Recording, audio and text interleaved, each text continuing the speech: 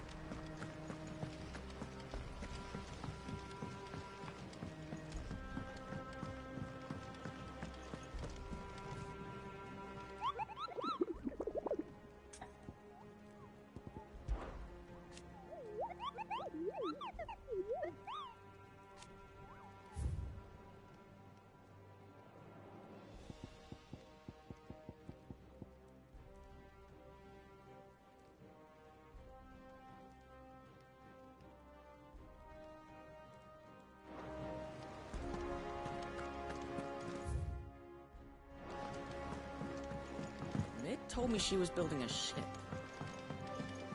Is that the thing Tomes helped with?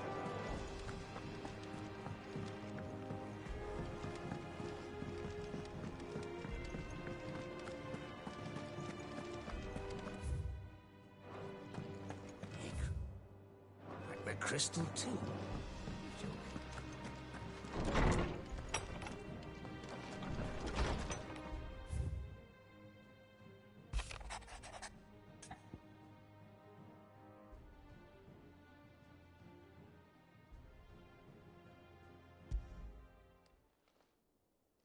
Hopefully it's nothing. But I should speak to Blackthorn just in case.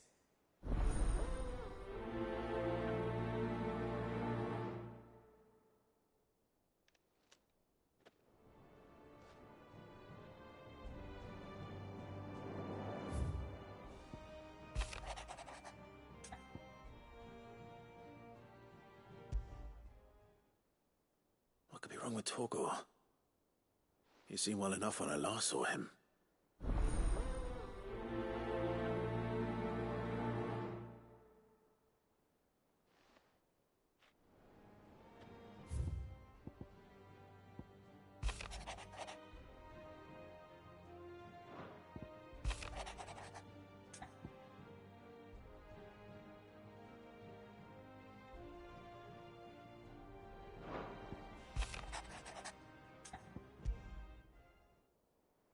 Trouble with the ledgers.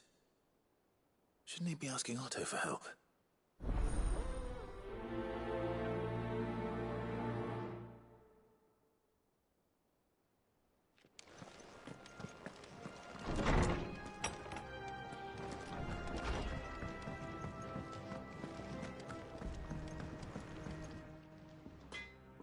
Blackthorn, do you have a moment?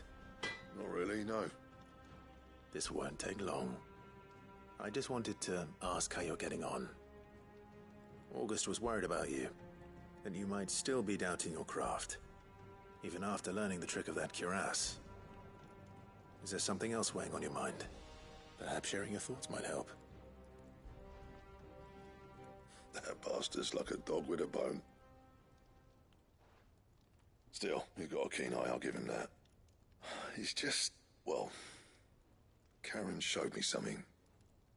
Something I've never seen before. And that was? A sword. An odd-looking thing with a single-edged blade. The metal itself wasn't anything to write home about, but fuck me. The edge on it. You could slice a man clean in two with a weapon like that, and he'd be halfway home before he even realised he'd been cut. So that's what's troubling you? No. Not troubling me exactly. More distracting. Can't stop thinking, how do you get an edge that sharp? It's driving me mad. And if you knew how to do it, we could arm the curse breakers with even better blades. That's about the size of it, yeah. I'll see what I can find out. Sharper swords are always welcome. And we can't have our master blacksmith being distracted. You're a soft touch, you know that. But I can't say I'm not grateful for it. Good luck, eh? Thank you. Let's see what Karen knows about this sword.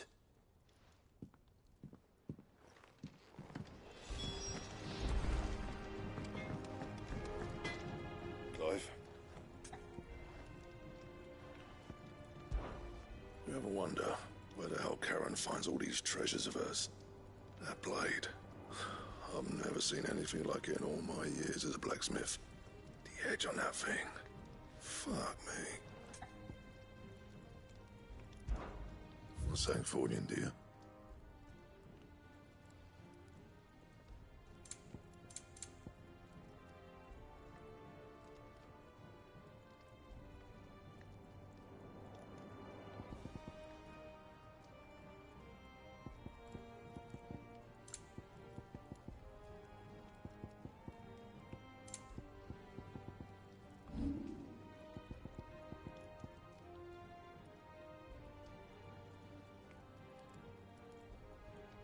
Anything else?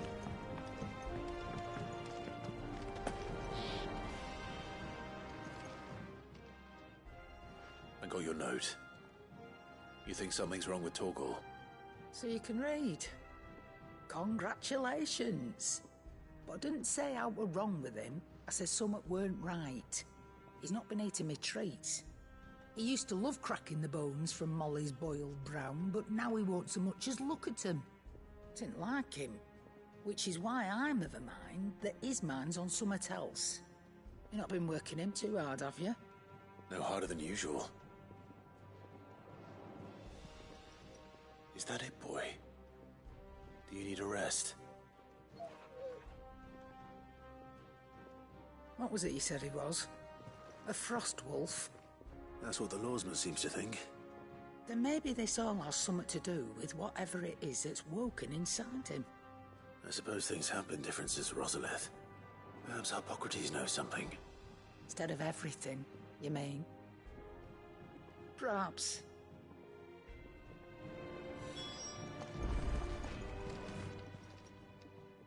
You're looking well, Karen. What do you want? Out with it. I want to know about the sword you showed Blackthorn. Single-edged and extremely sharp. Running around after him again, are you? I suppose I am, yes. But I need to help him find out how to work an edge like that. It's driving him to distraction. Little wonder, I suppose. There's not many like that make it as far as the twins, and those that do go straight into private collections. Which made it nice and easy finding a buyer. Can you tell me who bought it? Where is it now? You think I tell people who my clients are? Suppose you're not likely to go nicking him off me, are you now? Fine. If you stop mooning at me like that. Lord Ignac's the man you want. Dalmekian bloke. Collects weapons and the like. And he's got more money than sense, which is why he's one of my favourite clients. Reckon he'll still be at the inn in Dalamil, where I left him. Thank you, Karen. Oh, and he's a touch eccentric, if you take my meaning. I appreciate the warning. Well, don't just stand there gawping.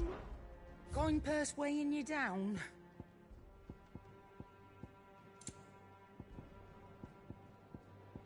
Is that all? Back, are you? So, what'll it be?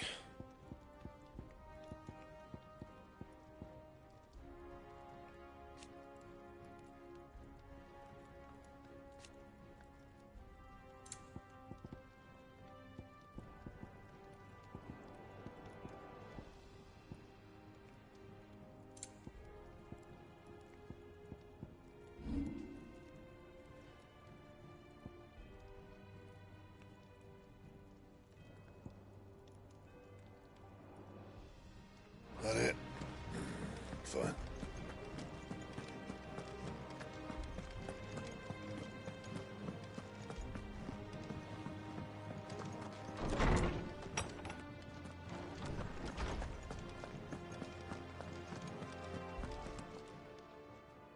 Lawsman, I need to ask you about Torgal. Something's not right with him. He isn't ill, is he? I don't think so. But according to Lady Karen, he seems to have lost his appetite, which is certainly a new development. She says he's hardly been touching his bones of late, and she believes it may have something to do with what happened at Rosalith Castle. I rather think she might be right, though not about his appetite. All canids are instinctively inclined to crack open bones for the rich marrow that resides within, and I see no reason why a frostwolf should be any different. Accordingly, I suspect it is not a lack of appetite that afflicts Torgal, but a surfeit of it. If we assume that his newfound magics require additional nourishment to sustain, it may well be that the bones Lady Karen is accustomed to providing are no longer sufficient.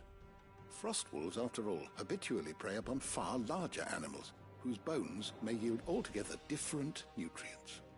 As to where one might find a suitable substitute, some antelopes that graze the meadows of eastern Rosaria have been known to grow to a size more than double that of their lesser cousins.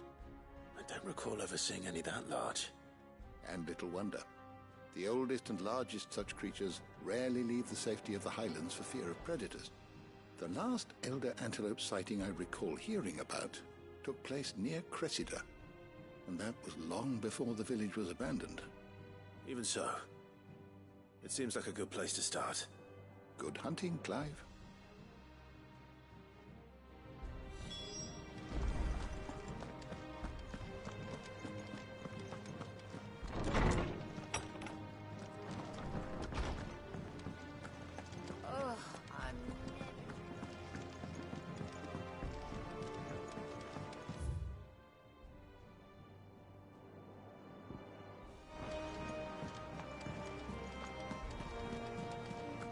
Is that the thing Tomes helped him with? Mid told me she was building a ship.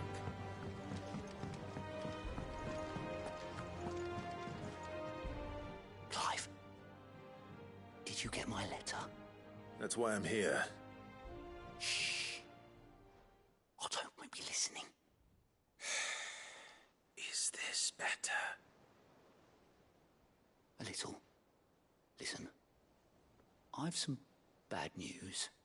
It turns out the hideaway may be slightly behind in its payment to certain lenders, and it may be my fault.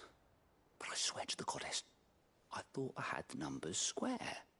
Sadly, that square turned out to be more of a circle. Zero, you might say. I can straighten it out, I swear, but it's going to take some time, and I'm going to need help keeping it from Otto. Bit late for that, I'd say. There you are! What a surprise! So let me get this straight. You forget to pay our lenders what they're due, and instead of coming straight to me, you get Clive to come to you. In the hope he'll dig you out of the hole you've dug for yourself. Clive, the man in charge of the place you've been cheerfully trying to bankrupt. And you thought this was a cunning plan. Why?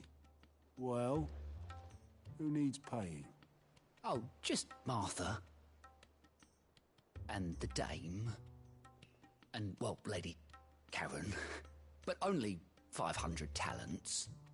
We owe 3 of our most trusted friends 5 million gil. Each. 5 million each. They lent us the bulk of the money we used to rebuild the hideaway, you see, and, well, I must have made some sort of oversight. Those ledgers were my responsibility, and it was my decision to entrust them to you. This is my fault. Do we have that much to hand? I can always ask my uncle. No, we don't. And no, you won't. We've lightened Lord Rosfield's purse enough. After the king's ransom we had off him, he deserves better than to see our begging bowl. Besides, we'll need to learn to stand on our own if we're gonna make this work. All right. But that doesn't mean you have to shoulder the burden yourself. Is there anything I can do to help?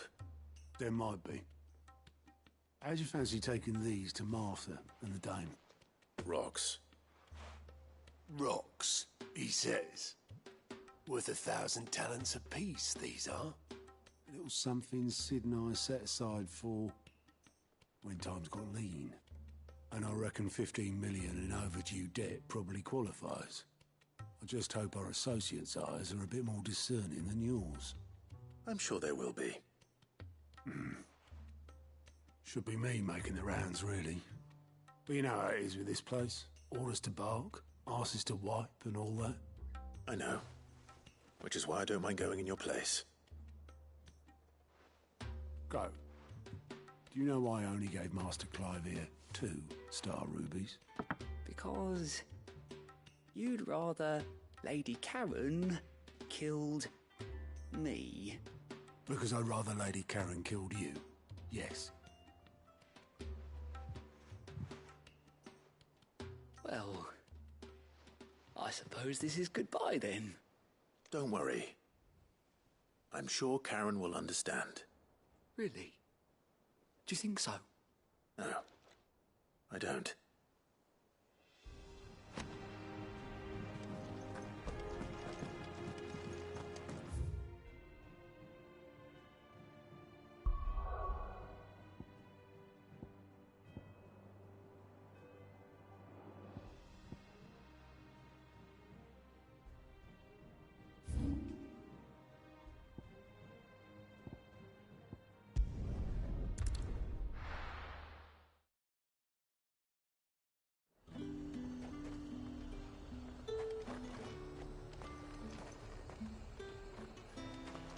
There's talk that the glass...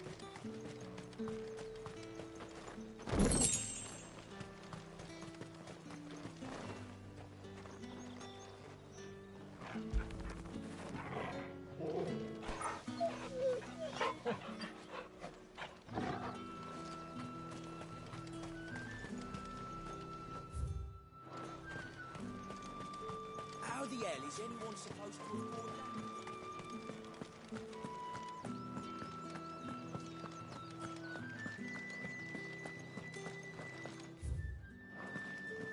Did you hear? The gates to heaven. I want to see you. What am I going to do without sweet water and oil of talc? Still no... Milady, I come bearing gifts. Gifts? Whatever is the occasion.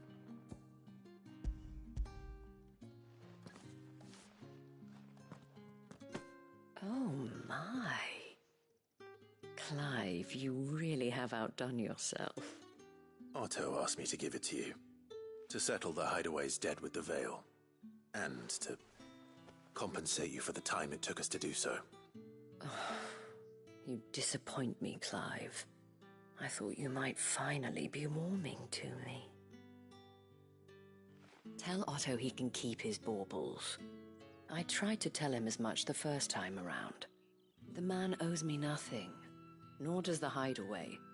My contribution to the restoration effort was made freely and willingly. It was the least I could do. You once told me Sid did you a kindness. I'd like to do the same. Please, accept it. For my sake. And for Otto's. For all of us. For all you've done. It is rather fetching, isn't it? Very well. Otto is lucky to have you, Clive. I doubt anything could ever replace his son. But you and the others at the hideaway are the closest thing he has to family. Otto had a son. Long ago, yes. Sid told me Otto lost him when he was just a boy, and blamed himself for not being able to stop it.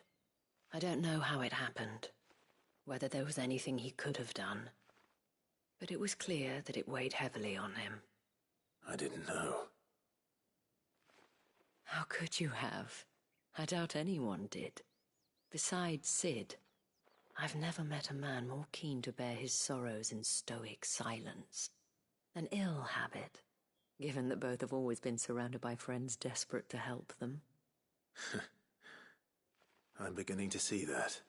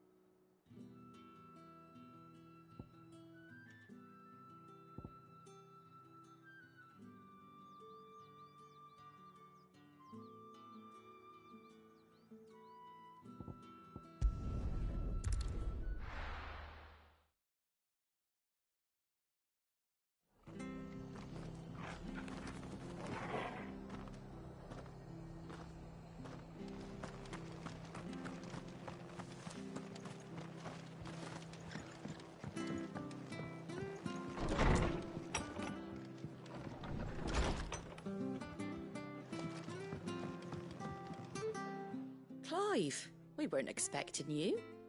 I wasn't expecting to be here, but it seems we still owe you a considerable amount of coin for your help with our rebuilding efforts. And though I doubt it's what you were expecting, we were hoping you'd take this as payment.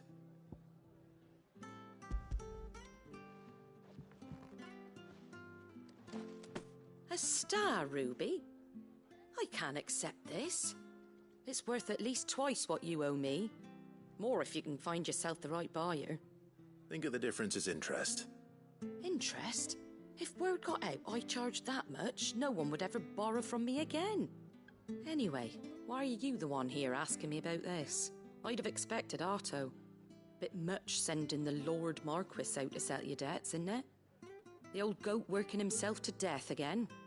Something like that. Most days I think he's the only reason the hideaway's still standing. Same as always, eh? Back when the place was nothing but a twinkle in the eye of a recently retired Lord Commander, word is he was the first one Sid reached out to. Probably knew that without his strong arm and level head, the idea would never get off the ground. Sid may have been the face of the hideaway, but Otto's always been the backbone. And when Sid passed away, we were all worried that would be the end of it. That Otto would just give up. His death was hard on everyone. But it must have hit Otto hardest of all. But he didn't give up, did he? Quite the opposite, in fact. If I recall, he was the one who nominated you as Sid's replacement, and rallied the rest around you. I reckon what he saw in Sid, he saw in you too. And don't we all? Doesn't hurt that you're half as stubborn and twice as handsome, neither. That, and you keep good company. I suppose I do.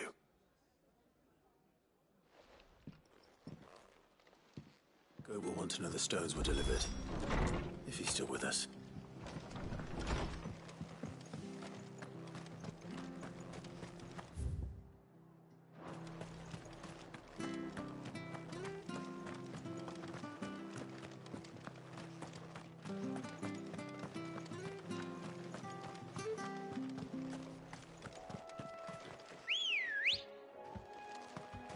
Let's go. Faster!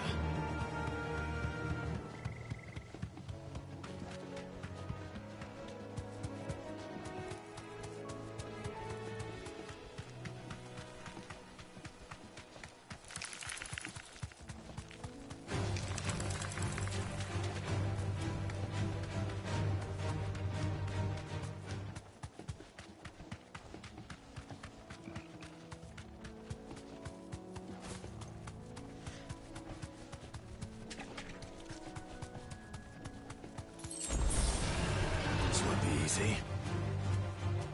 Straight home now. Too slow.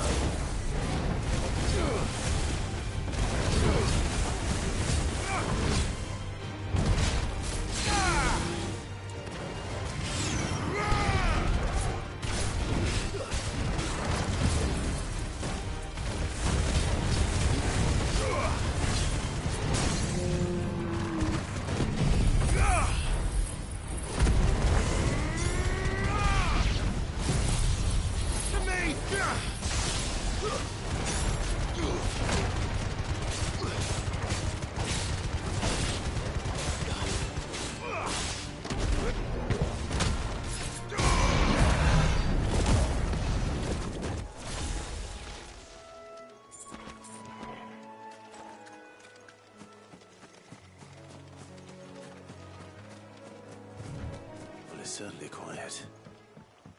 If I were a giant antelope, it would seem like just the place.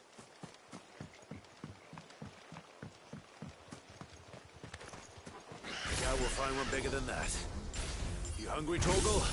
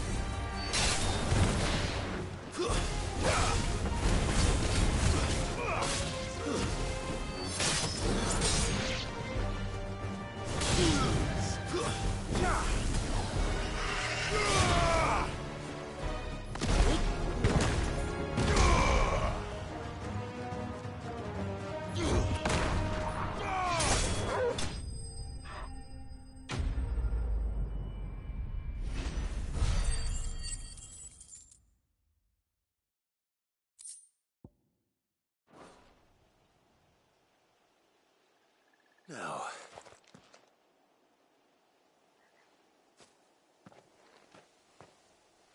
will it be enough, I wonder?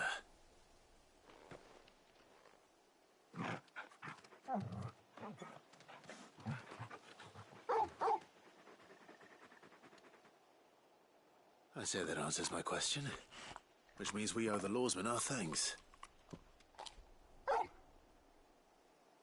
You're just a big puppy, aren't you? A very big puppy.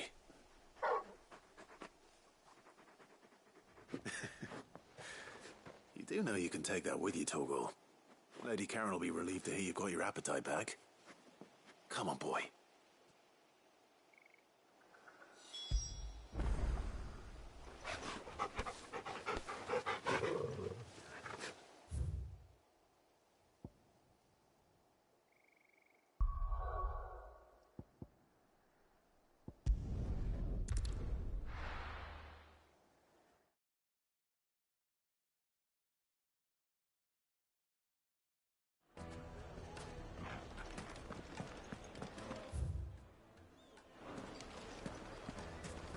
People take notice of wealthy men.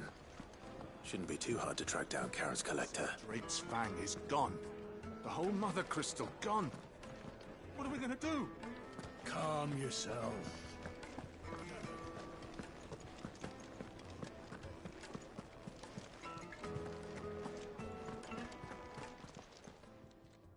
My reputation will be ruined! Ruined! Calm yourself, Lord Ignac, I beg of you, before you do yourself a mischief. Pardon the intrusion, but... Out! Get out! I paid for these rooms so I wouldn't be disturbed. Leave me be! Please, allow me to apologize. His lordship is going through a difficult time, and he's never been fond of guests arriving unannounced. Radim! Get rid of the filthy oaf this instant! Very good, Lord Ignac. Would you mind stepping outside for a moment?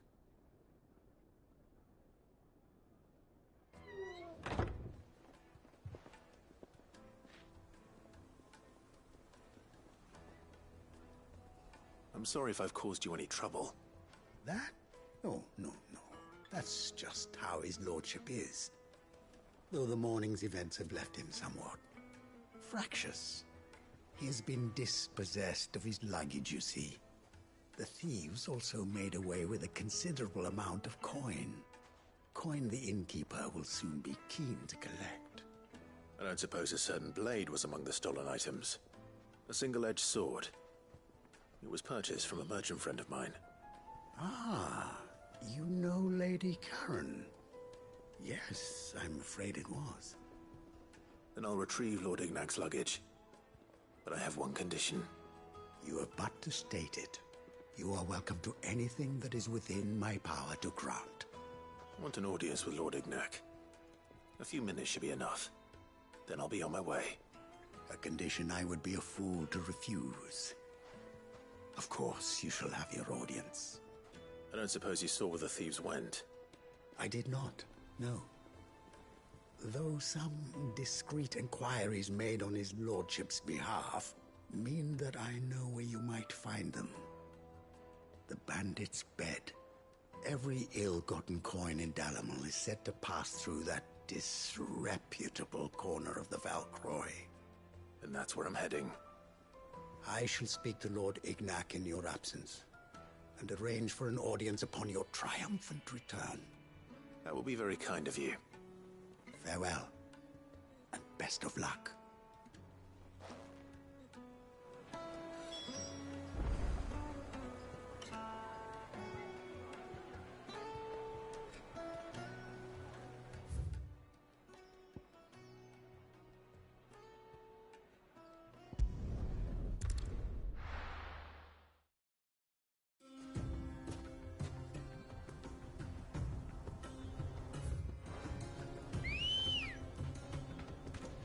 Good girl.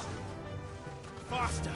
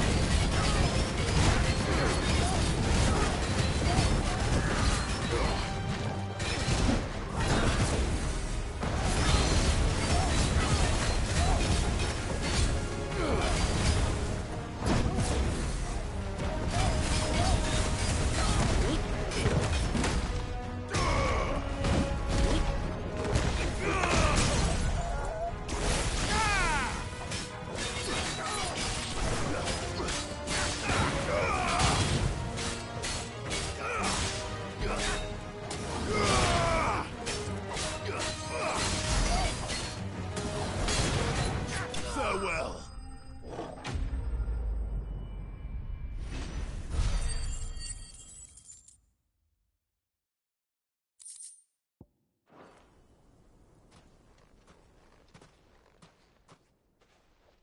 This must be Ignac's luggage. Nothing seems to be damaged. All right. Let's get it back to Dalamil.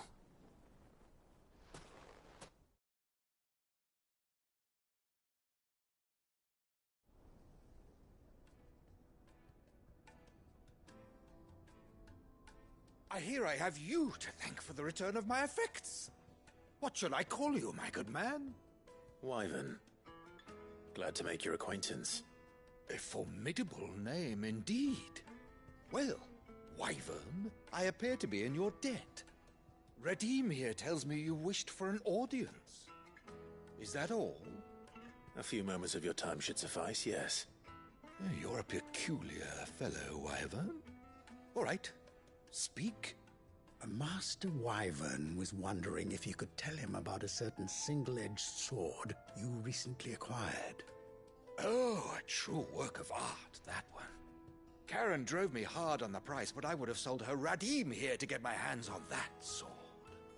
It was made in the Outer Isles, far beyond the Twins, and is used exclusively by the practitioners of a unique school of swordsmanship. They believe no combat should ever exceed a single strike, and hone their blades to such perfection that none ever does. Each sword is made for that one perfect stroke, and for that stroke only. They crack upon a second blow.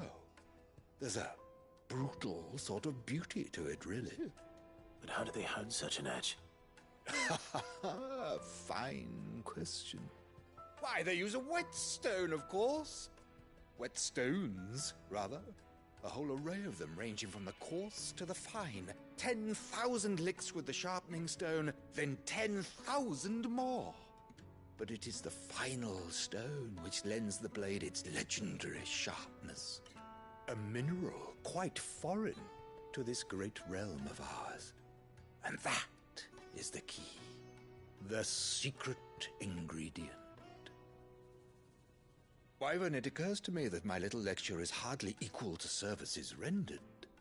Take this, together with my regards. The very stone of which I spoke, far rarer among collectors than even the blade itself, and a far more fitting payment. Thank you. Pardon the intrusion, my lordship. However, it is long past time we prepared ourselves to depart. So it is. I am locked in bitter competition with a rival collector of curiosities. I am one step ahead of the unscrupulous scoundrel, but he is hard at my heels. Are there many other collectors out there? Too many to count, but only one do I consider my nemesis. Lord Byron Rosfield, and is a perennial thorn in my side. I can imagine. Farewell, Wyvern. May our paths cross again. Radim, we mustn't dawdle.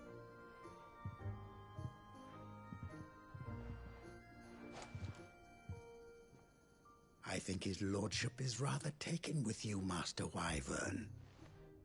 Thank you again for your assistance. Coming, my lordship. I'll be right there.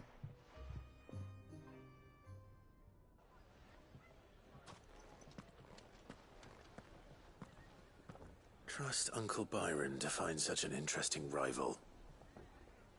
Now, let's see what Blackthorn makes of this whetstone, shall we?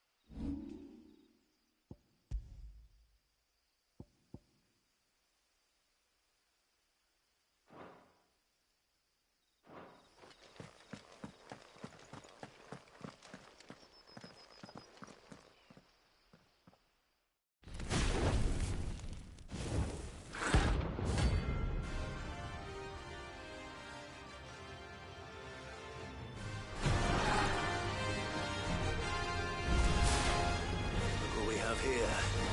Greetings, Your Majesty. Too slow.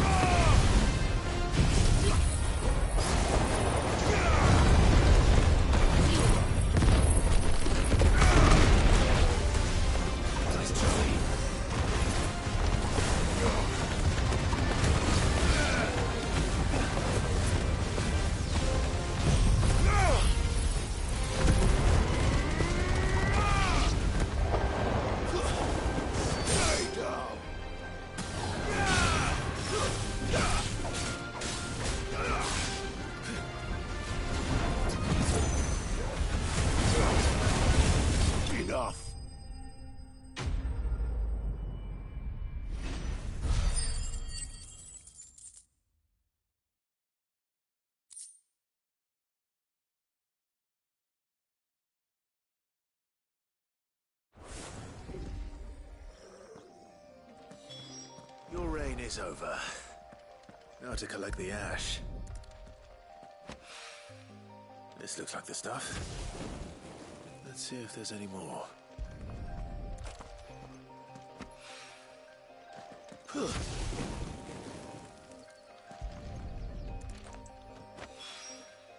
That should do it. Boy needs more than this. He can fetch it himself.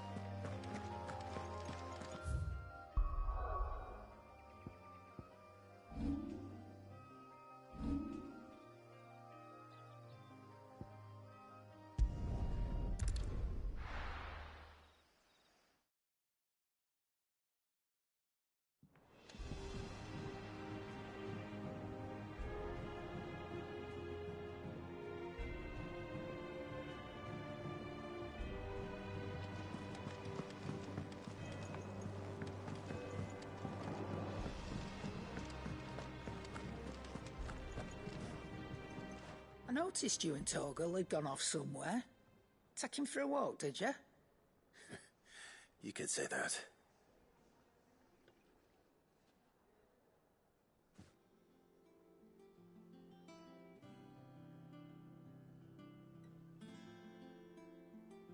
So, Molly's leftovers weren't good enough, eh? That'll teach me for treating you like you're still a pup. All right, no need to shout. Now we know what you're after, I can see about getting some in. Speaking of which, I brought one for later. Can I leave it with you?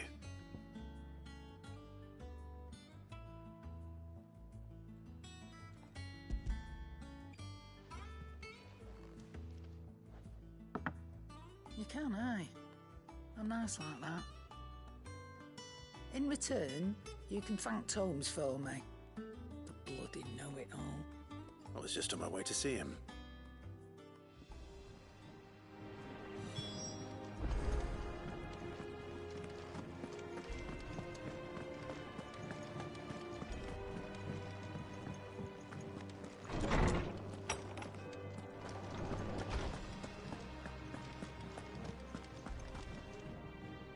Ah, Clive. Were you able to locate your quarry? We were indeed, Lawsman. You pointed us in exactly the right direction. And Torgal's been a very happy hound ever since. Very good, very good. Lady Karen sends her thanks, by the way, for your part in solving the mystery. Ah. But that reminds me. After your last visit, I found myself pondering Torgal's talents. Do you recall our conversation concerning Lady Jill's role in Torgal's transformation? About how she somehow woke the power within him.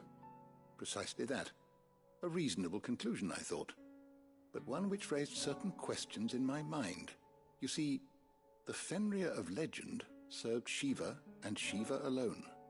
And while the powers attributed to him are certainly impressive, the records imply they are somewhat different in nature to those you described Torgal as having used. What are you suggesting? That Torgal may be the beneficiary of more than one icon's power. Consider that in addition to Lady Jill, he has served as a loyal companion to you, your brother, and even the late Cid.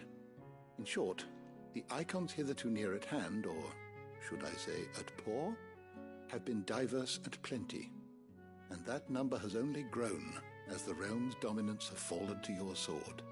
One can but speculate as to how all of this has affected Torgal. He has seemed more fierce of late. And if I am not mistaken, he will grow fiercer still. We are fortunate indeed to be able to count him amongst our allies and not our adversaries. Oh, he's more than an ally. He's a friend.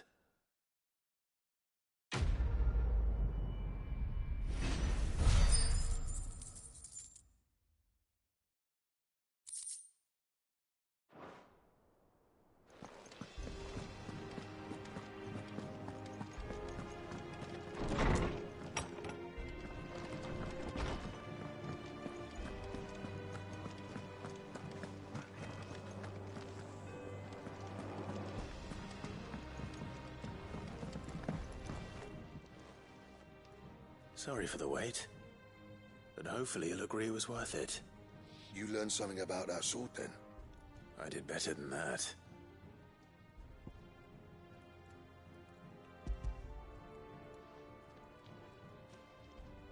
Hey, a whetstone? Yes. But not one you'll find anywhere in Valisthea.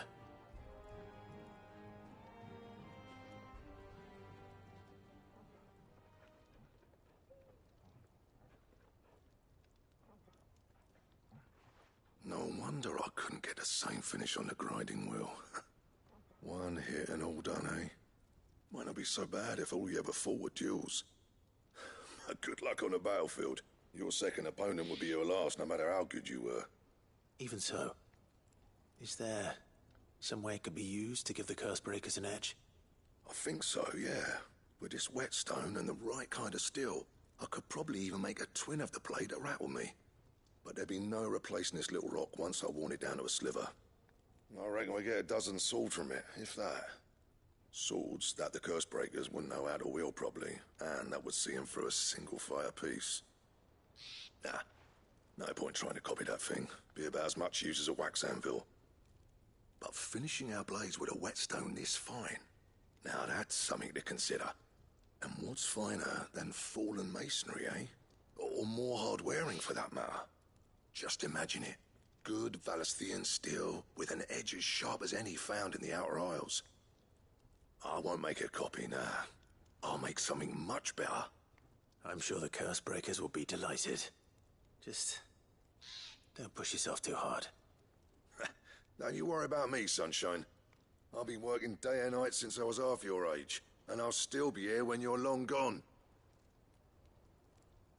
Hey, thanks, Clive. I mean it. I owe you one, August too. It's good to know someone's looking out for me. You'll be happy to hear you said that. And I'll see that my debt to you's paid. First new blade I make's got your name on it. You come and find me when you've got the materials. All right. I will.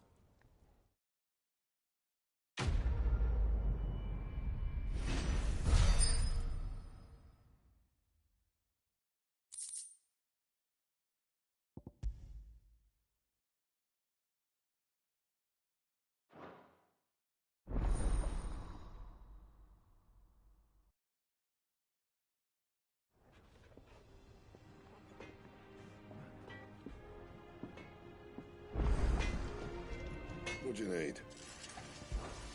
Not saying Fordian, do you?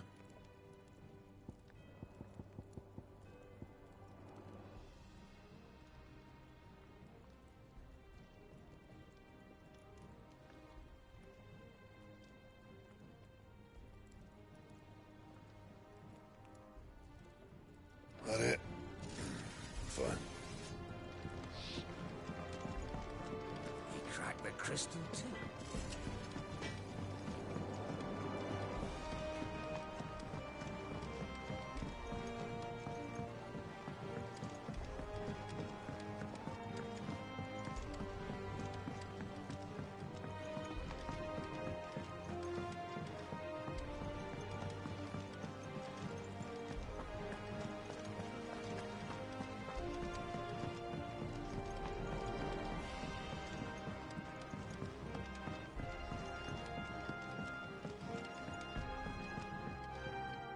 All right there, Sid?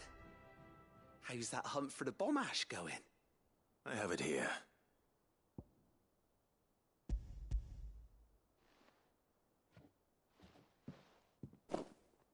That's the stuff. And plenty of it, too. Enough to keep the alembic bubbling away for a good old while. You're a gent, Sid. Let nothing say otherwise. Right then, let's get this contraption up and running.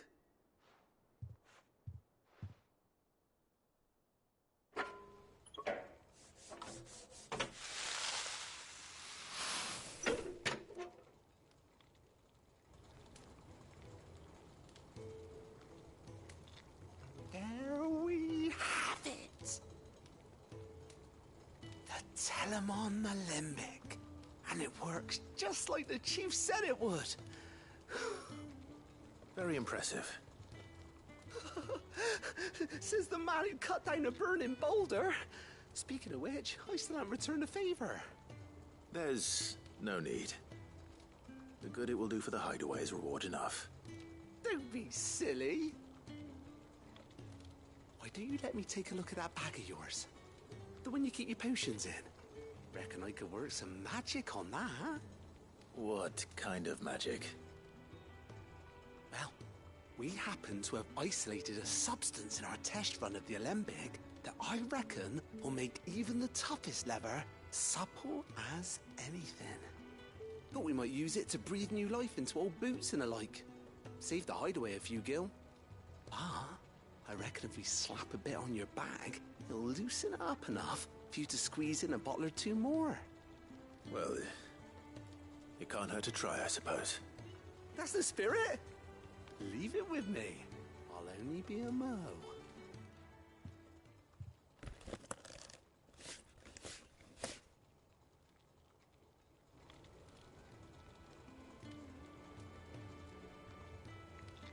Well, what do you reckon?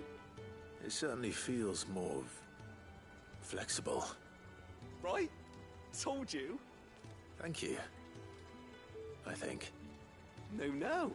Thank you for supporting Mid and the rest of us in our endeavors. Without you, we'd never have been able to discover wonders like that stuff I rubbed on your bag. And I'm telling you, there's plenty more where that came from.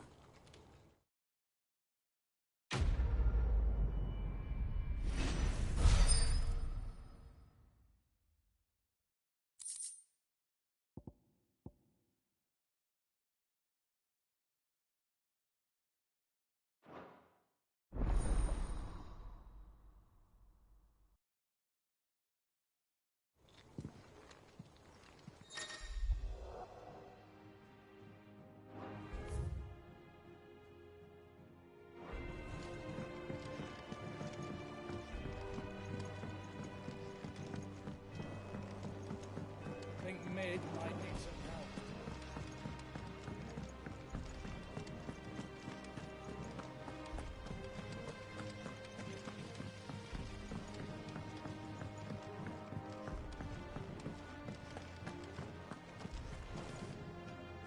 Goat.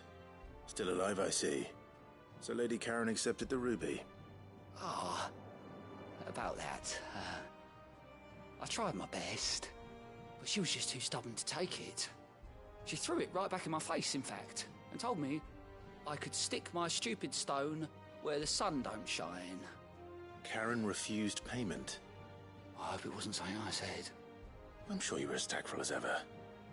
Let me see what I can do. Oh, wonderful. I hope you have better luck than I did.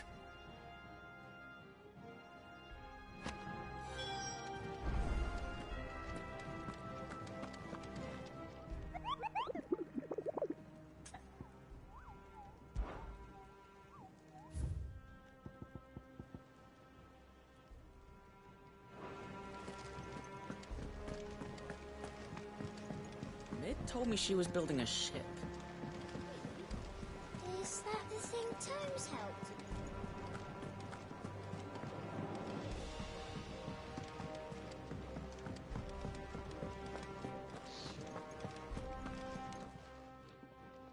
Lady Karen, Goat tells me you weren't happy with our offer. Would you prefer the debt was repaid in coin? What debt? I don't recall lending any of you like me hard-earned gil. I may have tossed a talent or two in the hideaway's coffers, but those were donations, and you can hardly call it charity if you go asking for it back. Of course not. But one good turn deserves another. And our circumstances have changed. Surely you wouldn't shun the gratitude of a pauper who happened to have become a prince. Oh, so you're a prince now, are you? Fine. But I'm selling it and taking what I'm owed, then you're getting the rest whether you like it or not.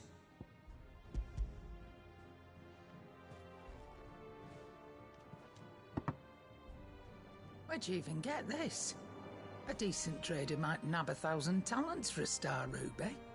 A canny one, meanwhile, might claim it were nicked from the belt of Sid the Outlaw himself and ask twice as much.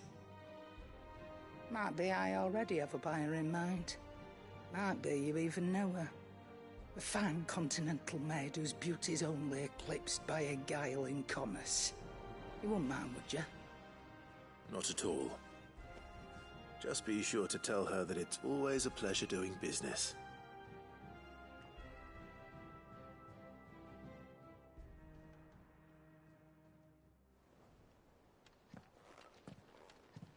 I hear you ended up delivering all 3 stones.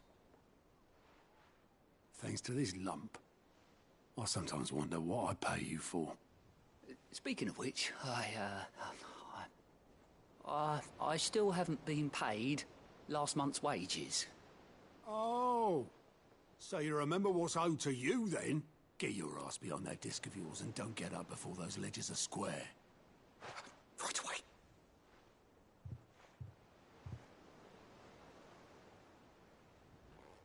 I've seen that before.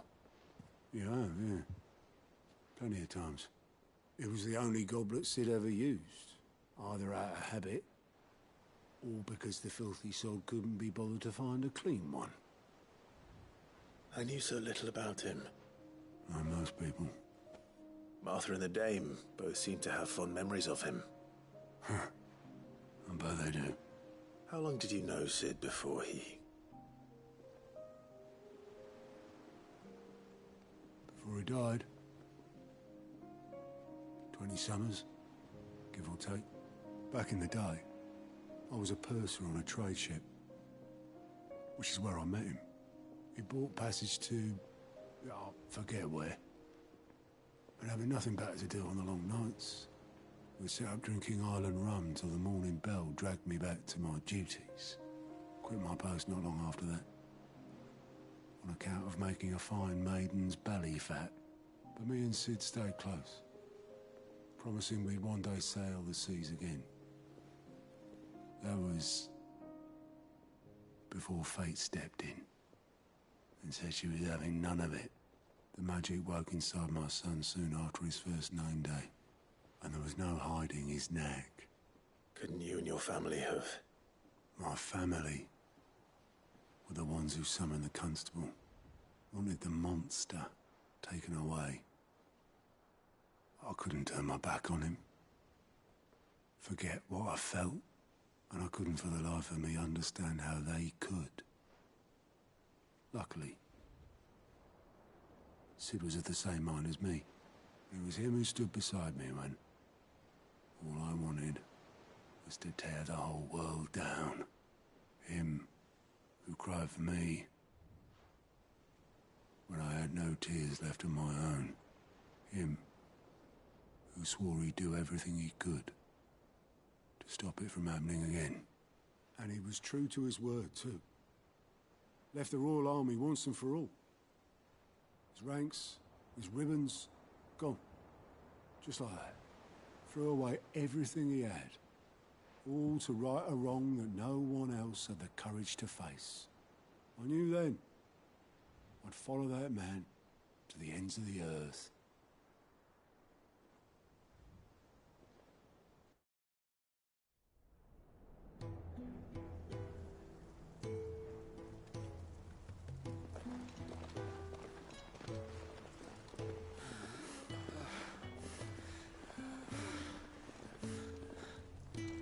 He was always too clever for his own good, was Sid. Saw the world for what it really was, while the rest of us were content to go along with the lie we were shown. And it can't have been easy, bearing that burden alone.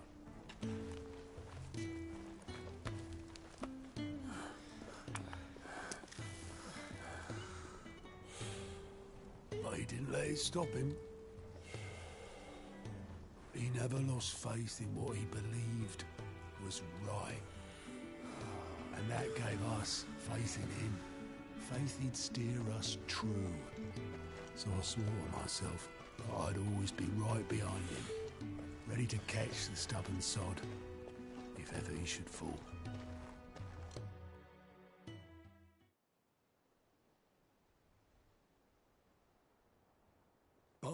Don't even do that.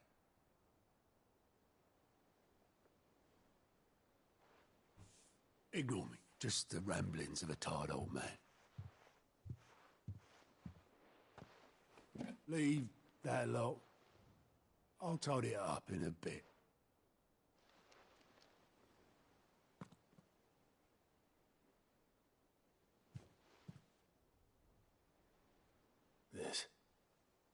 This is Sid's handwriting.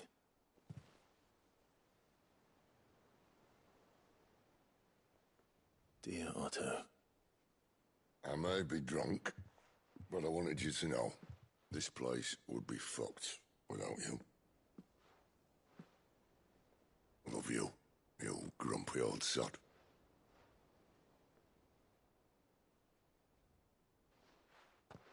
This note.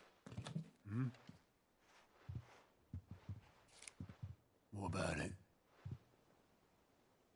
Sid was right. Without you, we'd all be lost.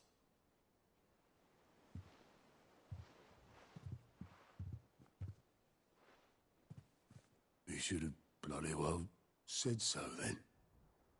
Just once. Before he went. But then, why would he? Him, or anyone? I'd only have told him to piss off.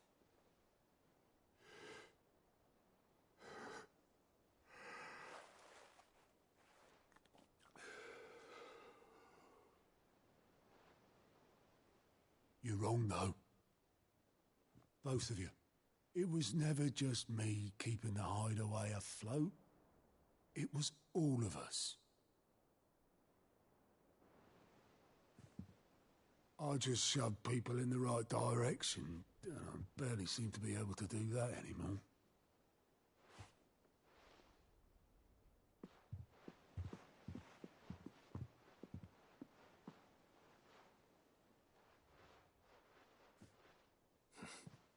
Would you rather go at the helm? Well, maybe I've got a few more years left in me. I'm going to hold you to that, Otto. Before you go, Sid would have wanted you to have this. But that's... This'll do me just fine.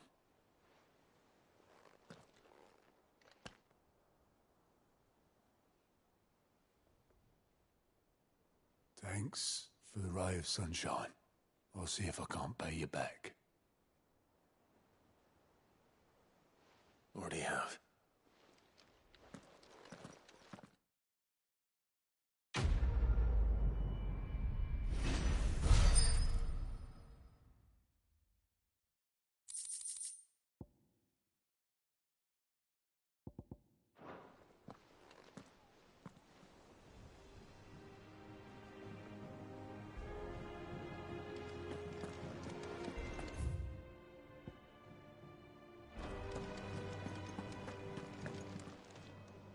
How may I help you today, Clive?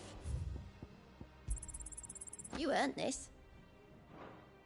All done?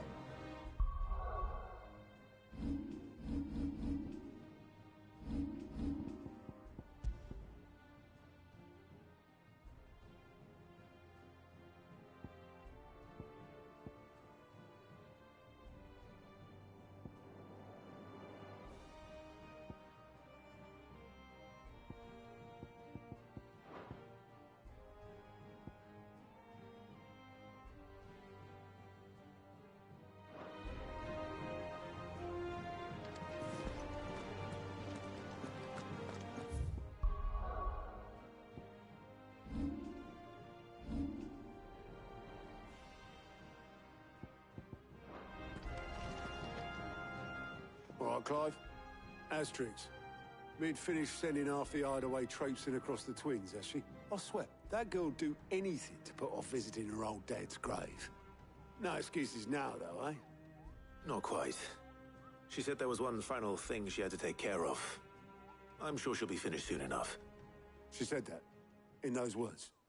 She did, yes. Clive? Were you born yesterday or something? There is no thing. She'll probably be halfway to Canva by now. Mid. I might still be able to catch her.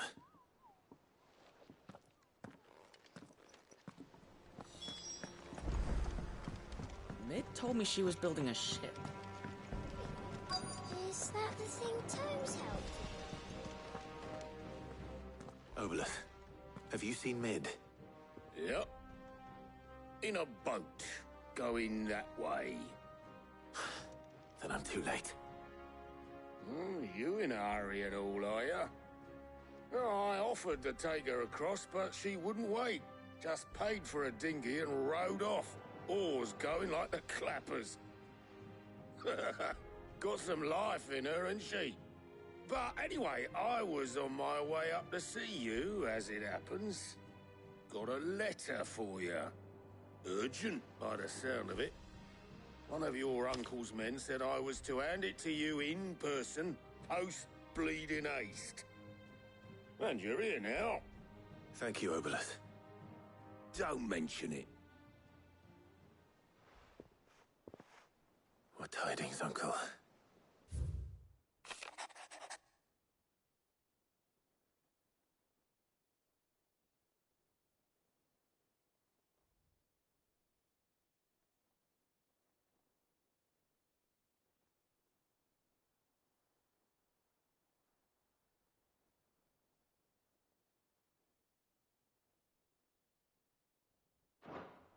Trouble in Canva. Well, I'll need someone to keep an eye on Mid.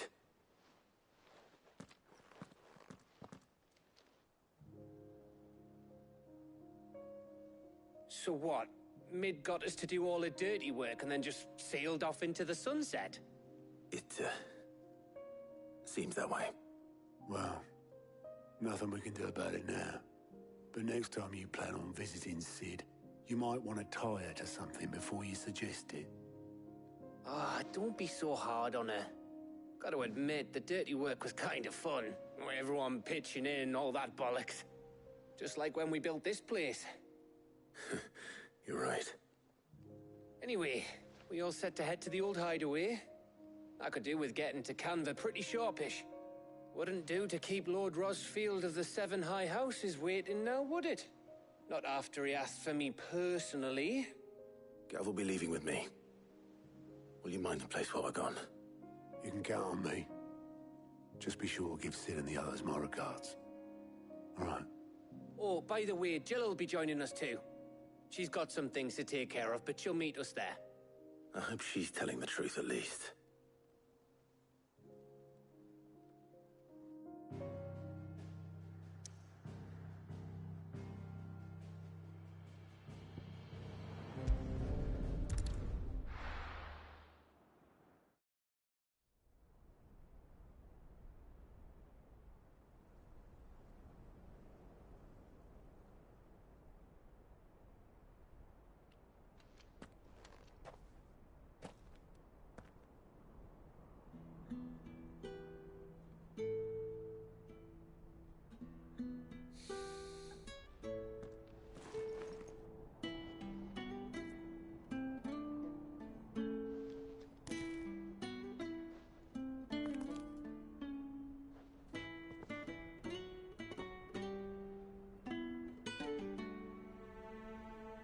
Well, Sid,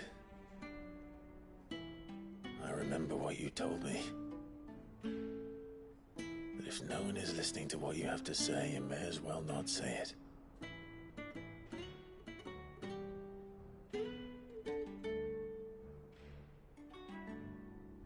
But I will say this, old friend.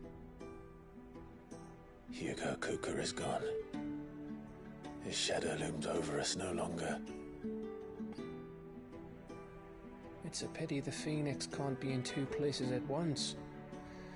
If he'd have been with us, maybe he could have done something for the lost. Not even the Phoenix can bring people back from the dead. Life has a beginning and an end. So we must live while we have the chance. And not as slaves to the crystals, but as free men. May we join you?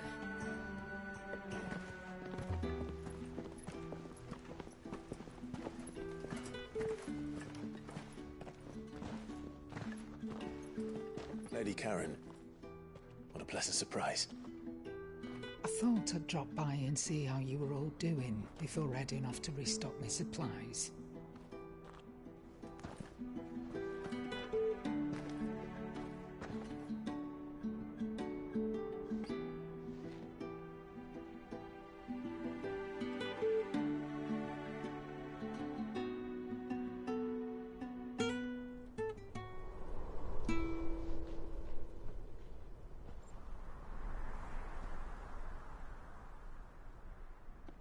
It wasn't the most scenic view back then, but it were never as bad as this.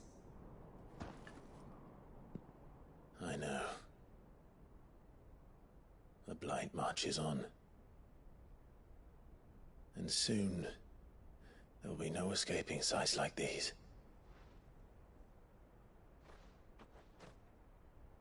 So our mission remains unchanged. We cannot stop until every Mother Crystal is gone, and their thirst for ether with them. The only one that remains in Storm is Drake's Tail in the Crystalline Dominion. Our next target. We're going to Twinside. It's the capital of the Empire these days. I wouldn't like to think how tightly guarded they've got the place. Not that that'll stop you. But we do well to scout it out before you go charging in. We would indeed. If you're off to the Dominion, you can take this great lump with you. Goods. Oh, I am sorry. Have you forgotten you're the most wanted man in the Twins? I thought you might like to disguise yourselves as the attendants of a travelling trader, assuming you've no better ideas. You wanted to buy yourself some tools, didn't you? Well, now's your chance. You're letting me go? With them? Oh, thanks, Nan! Stop that! You'll break me bones, you great galoot!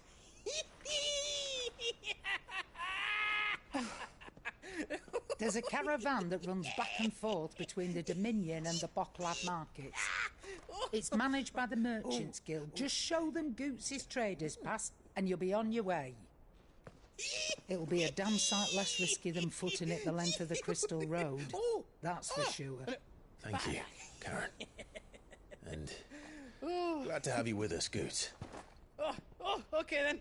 I'll get me things, and I'll meet yous there. See yous down in Bocklad. Get off! Me poor fingers! Jill, you're with me. Understood. And Gav? Already on my way, Captain. Be careful. Aren't I always?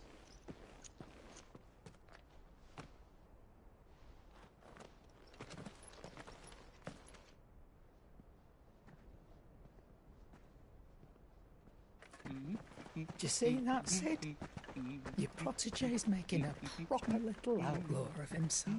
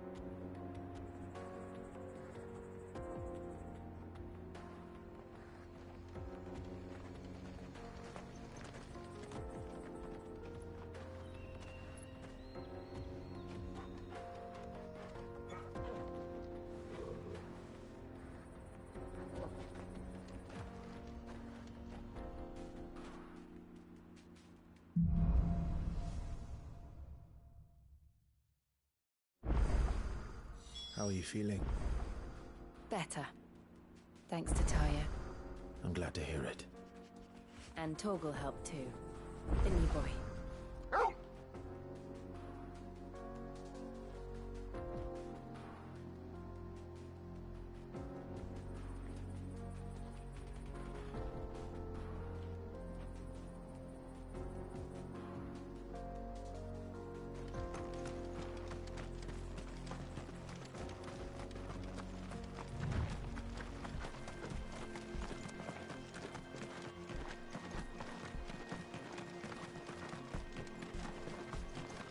This used to be a trade route for merchants crossing the Scars, till the Republic laid a new road wide enough to let wagons pass, and all official traffic moved there. Leaving this one for those living outside the law. Indeed. I doubt we'll be the only outlaws on the trail today.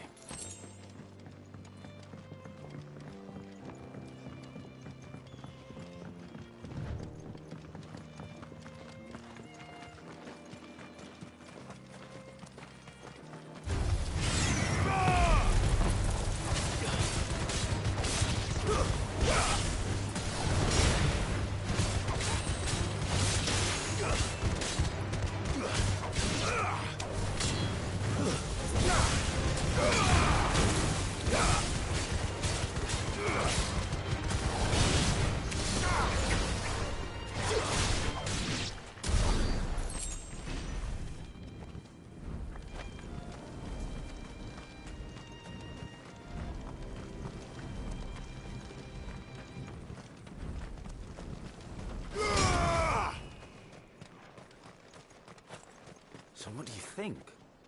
That we'd be lucky. Really? It's as bad as that? Oh, aye. There's trouble up ahead. And too much of it for us to handle.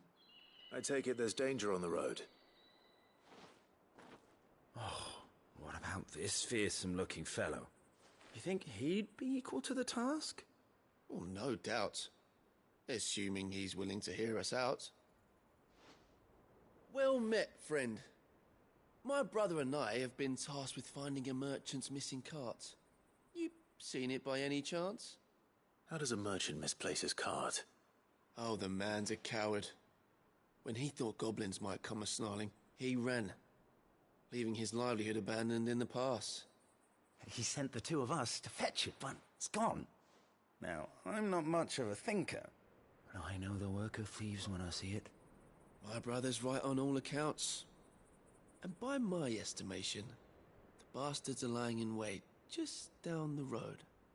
We may have seen our share of action, true, but we've not got the skill in arms to boldly brave an ambush. You, however, have the look of a man who needn't fear a band of backwater ruffians. What do you say? Will you help us out? Chances are they'll come for you either way. But if you promise to lend us a hand, at least you'll pocket a reward for your troubles. Well, if I'm going to have to deal with them anyway. You've clearly got a fine head on those broad shoulders. We're lucky you came along. Now, hoping to make a heavy purse in Bocklad, our merchant friend loaded his cart with as much as it would carry. Reckon he won't be forking over the rest of our fee if we don't find those goods. So, while you're seeing to those bandits, you keep your eyes open. All right. Just don't expect me to drag the cart out of there myself. No. You can leave the cart to us. You just put an end to those bandits and point us in the right direction.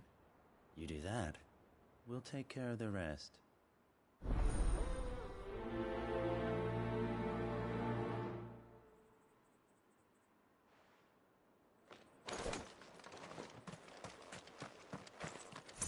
I'm not sure I trust those two. But if there are bandits lying in wait, I should probably take care of them. Look lively, you lot.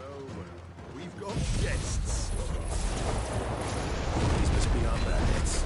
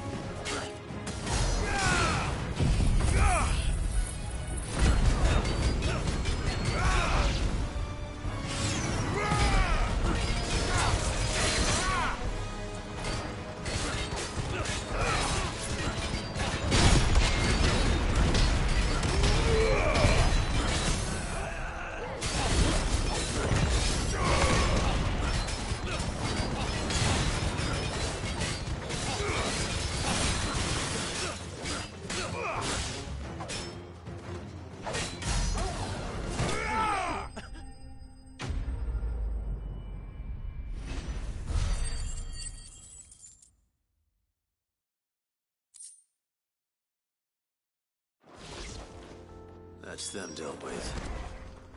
Now, where's that cart?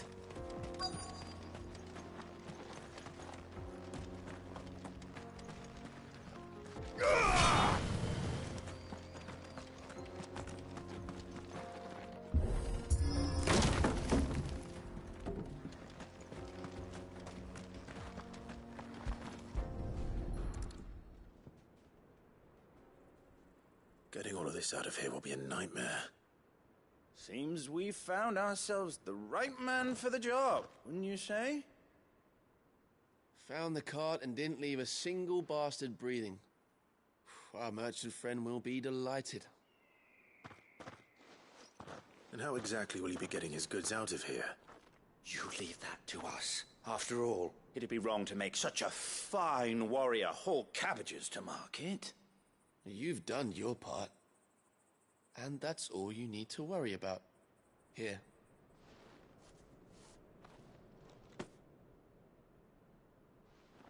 It's been a pleasure.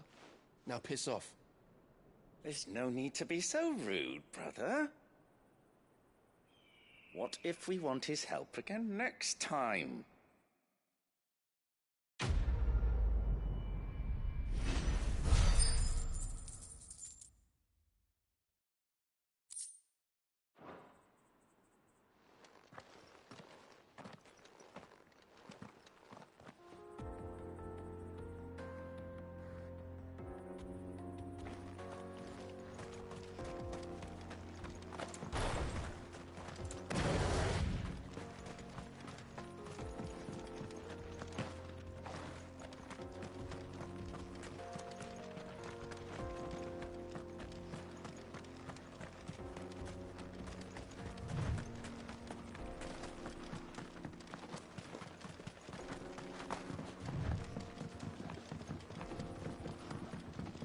I see the Dalmex lag behind Rosaria when it comes to bridge building. The fallen ruin should hold, at least. The path continues on the other side.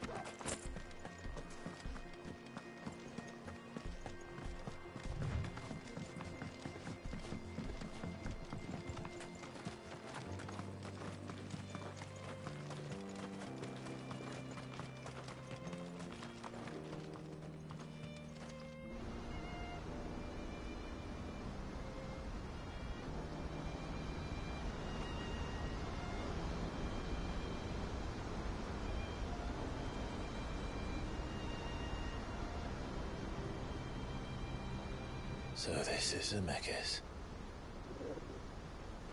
The land of the gods. It's even more impressive than I imagined. I remember being captivated by the story as a child. Long, long ago, man was overcome by avarice and challenged the gods in a bid to win their power. The final battle took place here, at these falls. Or so the legend goes. If anyone ever manages to plumb those depths, perhaps we'll learn if there's any truth to the tale. That the gods emerged victorious and punished man for his defiance by visiting upon him 2 curses. Dominants and bearers. To tell the truth, I always thought it strange that the dominant and their icons were deemed a curse. Back home, the dominant inherited the throne. They were admired and exalted, not spurned. Whenever I got to that part of the story, I always assumed there must be something I'd misunderstood. You had a lot of storybooks, didn't you? In your room, I mean. When we were young. The old legends were always my favorites. Epic battles between gods and men. Father encouraged me to read as much as I could. He thought it good for my education. You really were a boy like any other, weren't you?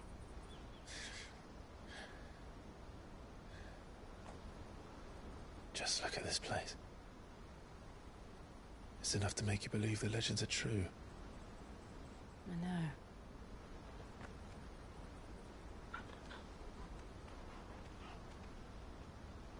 We're not far from Boklad. The road will be busier up ahead. Then we'll have to keep our wits about us.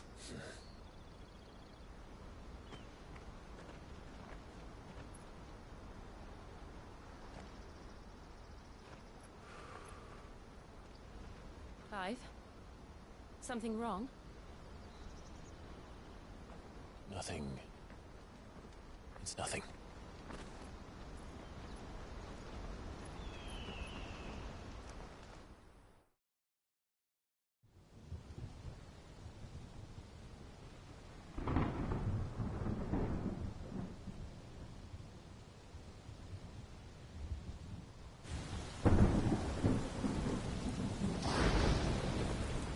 I see the reports are true, Father. You have surrendered the throne to Olivier. I have. Emperor Olivier shall rebuild the Holy Empire of Sanbreque.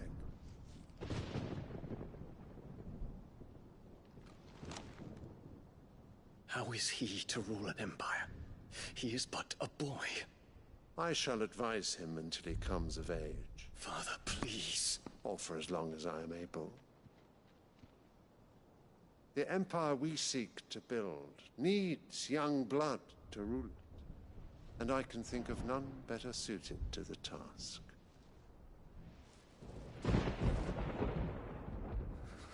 There is other news, Dion.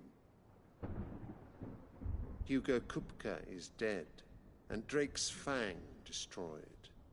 The pillars of the Republic have fallen. Ere long, the Imperial banner shall fly over every city in Storm. And then, Valisthea. All shall bow before their Emperor. Father, these are the words of a tyrant. They are the words of a god. The Emperor whom I gladly serve. Great Greager, made flesh.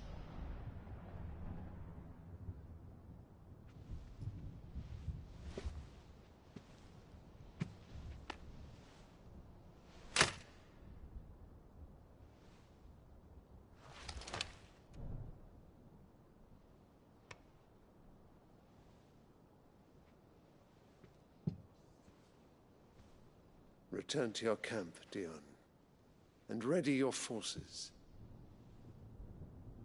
It is time to show the world the true power of Sanbreque.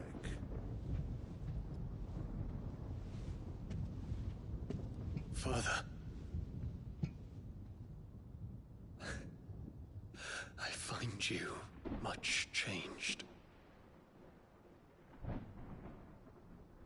Is this truly the path you wish to tread? Or are these the ambitions of another? Of Ultima, perhaps? What nonsense is this? I speak my mind, and my mind only.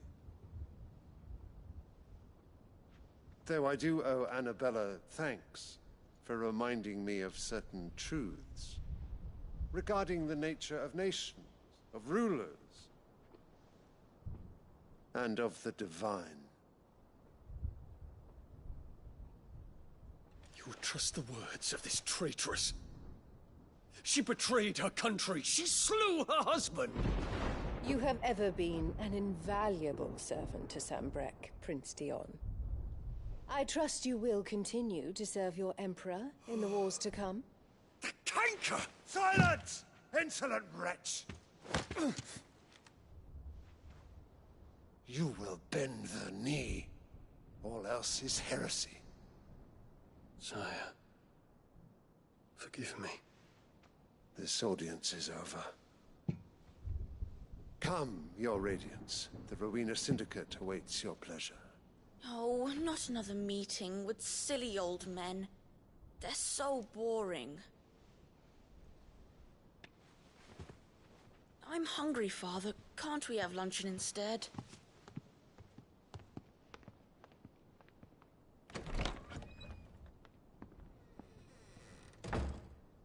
Does it pain you that you will not inherit your father's throne? I have suffered worse.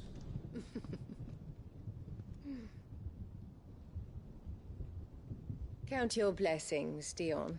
For a base-born child to be chosen by Bahamut is miracle enough.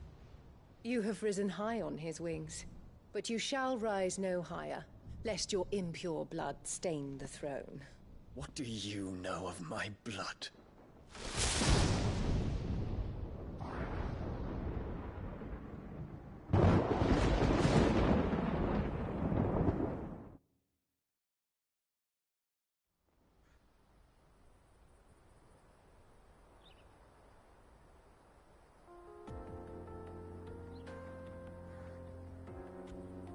The Boklab markets are to the north.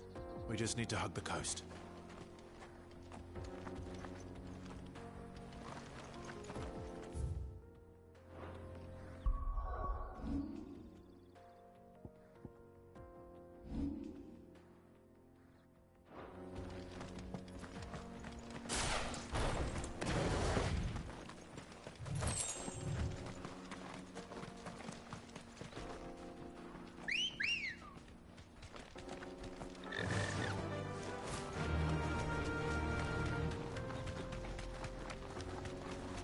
Infiltrating the Dominion won't be easy with the Imperials on high alert. No.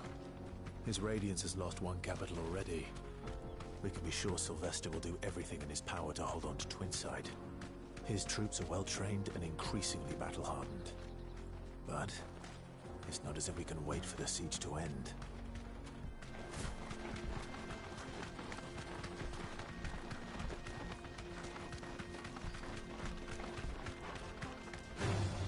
No holding back.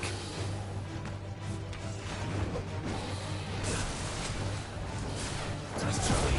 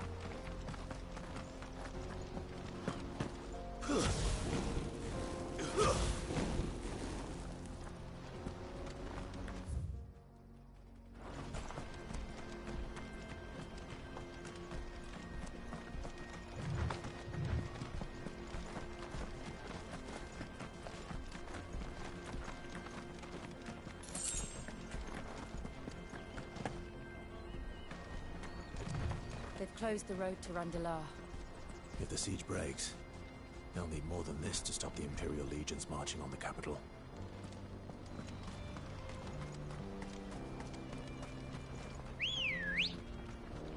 Good girl.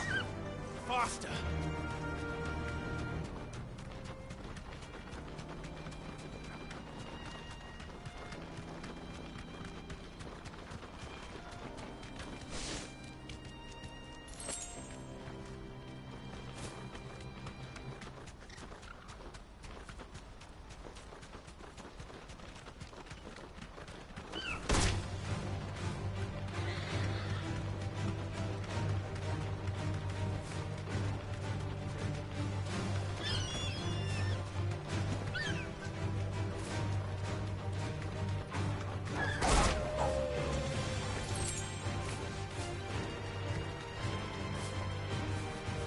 Refugees.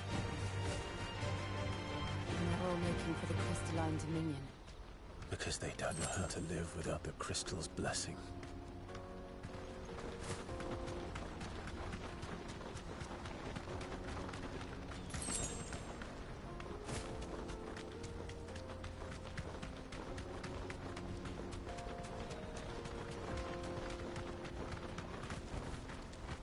Careful!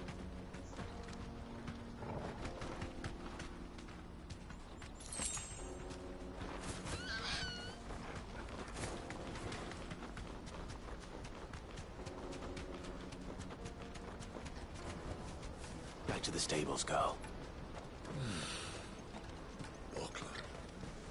There are no crystals here. This is where we're supposed to meet Goots, isn't it? That's right. He said he'd wait for us here after replenishing his supplies. I dare say he'll have finished by now.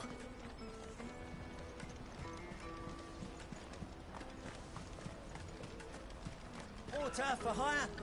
The best service at the best price. Easy,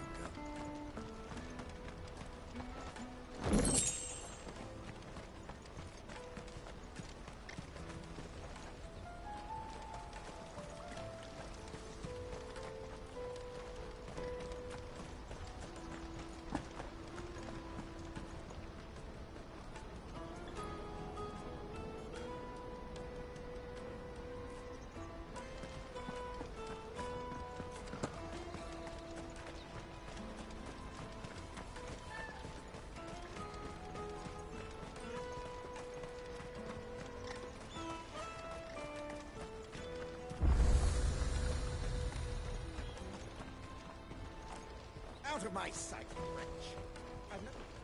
You won't find a finer array this side of the strait. Farewell.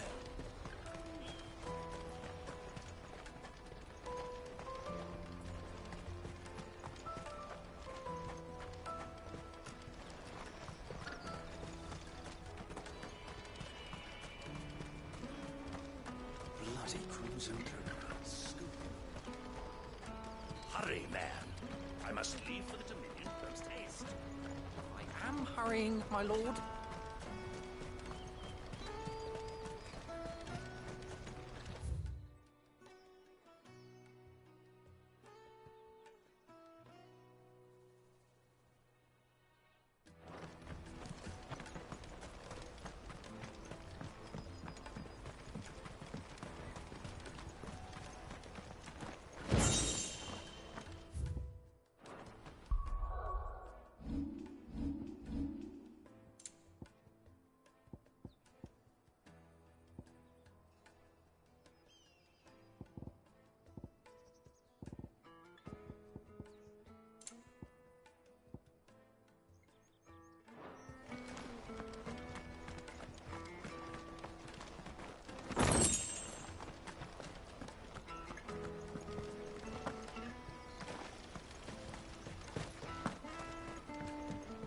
I hear the brothers found another victim. Can you believe it? I believe it, all right. The third this month.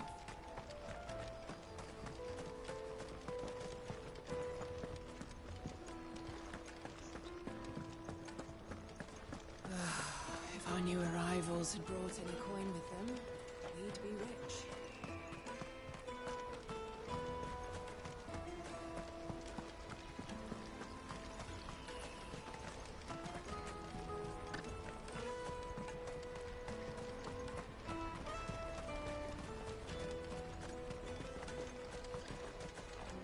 What are you looking for?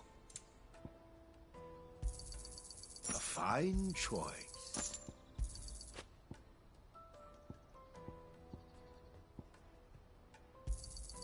You've a discerning eye.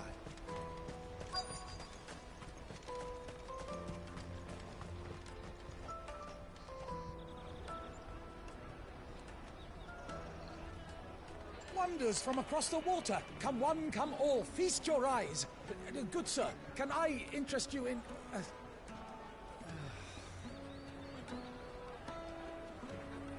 How much?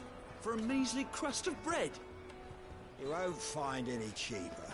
Not nowadays. But you're more than welcome to look.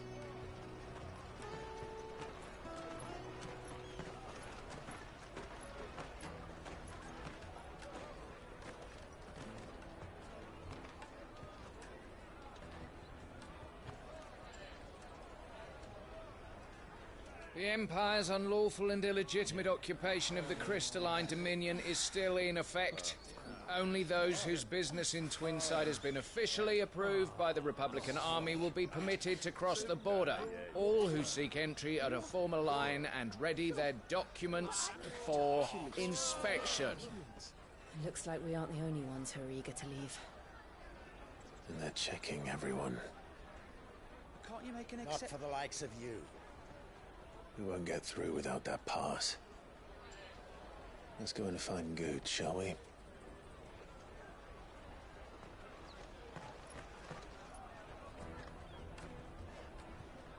He must be around here somewhere. Come, taste my peaches! They're sweet as nectar!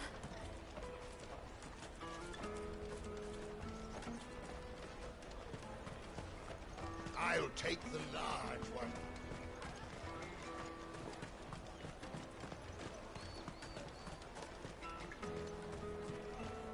You won't find anything of this quality in Twinside. You should come with me to the Dominion. Life will be different there. Remember when half the people coming through here... Let us through!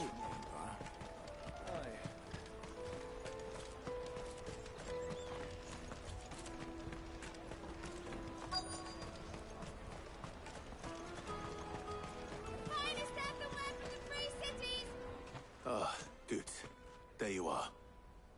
Clive, I'm so sorry. Don't tell Nan, will you? Slow down, Goots. Just tell us what happened. It's me trader's pass. It's gone. We cannot ride the caravan without it. We won't even be able to get through the flipping checkpoint. Do you remember when you last saw it? It was in my pocket a minute ago. Then a bairn bumped into me and... Yeah. You don't think that they might have nicked it, do you? It wouldn't surprise me. A busy market like this is prime territory for pickpockets. So, to get the pass back, we need to find this child. Where would we even start? I know where! I've got a pal in Bocklad who might be able to help us. No one knows more about what goes on round here than she does. Where do we find her?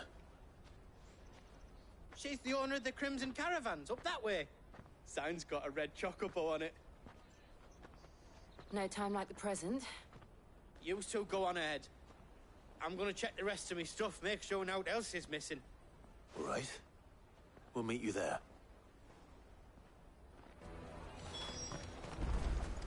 Let's keep an eye out for this red chocobo, then. And the other on our purses. It's next to the checkpoint.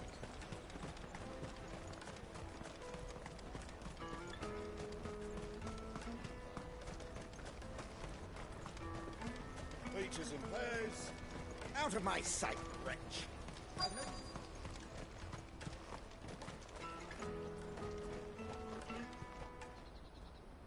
Looking to hire a coach? It's 10 million for a two-birder to the Crystalline Dominion. Take it or leave it. Oh, we're not here for that. Then I bid you good day. Oh, wait! Don't go, El! He's me mate. As I live and breathe. Goots, what are you doing back in Boklad?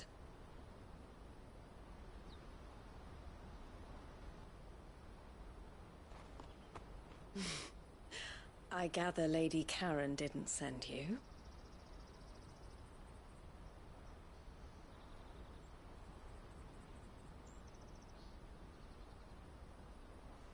So what trouble have you got yourself into this time? It's me trader's pass. It got stolen. By little Ben. Of all the... You're the size of a marble. Honestly. Ugh. Goots told us that you know the markets well. Might you have an idea which little bairn could have done this? We don't intend to punish them. We just need our pass back. Then, we can be on our way. I see. So neither of you has a trader's pass either. Not that anyone would take you for traders, but I suppose that's why you came to me, correct? Now, I can't say for sure who took your pass, but I suspect I know why they did it. Let me explain.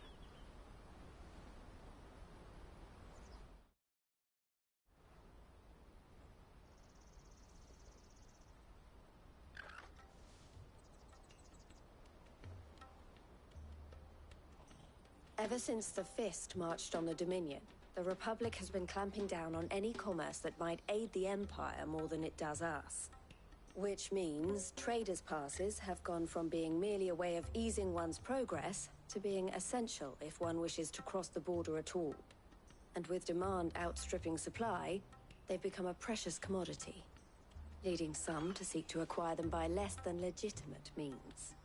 So the children are stealing passes to sell on the black market? Yes, and no. Passes are inscribed with the names of their owners, and yet none of the victims' names have appeared on the register of those passing through the checkpoint. Which means? That someone is doctoring the stolen passes. The same someone who is encouraging the children to steal them. And the same someone who has Goots' pass, no doubt.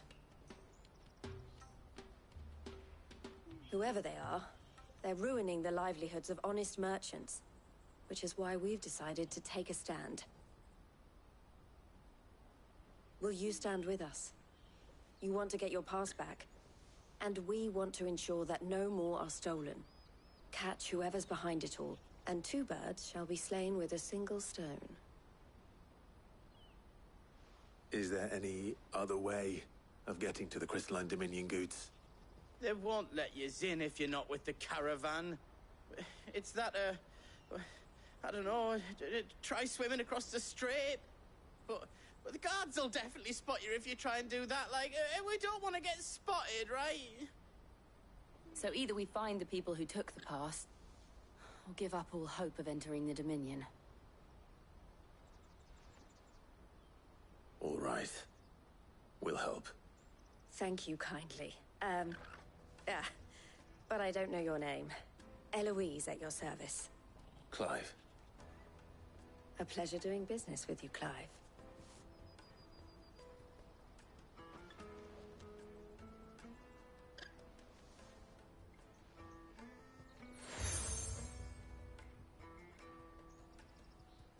The proprietor of the furniture makers by the coach stop is spearheading the search. Wear that, and he will know you for a friend. I suggest that you speak with him first. The furniture makers. Understood.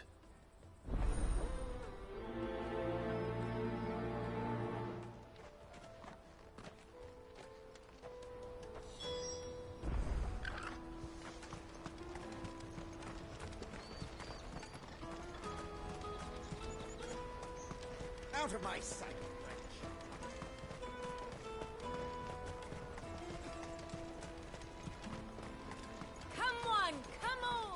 Jug of snake spit for the road? Caravan stops next to the checkpoint. The trader's pass. Are you the furniture maker? Looking for something in particular? Ah, Eloise collared you too, eh? Then I expect you want to know more. She told me you were leading the hunt for the pickpockets. What have you learned? For one, that they're targeting the traders carrying the biggest packs. Harder to watch your back, see? And less chance of the mark giving chase if they're spotted. Not that they'd be likely to catch them. Those imps know every inch of this warren like the backs of their hands. Their eyes must have lit up when they saw Goots. The fishmonger round by the gate's been trying to track down the children involved. You should go and have a word with her. Thank you. We will.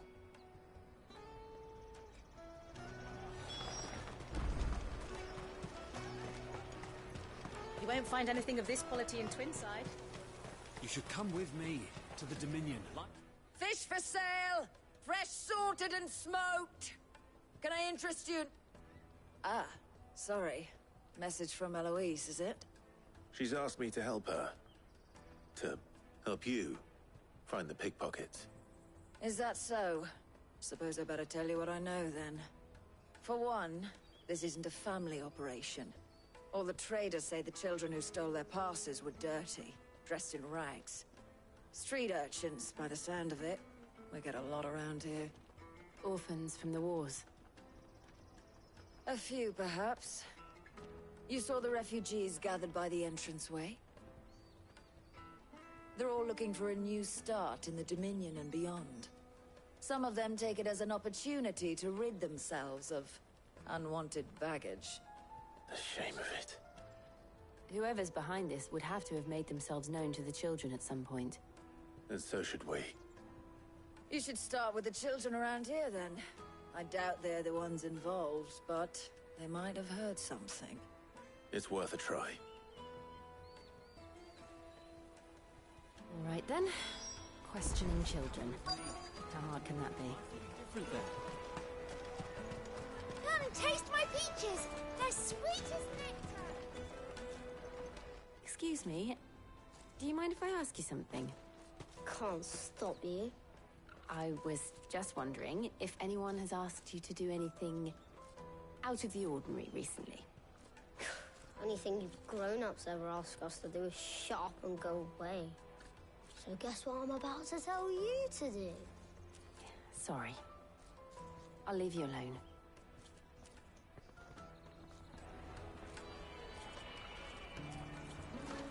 Oh, just leave me alone. Oh, just leave me alone.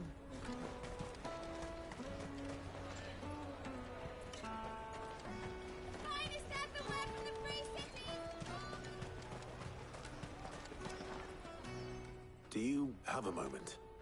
What do you want? What I want is to know who's asking children like you to pick pockets. I don't know. Nobody's asked me. What's picking pockets? Do you get paid for it? No, you get in trouble for it. So if they come calling, you know what to tell them. The caravan stops next to the checkpoint. Show them your trading pass. You won't find anything of this quality in Twinside.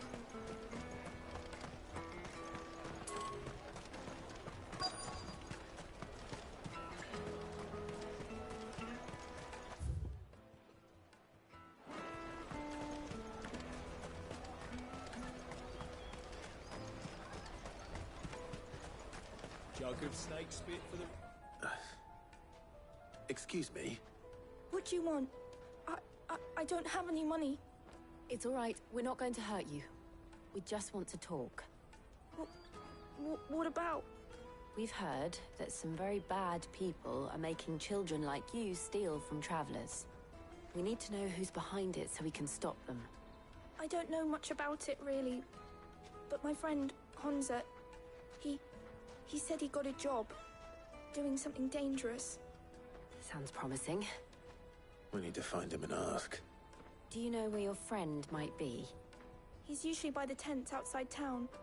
Thank you. You've been very helpful.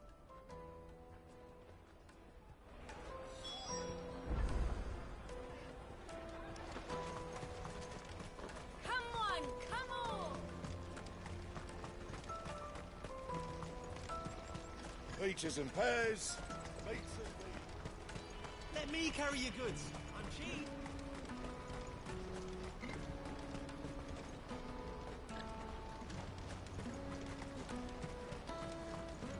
That's that then.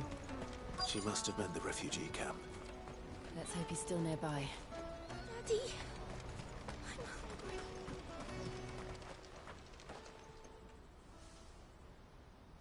That big fat donkey was easy pickings. He wouldn't have noticed if we'd robbed his boots off him. Yeah. Wish we hadn't handed over the pass, though. Could use one of those things to get out of this dump. Chance would be a fine thing. The moment they found out, they'd string us up by our guts. Would they now? Perhaps you'd like to introduce us to these charming characters. Shit! We're in trouble now! What do we do? You two get caught if you want. I'm off. Hunter! Where are you going? So that was Hunter, eh? Jill, you watch these two. I'm going after him. All right.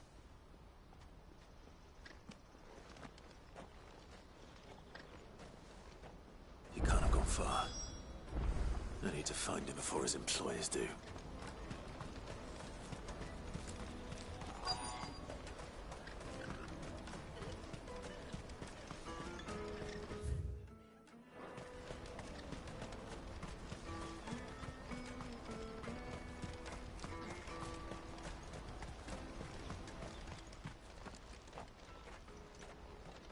Shit.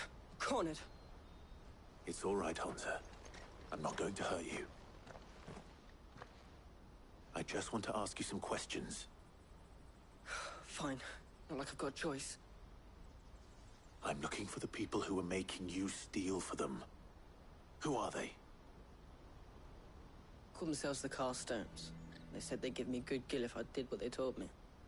I knew they were bad, but bread doesn't come for free. Didn't come at all half the time, before I started buzzing for them. You know, if I didn't do it, they'd just pick on someone else. Someone they could push around easier. Hunter. You found him then? Jill. Where are the other two? Eloise is watching over them. She sent Goots and I to look for you. You're... him! I haven't got your pass anymore, if that's what you're after. I gave it to the Carstones. Whatever you do to me, I can't get it back.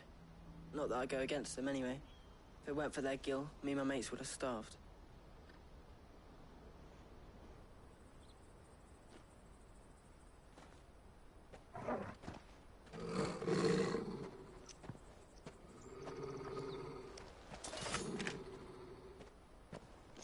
Cowards. You will not force another child to do your bidding. Wait, we're not... Don't hurt him.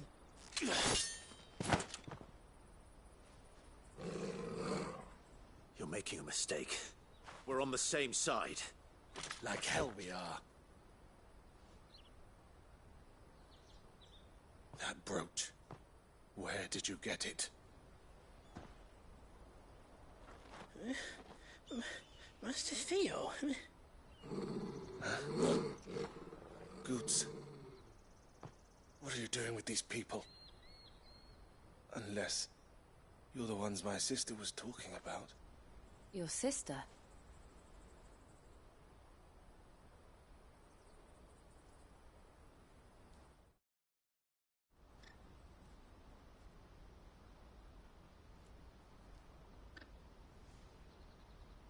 Eloise didn't tell us she had a brother. And why would she? I'm just her back and a blade. Theodore, at your service. Sorry about before. Theodore, what do you know of the Cast Stones? Vultures who have made Boklad their hunting ground. They prey on the desperate, stealing from those with gil and bullying those without it into joining their flock. I'd been looking into their activities in hope of sparing the refugees any further hardship. But it seems they've already stooped even lower than I'd feared. Hansa's a good lad. Don't blame him for what they've made him do. If he and his friends hadn't agreed to work for the Stones, some other poor souls would have. On pain of death, most likely. Clive, was it? And my sisters asked you to help put an end to the pickpocketing. Then we all want the same thing.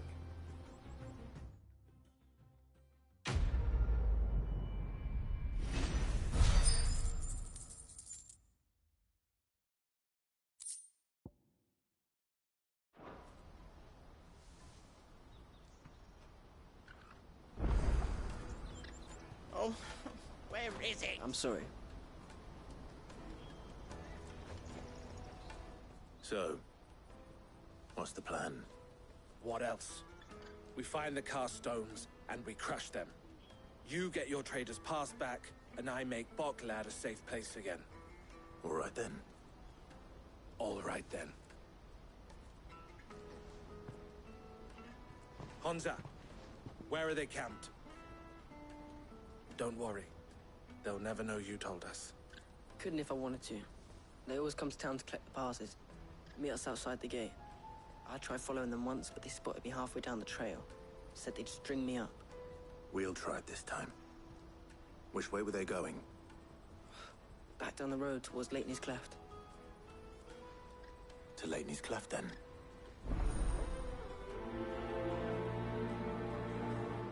Leighton's Cleft is to the south, past the camp.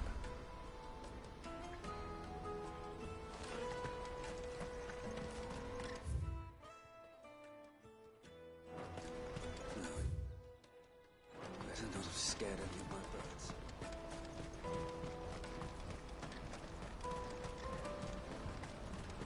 That's that then. Daddy! There are no crystals here.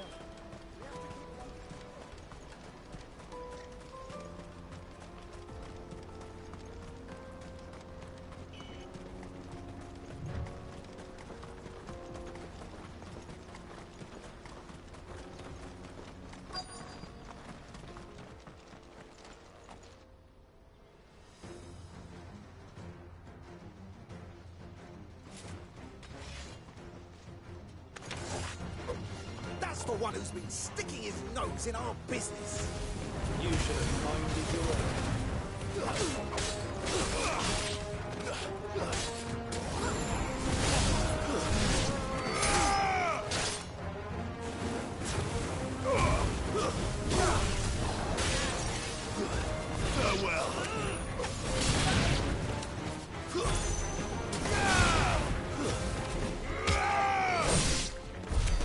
I doubt these were the ringleaders.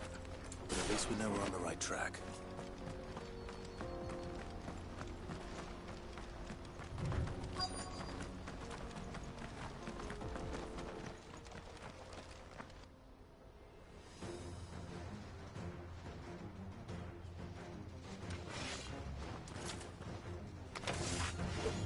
We got company! That's the lot of them.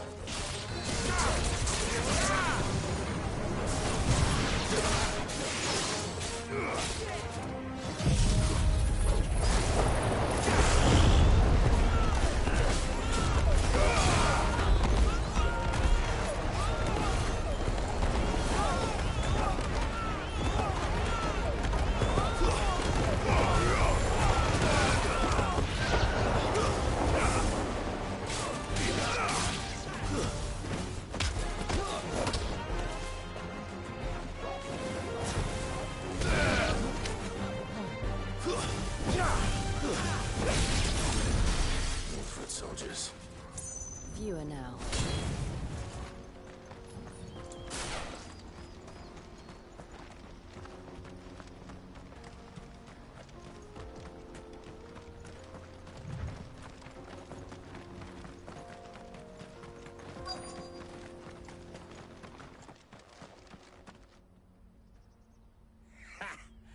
Not a bad haul today, eh? Aye.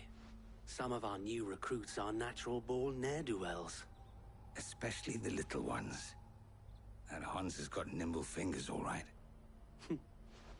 It will be a shame when they chop them off. But till then, let's make the most of it. Scum. The leaders of the cast stones, I take it. They don't deserve any mercy, Clive. I wasn't planning on showing them any.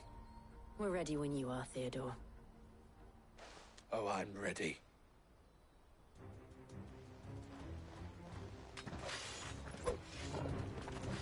Fuck! It's that guard from Bockland! Kill him! Kill them all!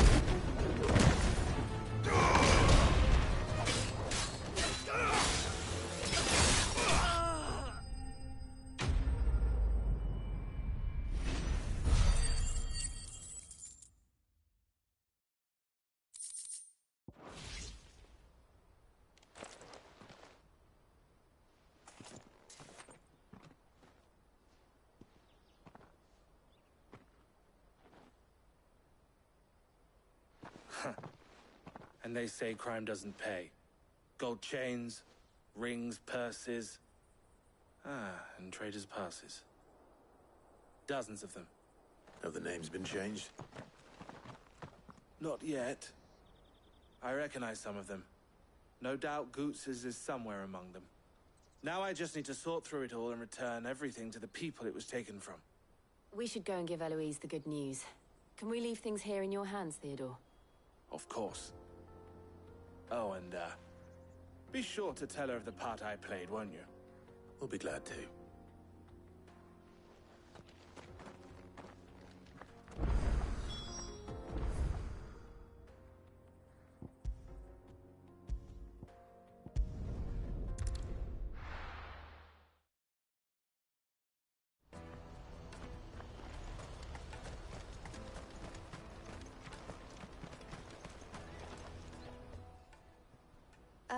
Clive.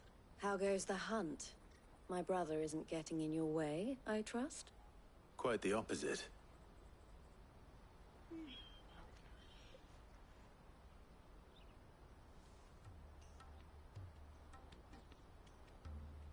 So it was the cast stones who were behind it all.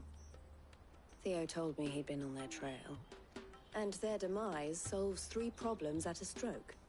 That of the pickpockets, the bandits pulling their strings, and the passes they were stealing. I only hope yours is among the items you recovered. Only time and Theo's return will tell. Speaking of whom, welcome home, dear brother. You are too kind, Eloise. Here, Clive. Goods' pass. Ask him to keep a closer eye on it from now on, would you? I will. Thank you. El, I've asked our boys to carry the rest of the goods back. Can I count on your help in sorting through it all? Of course. I'll make some space in the storeroom. I expect you'll soon be on your way then. But it wouldn't do to leave without introducing yourself properly. Would it now? Cid. Don't look so shocked. We're on the same side. I don't understand. As you now know all too well, we at the Crimson Caravans are always happy to help those in need. For a small fee, we will move anything that needs moving. Be that goods to market, or bearers away from it. I was the first my sister helped escape. If it wasn't for her, I'd have been branded as a boy. I had no idea. It just so happens that we are seeking to expand our operation. And who better to join forces with than the leader in the field? Wouldn't you agree, Theo? I would. It seems our purpose is the same in more ways than one. So what would you say to working together again? It would be our pleasure. And our honor. The honor is ours. Here, Clive. This is for you.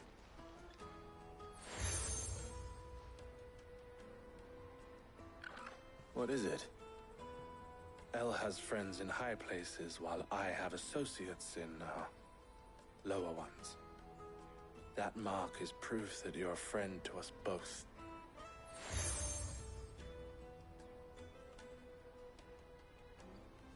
I shall bear it with pride. Well, all that remains is to wish you a safe onward journey. Goots's pass should secure you a place on the caravan, but if you encounter any difficulties, we would be delighted to provide you with a coach of our own. For a discounted price, of course. Say, 9 million? We'll try the caravan.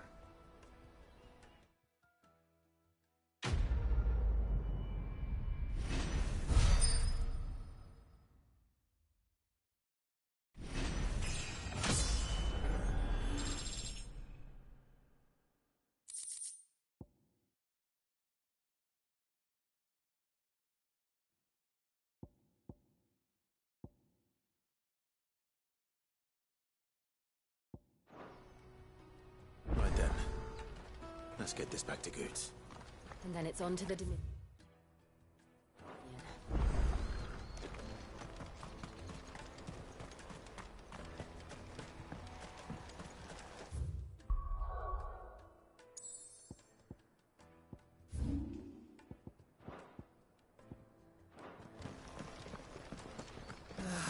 If I knew where I just need to see about getting the work.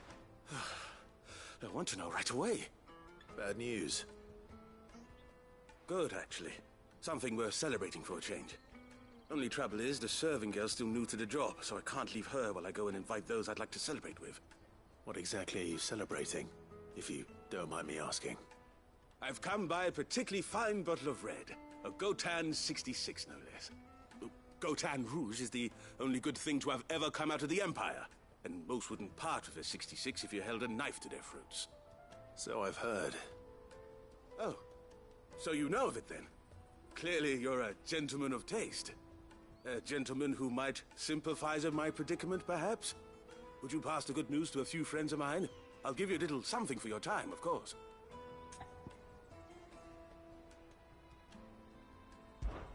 Sounds simple enough. So you'll do it? Marvelous. Thank you. You won't need to go far. All three of them should be right here in the market. There's Aldrich the porter, Milan the butcher, and Bolek, a guard over at the north gate. Three of the finest fellows in Boklad, if you ask me. Tell them to come to the tavern when they've finished for the day. Stop by again when you let them know, and I'll give you your little something.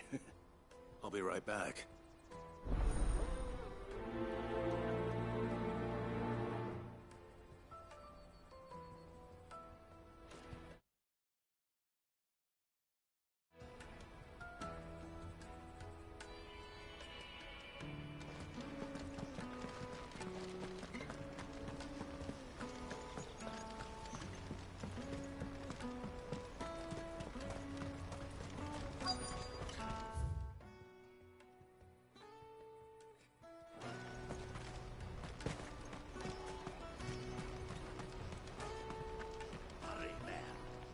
been asked to find Aldrich, the porter.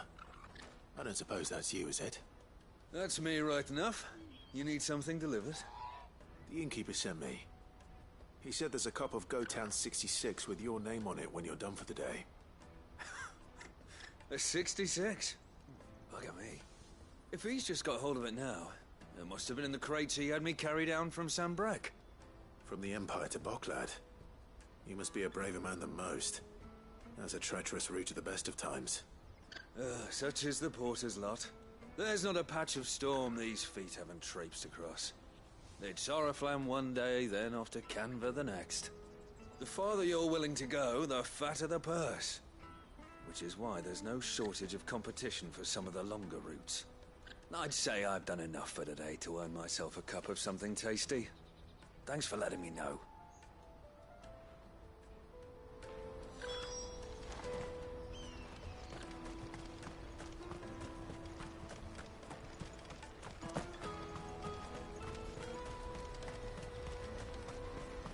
Carry your goods. Pardon me, but would you happen to be a fighting man, perchance? You won't regret it. That well-notched steel and impressive physique. I have need of a sword for hire, and yours looks to be a weapon well worth the coin. Might you be convinced to offer me the use of those formidable arms? How exactly do you intend to use them? Well, being something of a scholar of Zemeckis history, I wish to investigate the ruins near the city. And I require a rugged companion, lest I find myself waylaid by ne'er-do-wells or the beasts sent to roam the area. Should you accept, you will not only earn yourself material wealth, but partake of the true treasure that awaits us there. The rich and storied history of Zemeckis. Well, were you ever party to a finer proposition? My arms are yours. Wonderful! Then come. We must away. But where are we going? Along the old Zemeckis Road, and from there, onward to discovery. Quickly! There is not a moment to lose. Wait. Good luck with your ne'er-do-wells.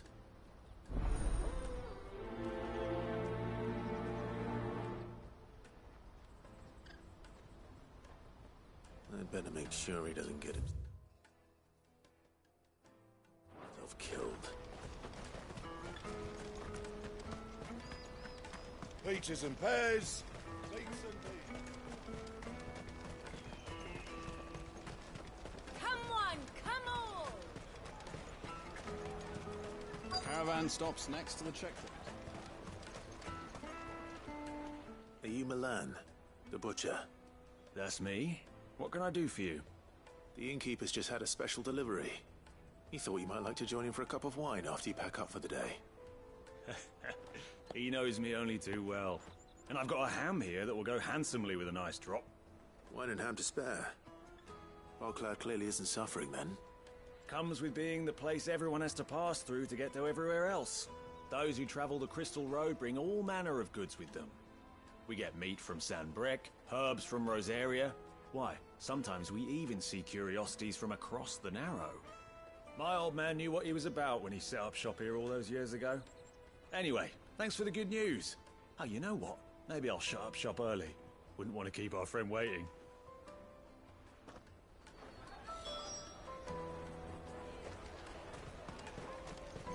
You won't find anything of this quality in Twinside.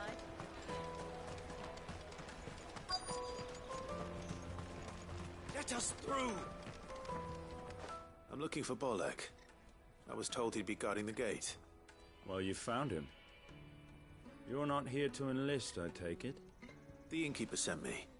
He's just taken delivery of a rare vintage, a Gotown 66.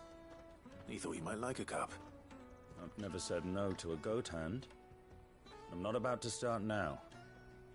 Thanks for letting me know. You must be a busy man. The market would be flooded with refugees if we weren't here to stem the flow. Oh, my heart goes out to them, all right, but we've got our orders. No papers, no passage. Plenty try to slip past us nonetheless. And every now and then, one of them's foolish enough to try and force their way through. And when they do, well, things can get nasty. You know what? That wine's sounding better by the moment. Hold on. I wonder if the innkeeper might spare a cup of that wine. The Empire's your enemy, not us.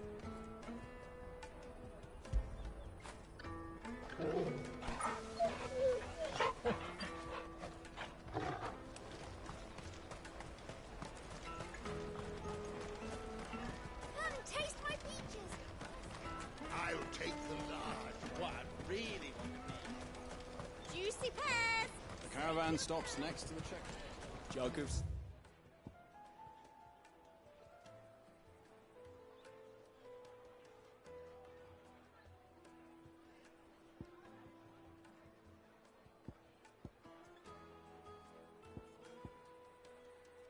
Take spit for the road. Come on, come on. Peaches and pears. Let me carry your goods. I'm cheap. Water for hire. The best. I see you've been of some assistance to Eloise. Perhaps you can extend me the same kindness? Perhaps. What would I be doing? Finding someone. You see, I've been having trouble with thieves, and despite the many pains I've taken, I can't stop them from rummaging through my packs. I was griping about my lot to a friend of mine a few days back, and he offered to track the culprits down. Now, Joseph's a sellsword, and a good one at that. But he's been gone days, and I'm beginning to fear the worst. Any idea where his search for the thieves might have taken him? The old Zemeckis Road, perhaps? He doubted they would be fool enough to linger here in Boklad. Joseph's lived a hard life. Made him grey long before his time. I just pray he hasn't been killed over a few sacks of grain. I can't imagine there are too many grey-haired sellswords around. Hopefully someone will have seen him.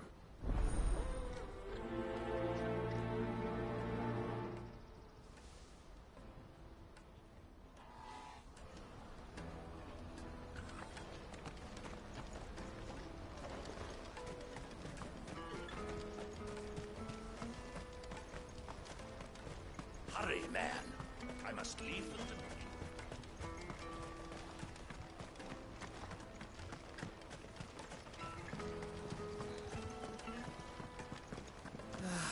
If our new arrivals had brought... I spoke to your friends. They'll be along soon.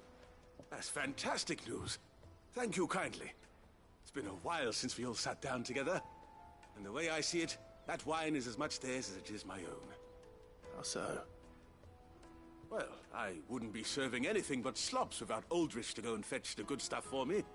And then there's Milan, who always sends customers my way. And Bolek, an even-handed keeper of the peace, if ever there was one. Those three are the backbone of Boklad. Lose any one of them, and the market would soon fall apart. And without the market, I wouldn't have a single customer. I'd say that's worth a bottle of 66, wouldn't you? And more besides. Everyone needs a shoulder to lean on. Be they world-weary innkeepers or brooding swordsmen. Right, I'd better prepare for my guest's arrival. I hear you had me carrying a bottle of Gotan 66. If I'd have known, I would have sold the thing and lived like a lord. I'll settle for a cup, though, if you're in a sharing mood. A Gotan 66. Just as well I had something special of my own set aside. A bottle between the four of us might not be enough to drown our sorrows, but it can't hurt. Here they are, the three pillars of Boklad. Sit yourselves down, gentlemen. The woes of the world may be monstrous in many, but there's nothing like a few good friends to keep the misery at bay. Never a truer word spoken.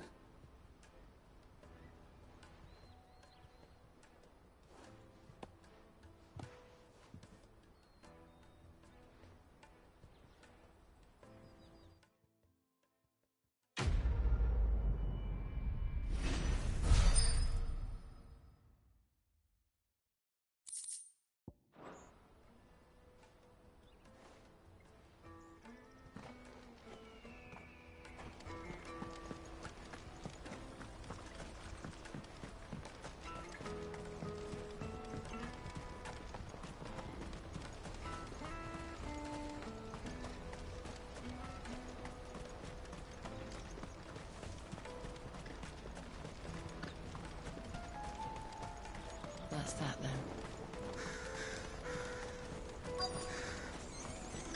There are no crystals here. We have to keep going. What do you want? I've no coin on me. Just information. Has a sellsword passed through here? Grey hair. Now you mention it, there was a young man with salt in his mane sneaking around out there a while back. Which way did he go? How am I supposed to know? Buggered off down the road, I expect. Now why don't you do the same and leave me be?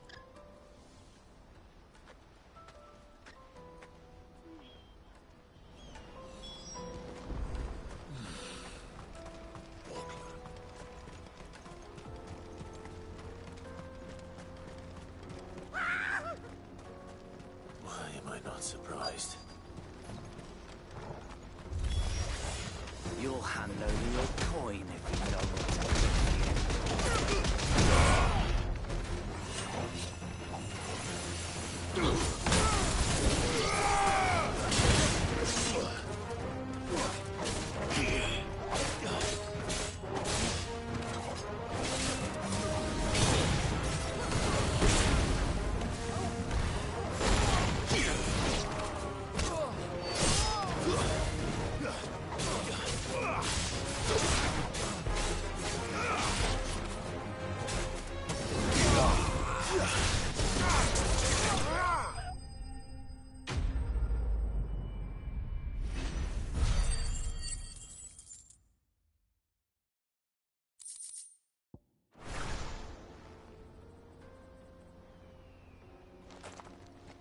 Are you hurt?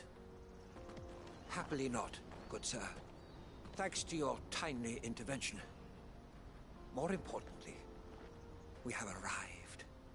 Now, feast your eyes upon the marvel before us. Ruins, a relic of the fallen civilization. A sight so common that man is oft blinded to its wonder.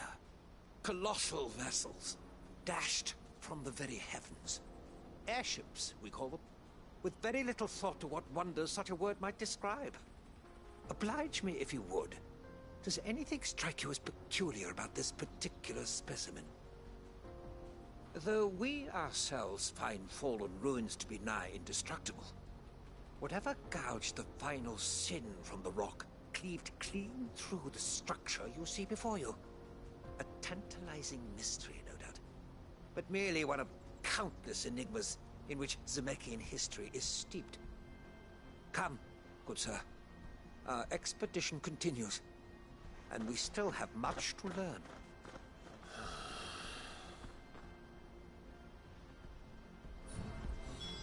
He's passionate. I'll give him that.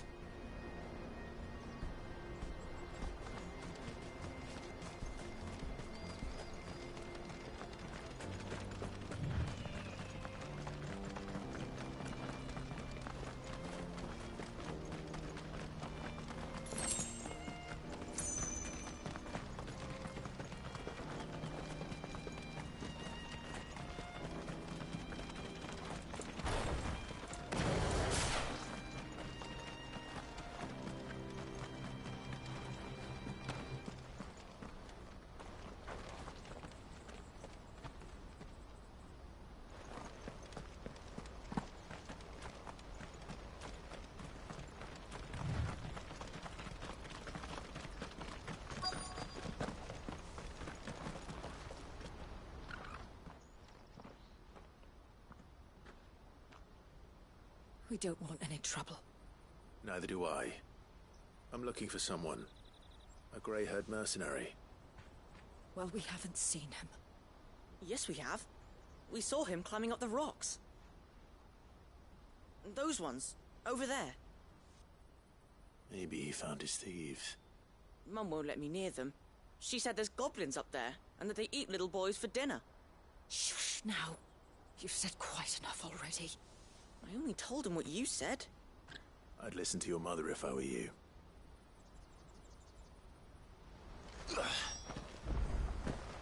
I know Mum was only trying to scare me, but I'm not afraid of goblins. Not the little ones, anyway.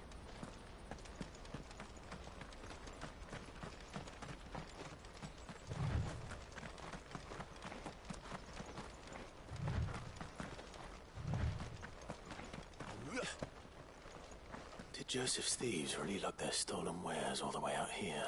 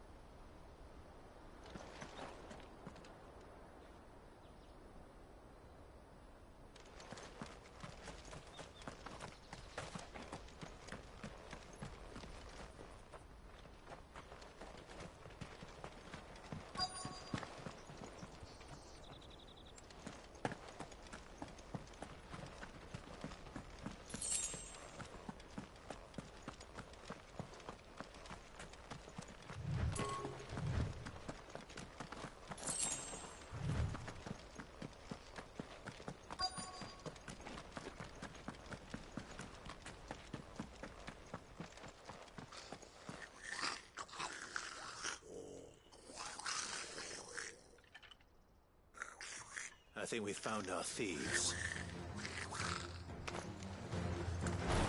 They don't look happy to see me. Let's try.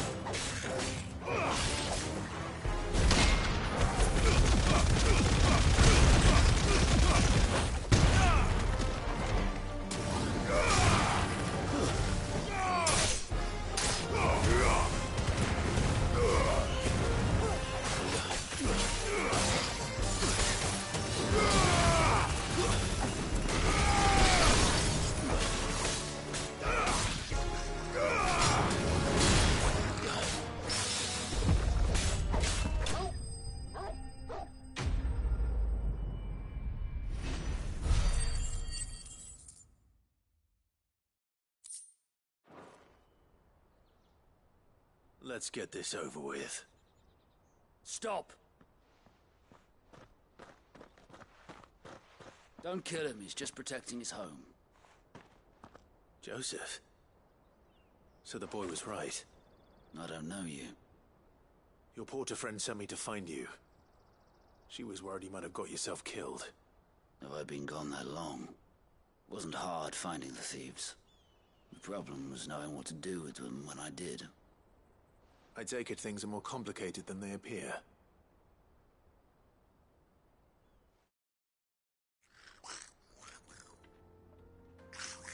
I'd all but ruled out bandits before I even left the market. You know why that is?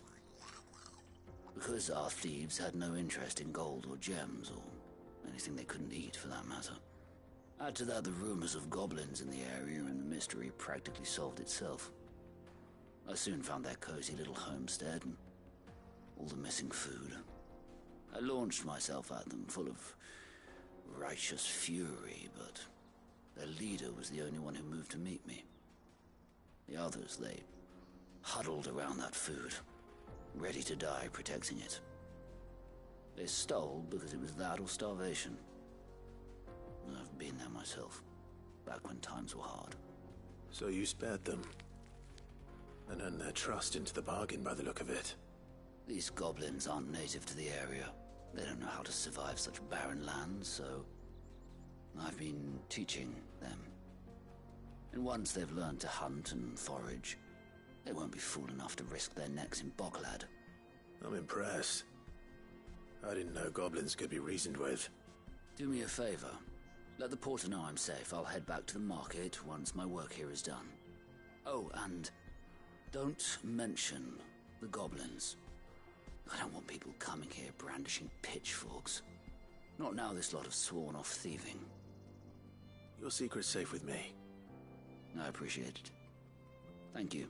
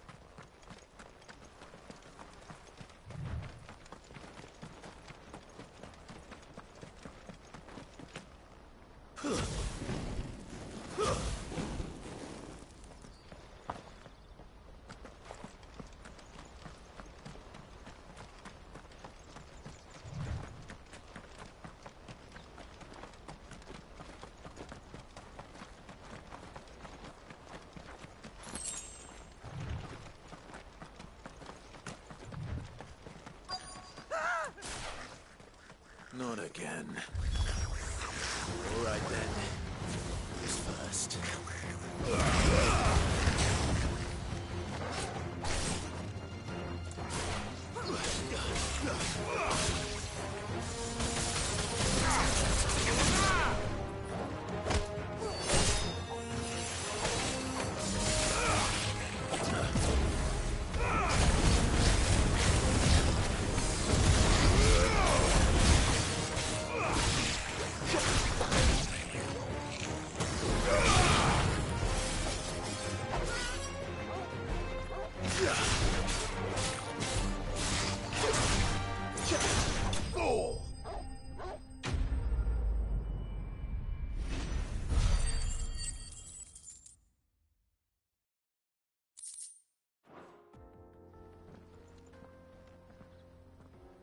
You're going to get yourself killed.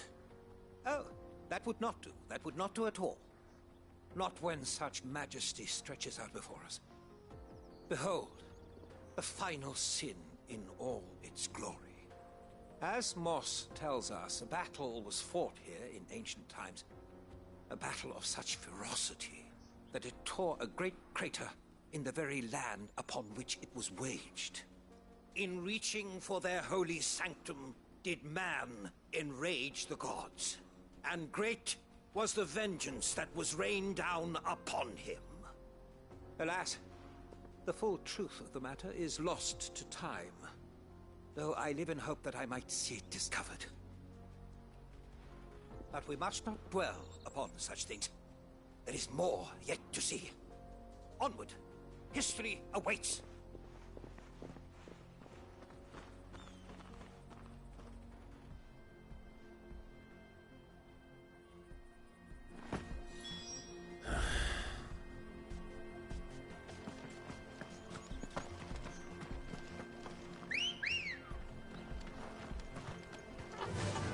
Run like the wind.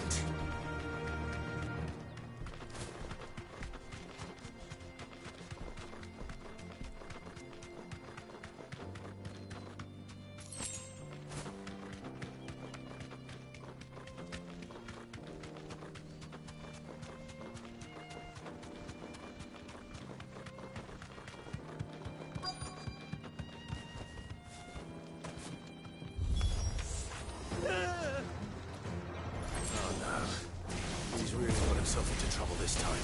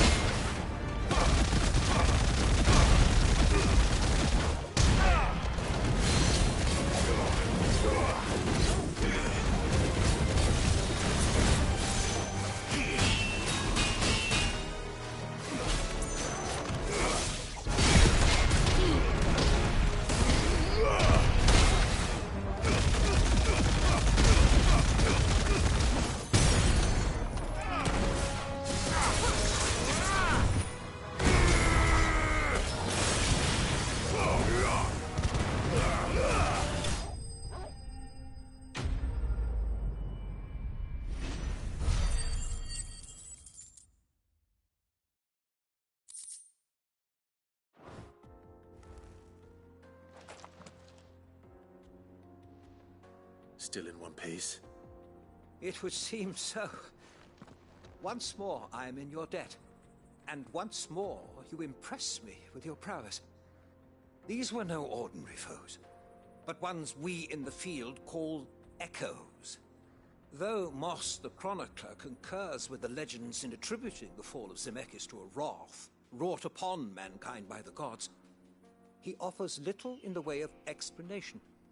Could the ruins we see before us here, in all their elaborate beauty, perhaps suggest an answer? Could the construction of such miraculous edifices have been considered an encroachment upon the province of the divine? Alas, all is mere speculation. But one day, perhaps, I will learn the truth. Not if you keep running headfirst into trouble. You are right, of course. And not only have you plucked me repeatedly from the jaws of death, you have proven yourself a willing audience to my ramblings. Glad to help, but didn't you say you came here to investigate something? I fear I may have rather overstated the case on that front. In truth, a captive ear was all I really desired.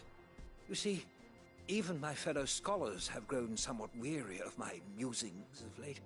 And so I came upon the idea of purchasing a companion. A captive audience, if you will.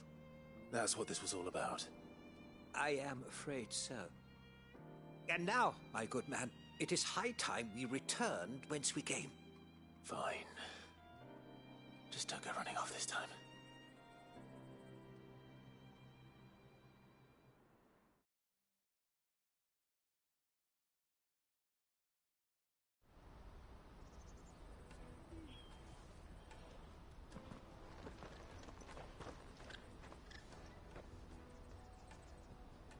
And so ends a delightful day. Here, your reward for humoring my selfish whims, plus a little extra for the trouble I have put you to.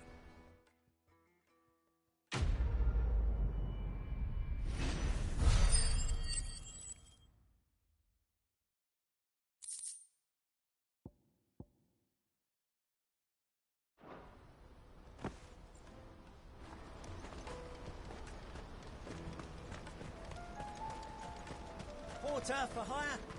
Best servant. Joseph's fine. He'll be back once he's tied up a few loose ends. That's a weight off my shoulders. He certainly knows his business.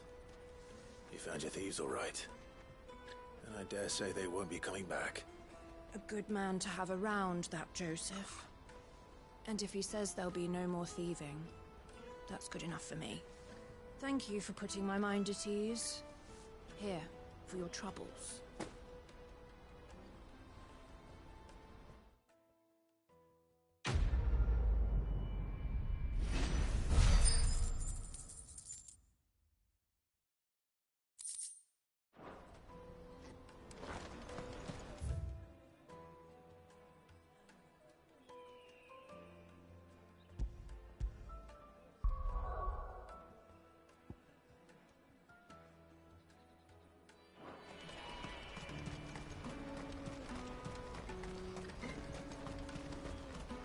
Carry your goods.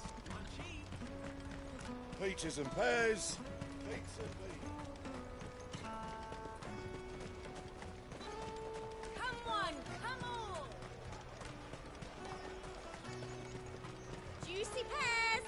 Slake your thirst. What I really want to be is a black... Here you are, good. Try not to lose it again. Me pass! You found it! Oh, thank you so much. Nan would have killed me if I'd come back without it. I'll have to say thanks to Elle and Theo, too. So should you, Hansa. You and your friends don't have to steal anymore. If anyone threatens you again, you know who to turn to. We do. And we already have. Miss L's given us a job shifting the chocobo shit out the stables. It's hard work, and the pay isn't half what we got from the stones. But if we stick at it, we'll keep ourselves fit. You stick at it, then. And Goots, I'm sorry for stealing your pass. That's all right. I've got it back now. And all's well that ends well, eh? You said you're trained to be a blacksmith, right? Well, I'm gonna be your first customer. I'm gonna save up all my gil and get you to make me a massive sword. I'll do me best. Till then, eh?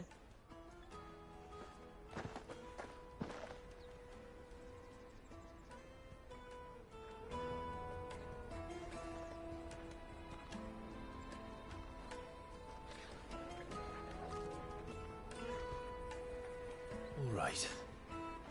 We have a place on the wagon.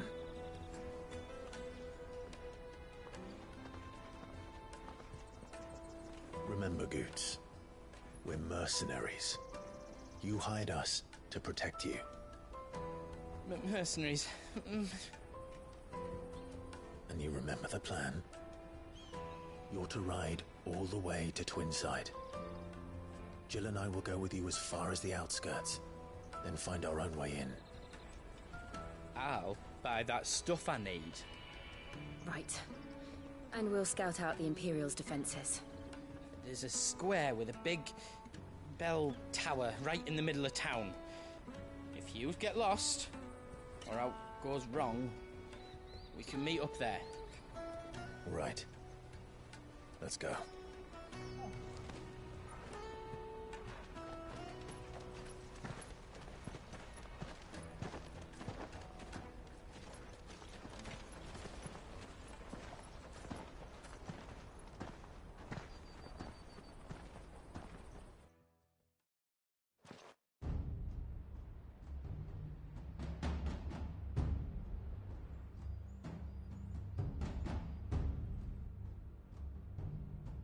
I see.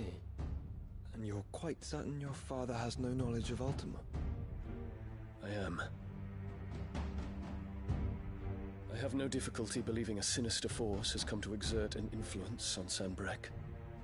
But be that as it may, it is yet to claim my father.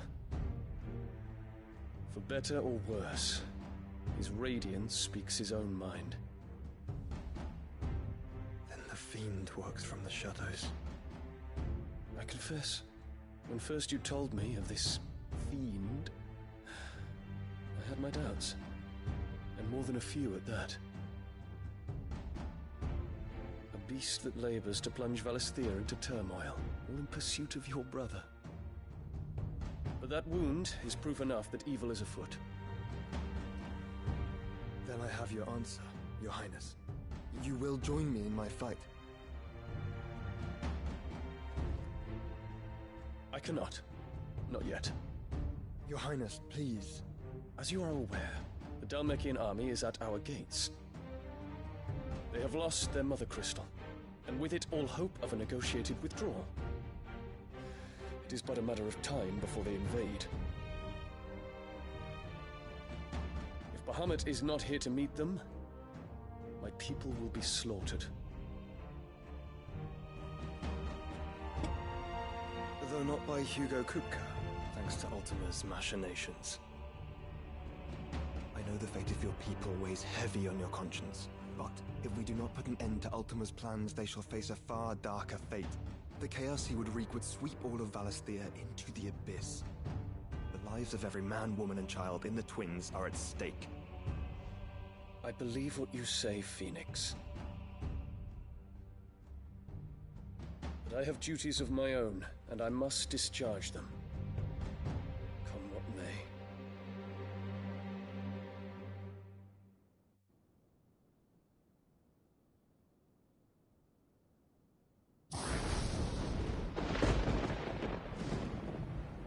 What do you know of my blood?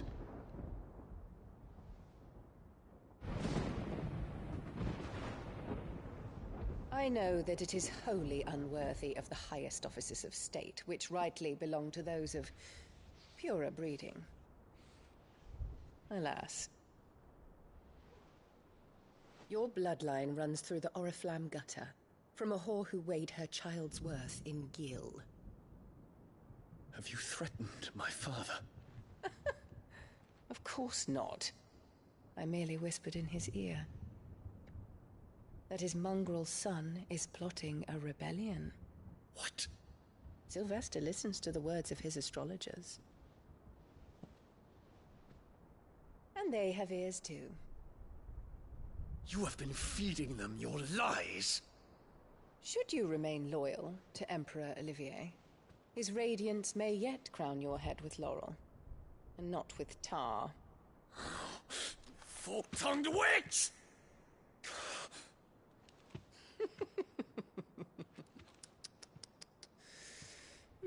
In consideration of your long years of service to the Empire, I shall forgive this uncharacteristic rudeness.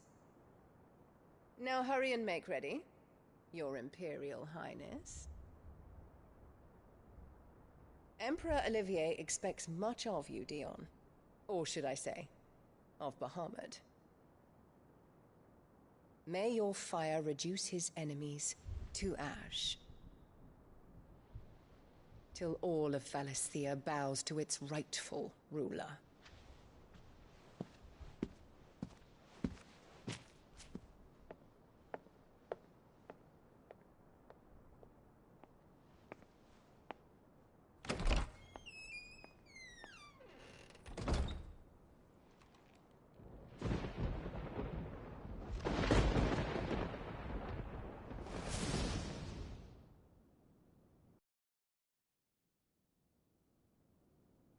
There is another darkness that has taken hold of Sanbreque.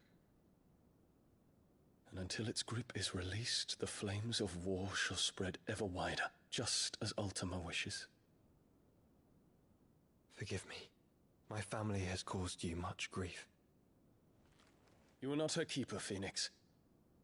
This is a matter for the Imperial household now, and as a member of that household, it falls to me to resolve it.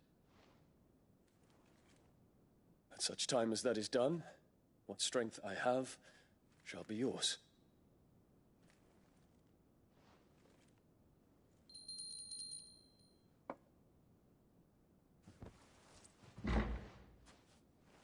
Thank you, Your Highness.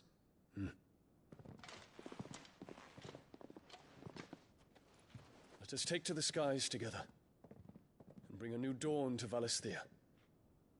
I should like nothing more.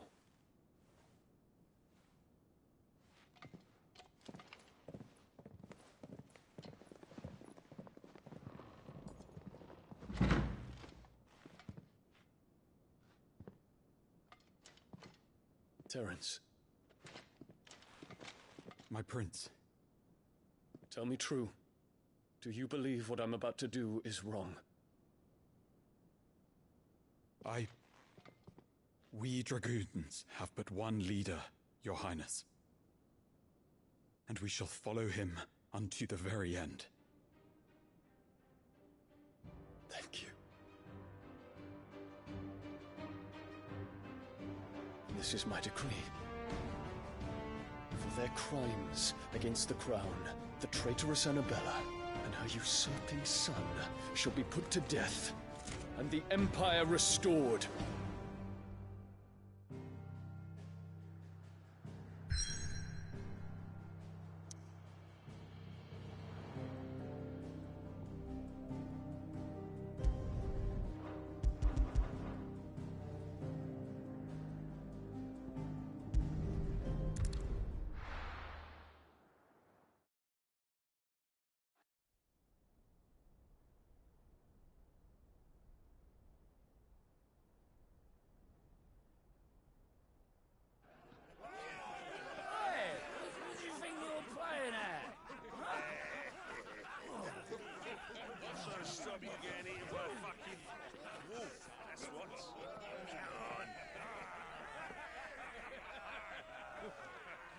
One would never guess that these people stood on the brink of war. When they're afraid, they turn to drink to forget their fears. Anything you want to forget?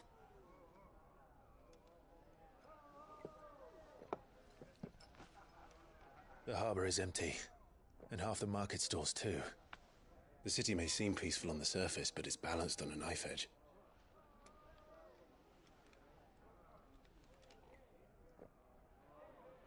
Were we to give it a nudge, it might be just the distraction we need to reach the Mother Crystal. I thought you might say that. We should send for Gav. We'll need someone to keep the fires we start from going out. And we can busy ourselves scheming until he gets here. I'll send a Stolas then.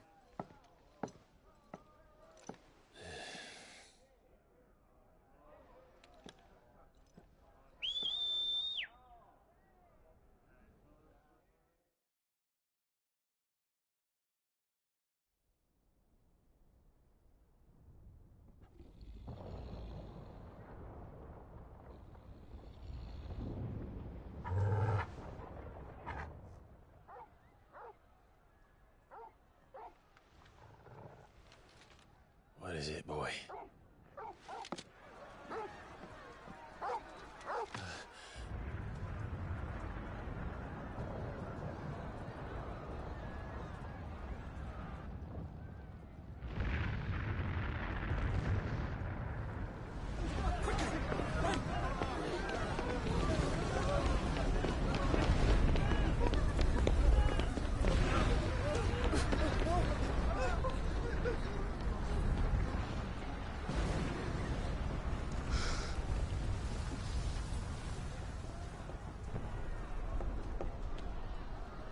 What's happening? I don't know. Torgal!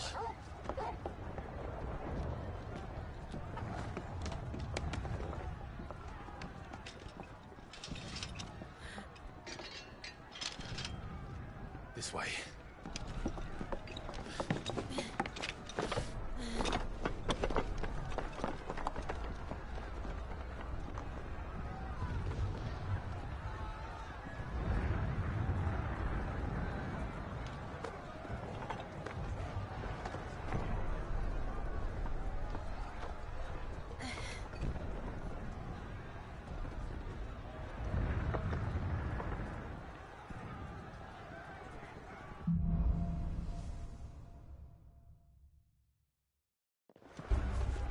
The city's on fire.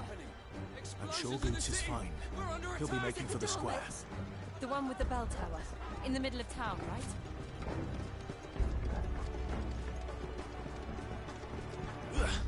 Guard, watchman or sentry is to be slain on sight. But spare the citizenry. His Highness's orders were clear. Those were Imperial Dragoons.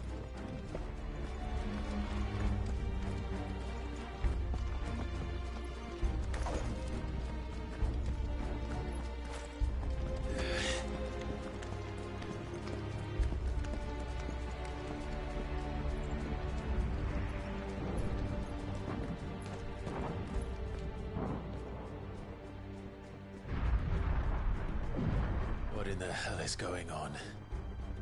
Let's go and see. Right.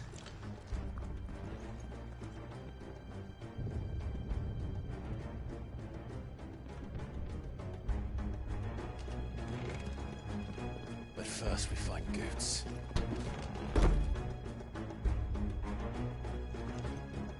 Just hope he's all right.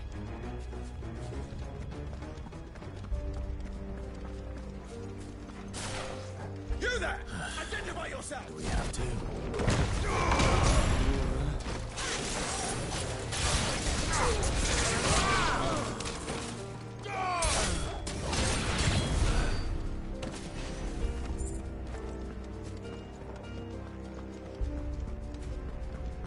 Hurrah! Quickly! Cut them down!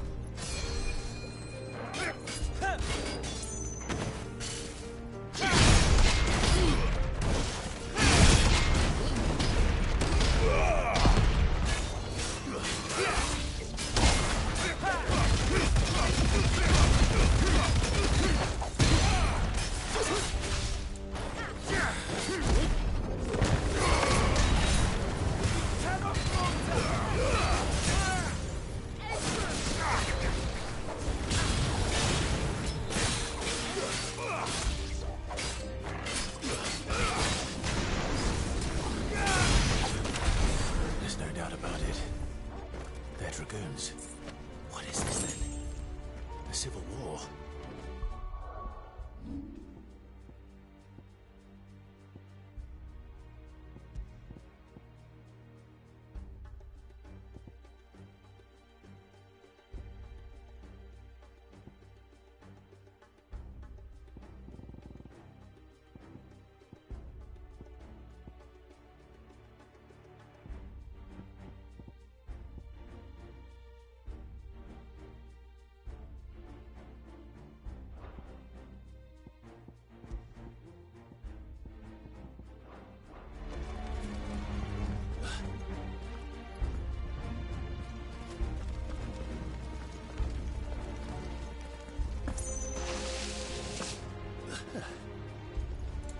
I'd be glad to fall into a sewer.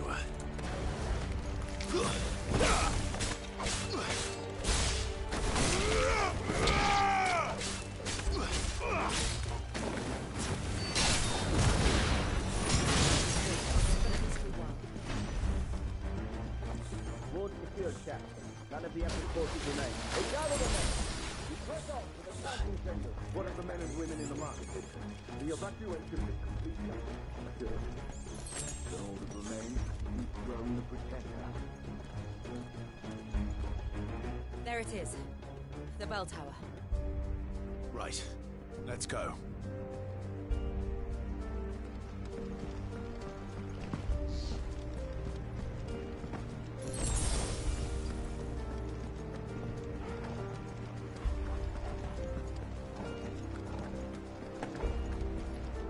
Ah, a goods lift.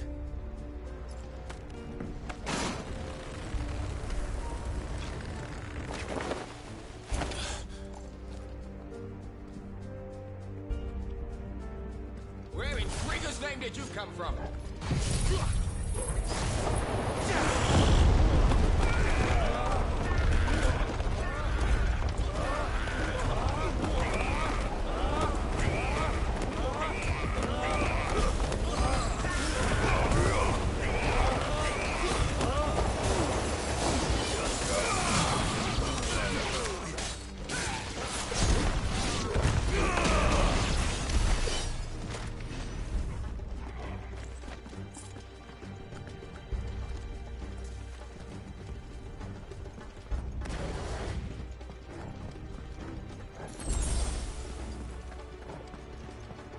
Intruders! You're finished. Defend the gates!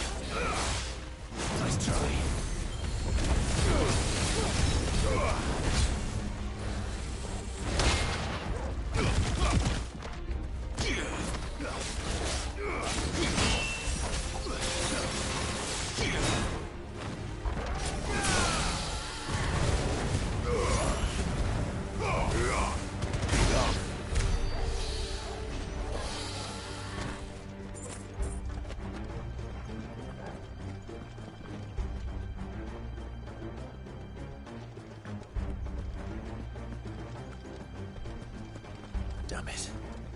We'll have to find a way around.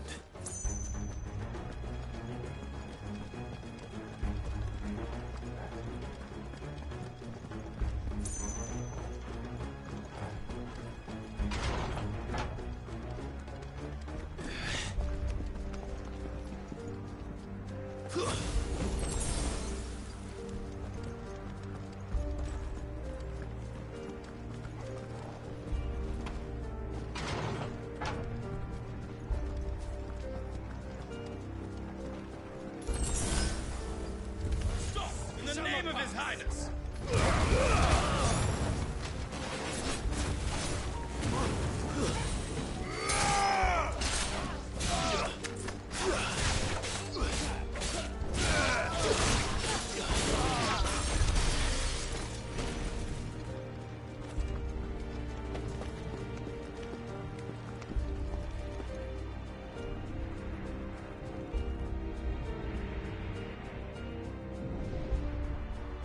Hold on, kids. We're coming.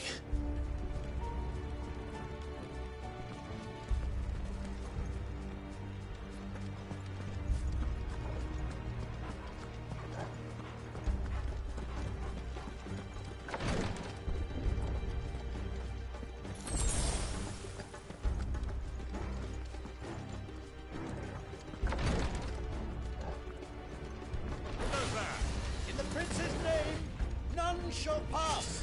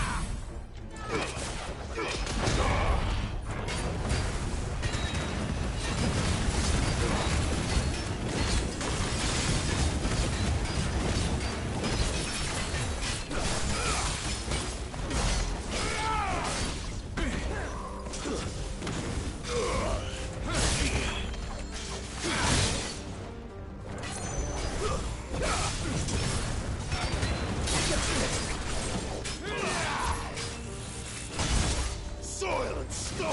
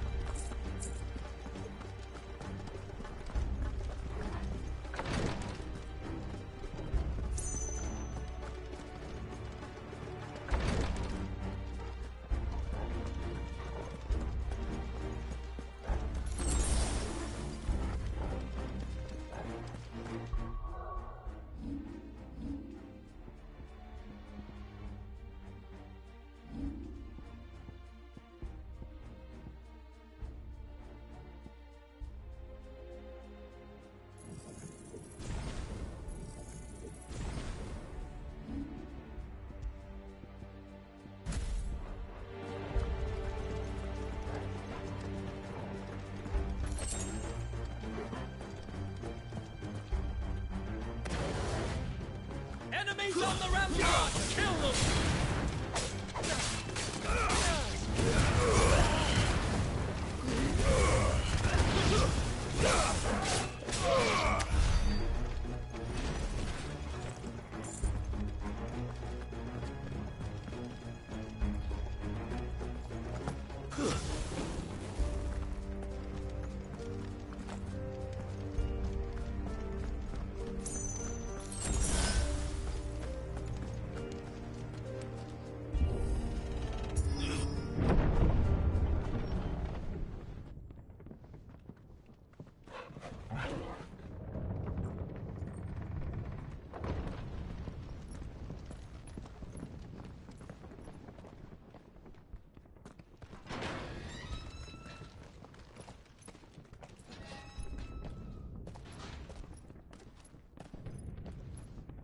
Can you see him anywhere?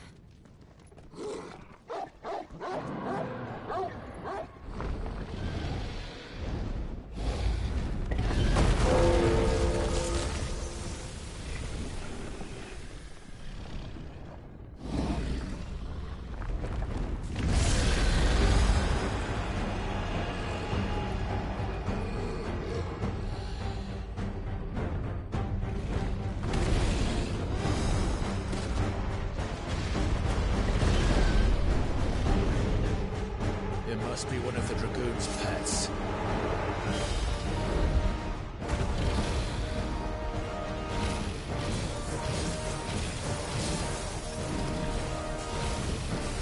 Nice try.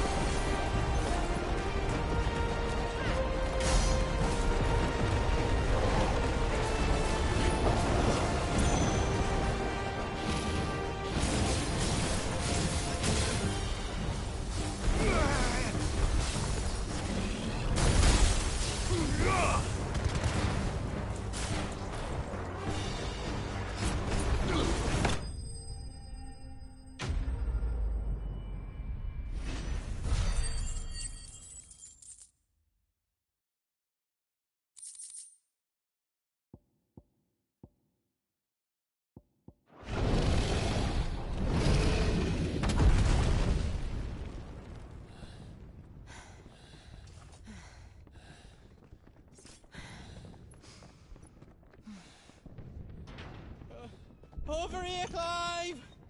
Are you alright? Goods, there you are. I didn't know there'd be a dragon. All right, let's get out of here. Oh! What now? Is that Mother Crystal's heart? What the hell is it doing up there?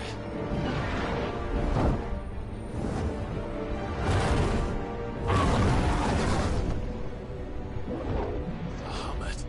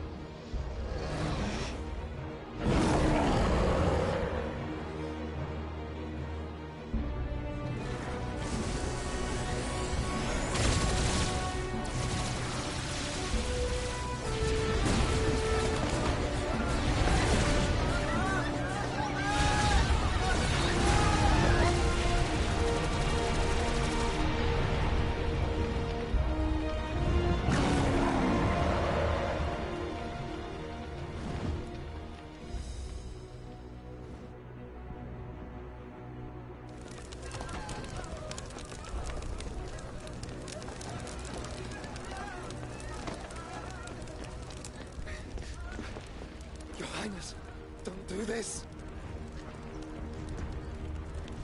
We must leave.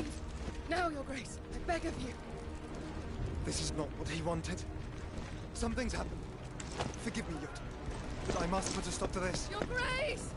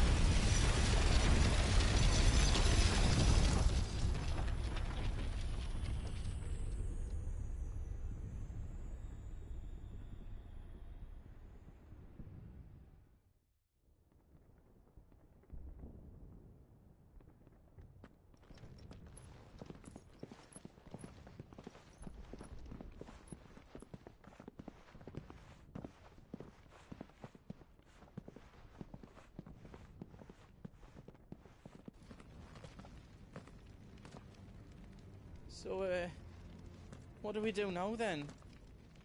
We destroy the heart. We might come back! As soon as the flames die down, the Imperials and the Dalmex will move in. This may be our only chance. And Bahamut has gone for now. You should get as far away as you can, Goots.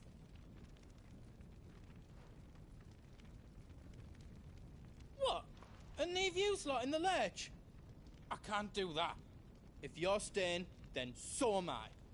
I packed everything up before I made a run for it, so if there's out yous need, just ask. But I won't be giving it away for free.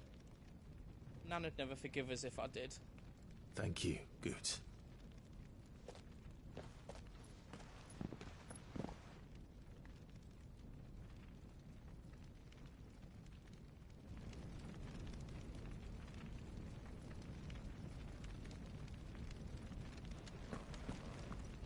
Just let me get me stuff out. Whatever yous need, leave it to me.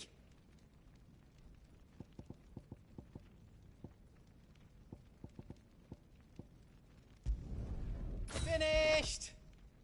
I think.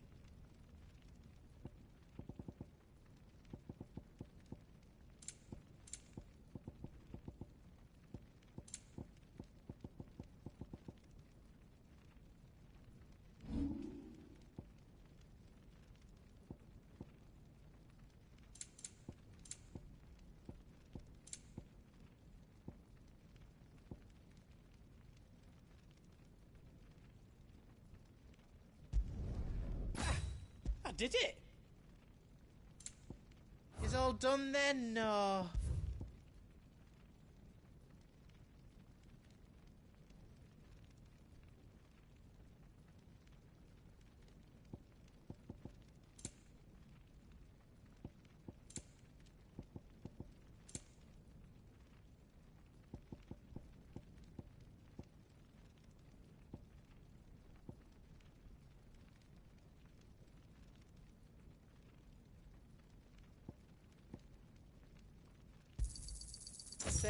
What else you need?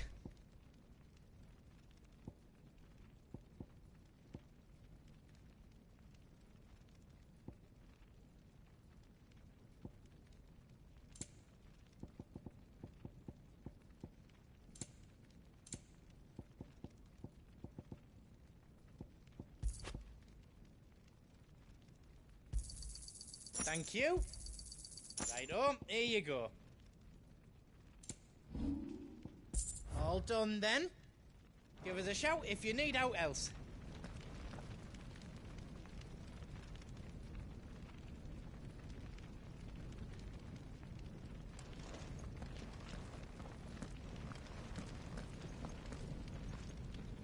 You be brave now, boy.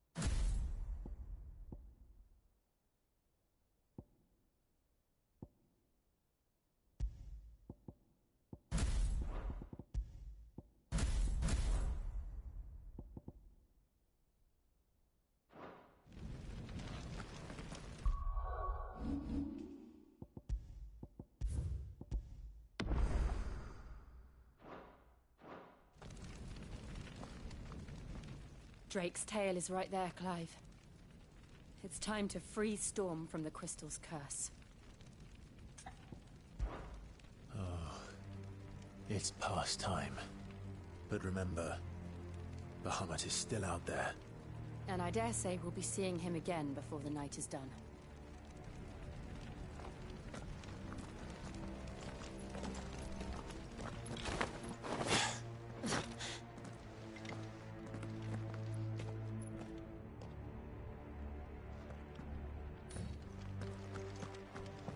No more roads.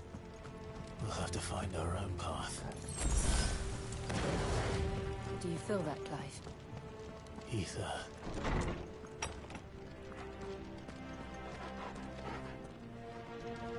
Just what we need. Another flood.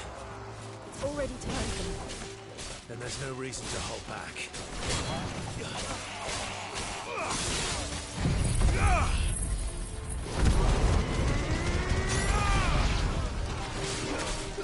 Too slow.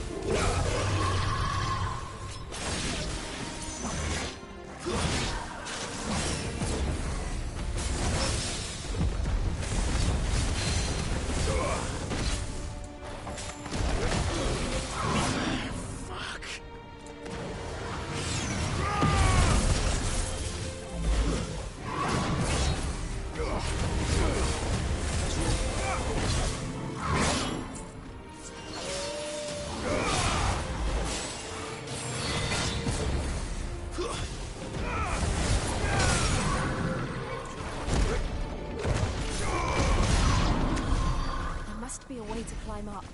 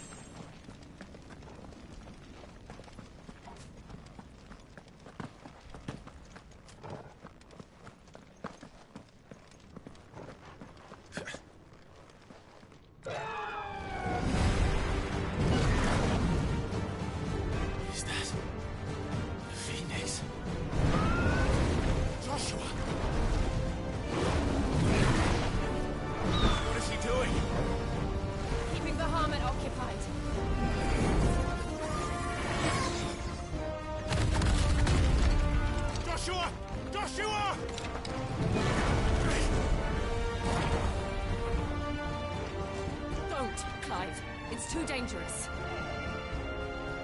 Fuck. Hold on, Joshua. I'm coming!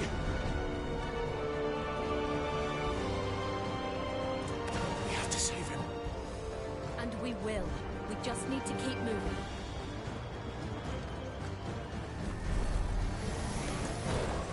Damn it!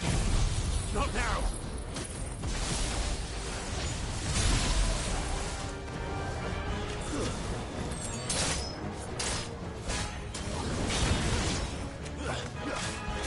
It's over!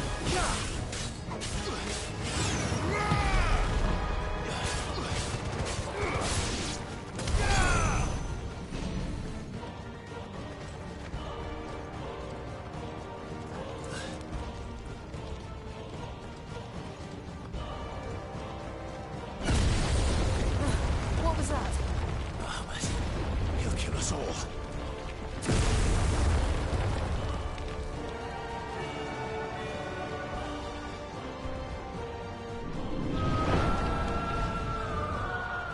There he is.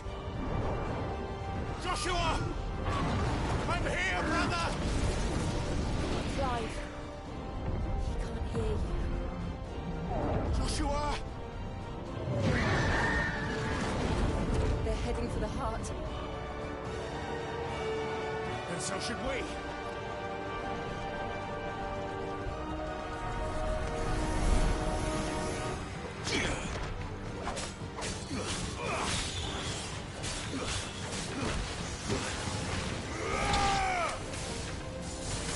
Give me thunder!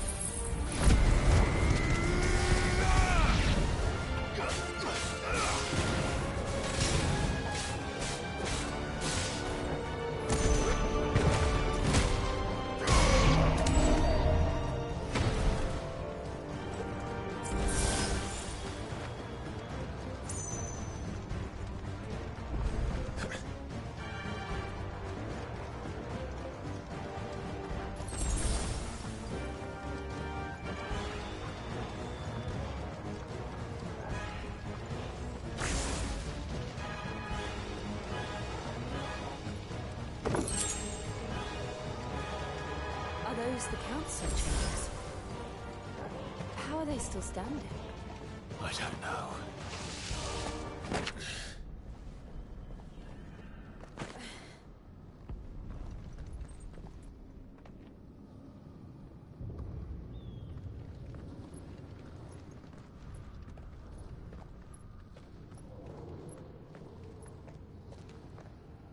He'll be all right, Clive. He's a survivor. We're getting close.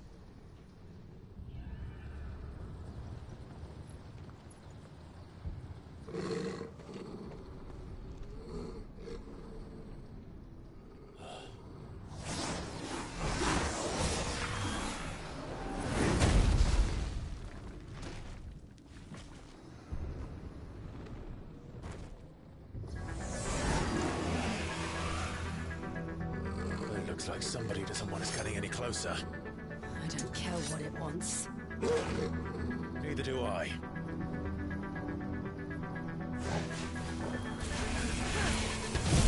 Fire and flame! Gah! Gah!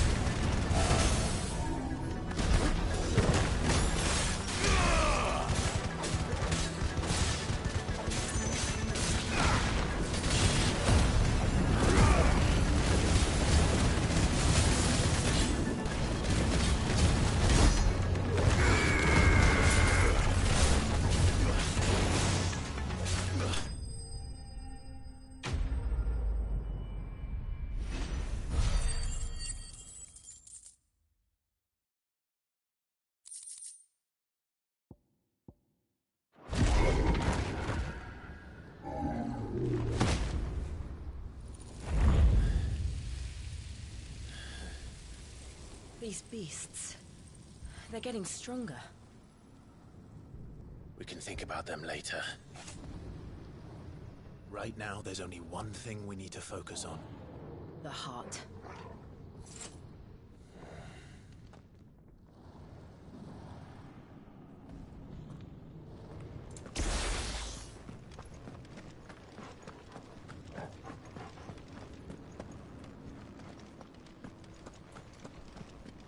We might be able to get up through the building. It's worth a try.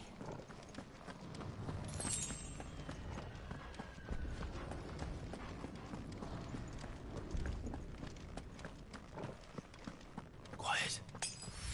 There's someone up there.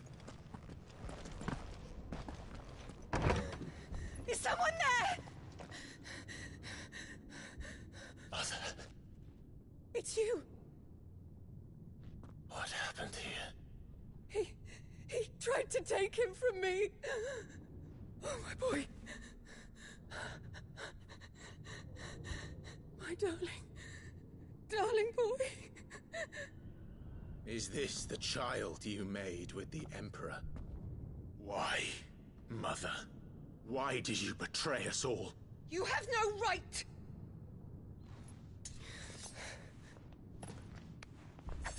Answer him. We took you in, savage. Show some respect for those who raised you.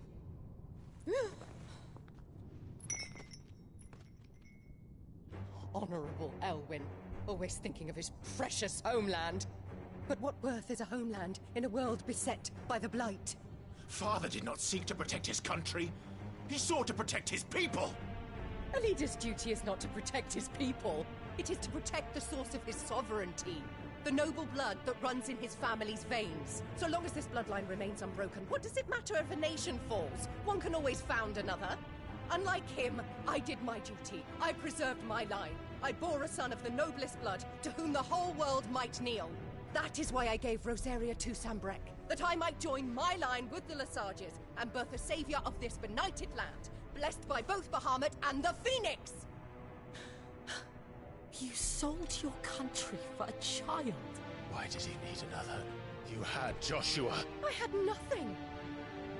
You were always your father's son, so very strong and bold and daring, and yet you failed to awaken.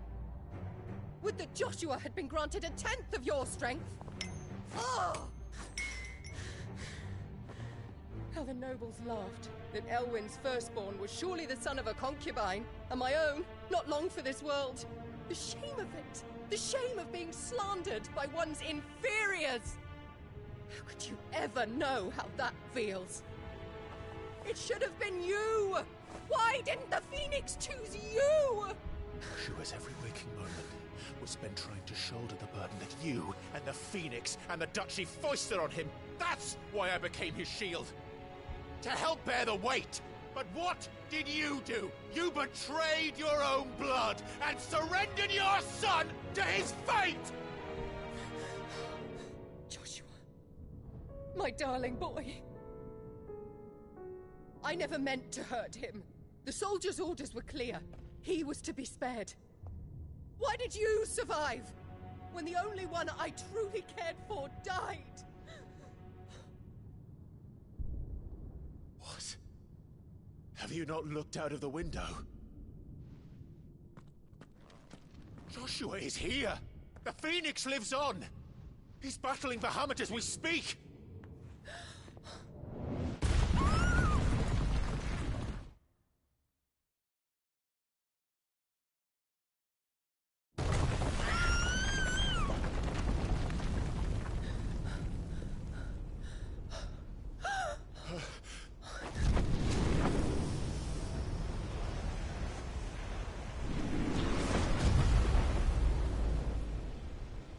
Joshua! Wake up!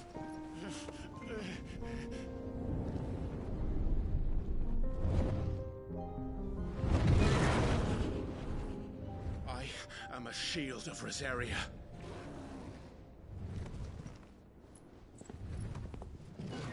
And I will do my duty. What are you...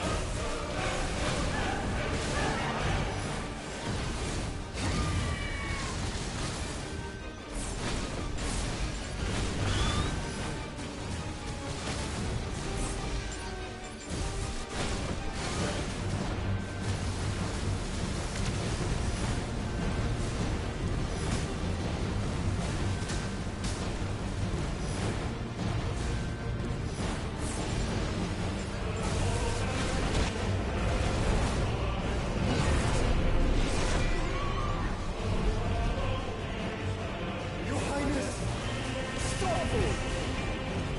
Please think of your people.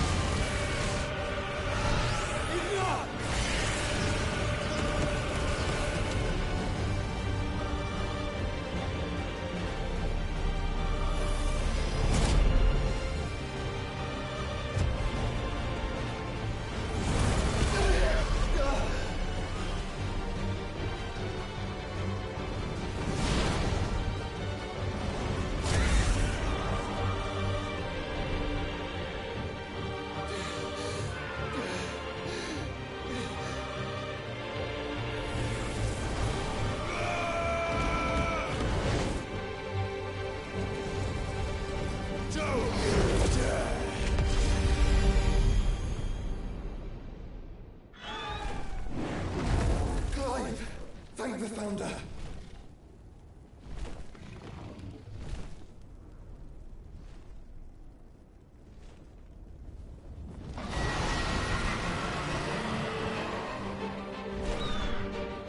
It's now or never, Joshua.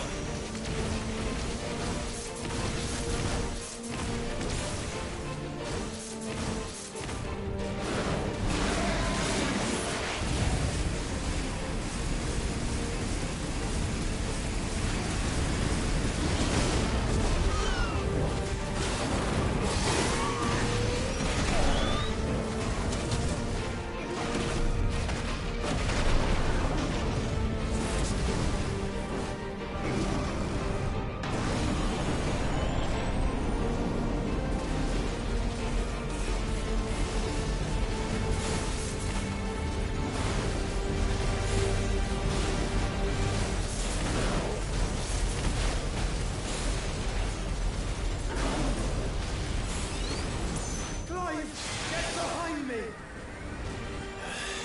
If you're sure.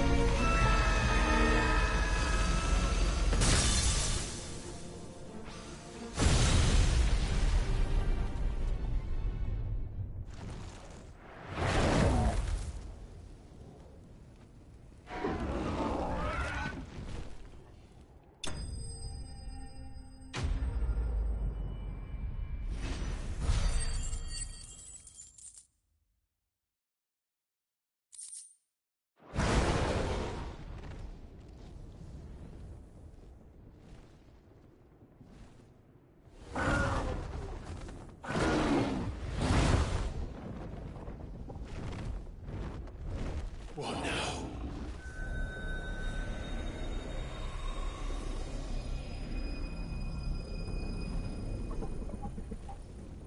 This is drinking the ether. We have to stop him.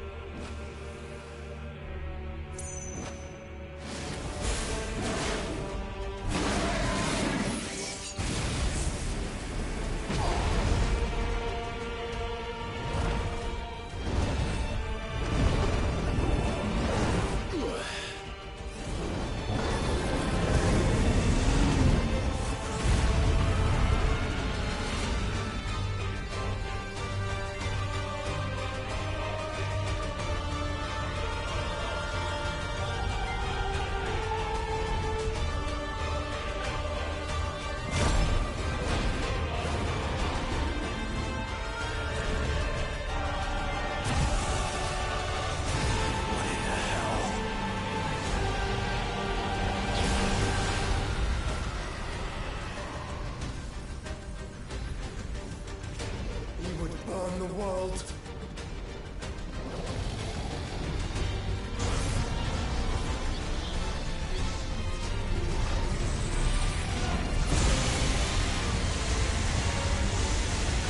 Not today. Come on, Joshua!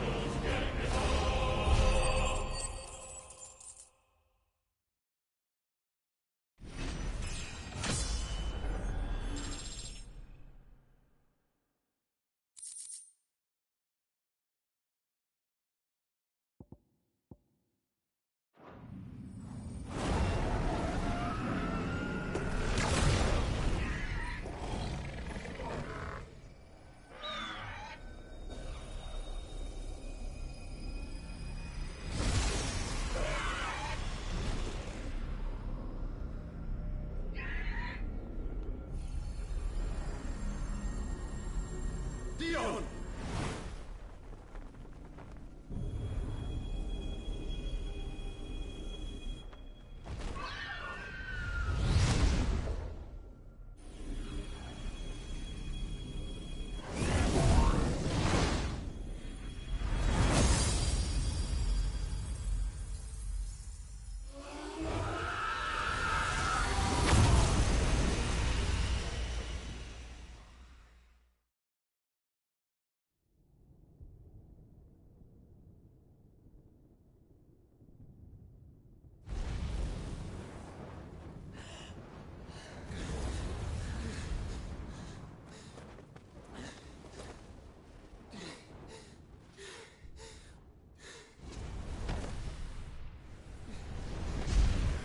Joshua! Clive!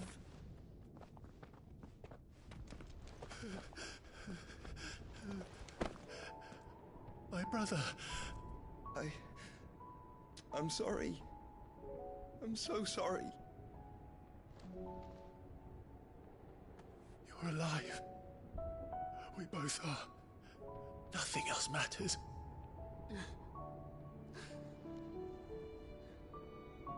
I never dared hope that I would see this day.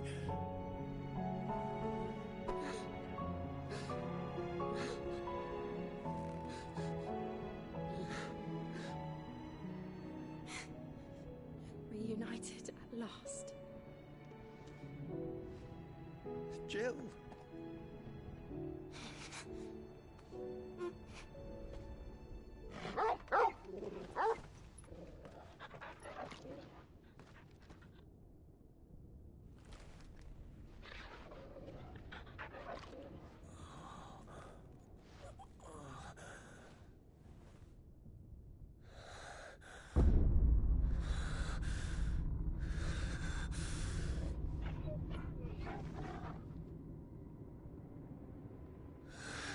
This is for my father.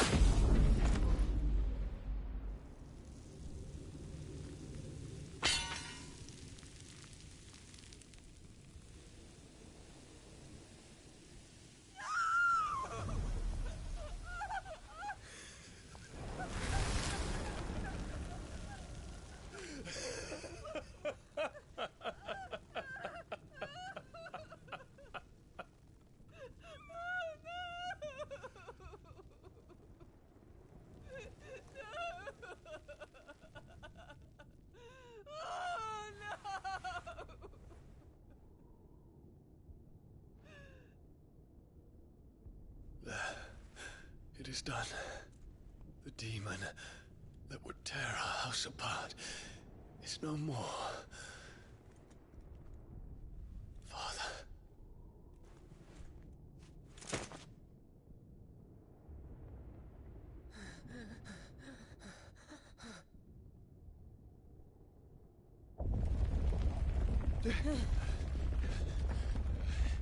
The Mother Crystal. It's collapsing. Right. We need to leave. No. Wait.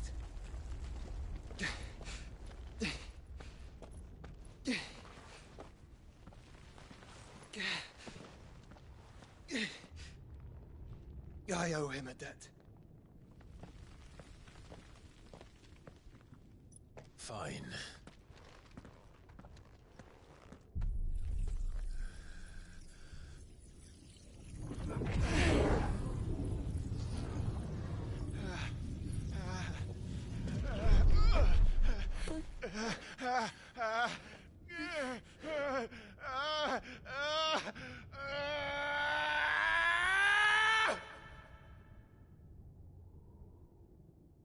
You there. Tell me what section. Don't reinforce the walls. Report, Captain. Can nothing be done to call them off? I regret not, Your Radiance. The Dragoons answer to none but His Imperial Highness. The Council is powerless to intervene. We're hearing reports of rebel Madness is this, Dion. throughout the neighboring districts. Focus all efforts on extinguishing the fires around the capital.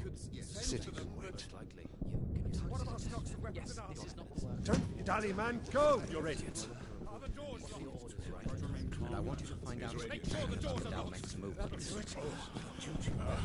By the light! Dion, have you taken leave of your senses? Call off the Dragoons at once! Fear not. The populace will come to no harm at their hands.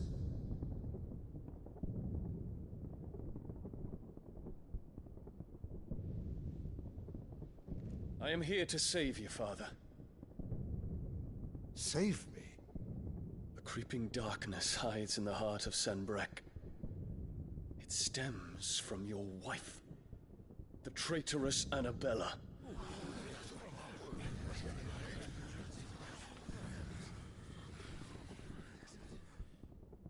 Not another word, Dion. Father, though you may not see it, the darkness has taken hold of you. It has made you forget yourself. But I bid you remember, there was a time when you ruled not with cruelty, but with compassion. Why now do you turn your back on your people? Why now do you seek to stoke the fires of war? You too have borne witness to this change, Your Eminences. And you know, as well as I, who is responsible for it. A puppet now sits upon the throne, but cut his strings, and the Master loses the power! What? Dion, you bear steel before your Emperor? Guards! Take him!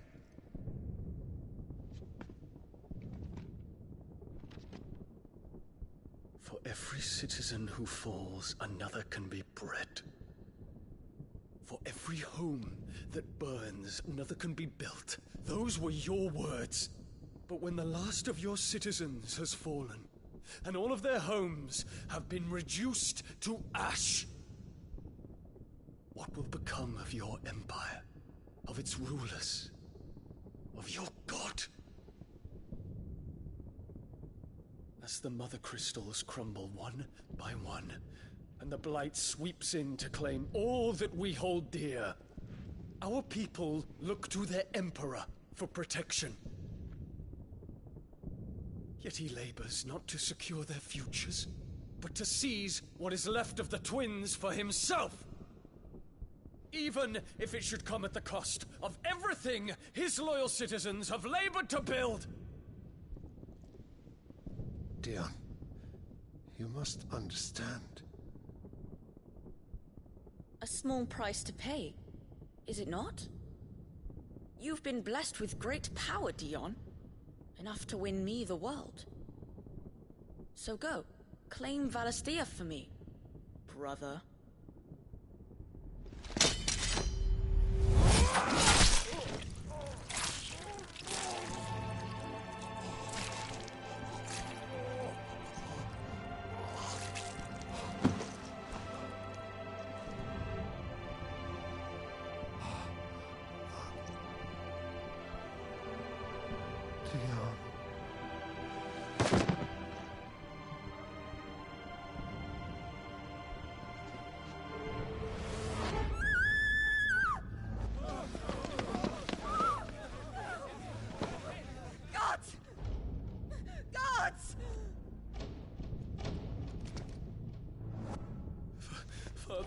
father. How he doted on his children. That he would die to protect me was plain. It was but a matter of when. You planned this? You did well to endure so long. But you broke in the end, as I knew you would. And now Mythos approaches. Put him to the proof. I would see if he breaks. Go, Bahamut. Kinslayer.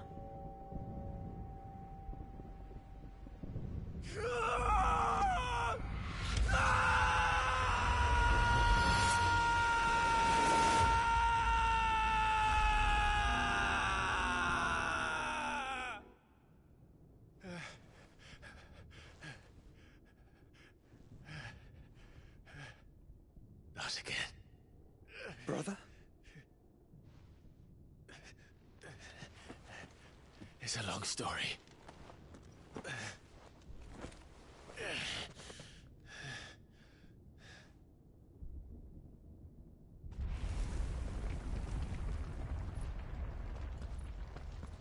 You cannot stay here, Mother.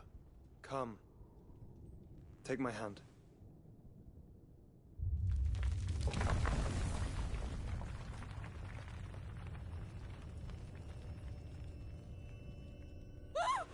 Get away from me! This is all just a dream, just a bad dream! You will not take me, Shadow! You will not take me!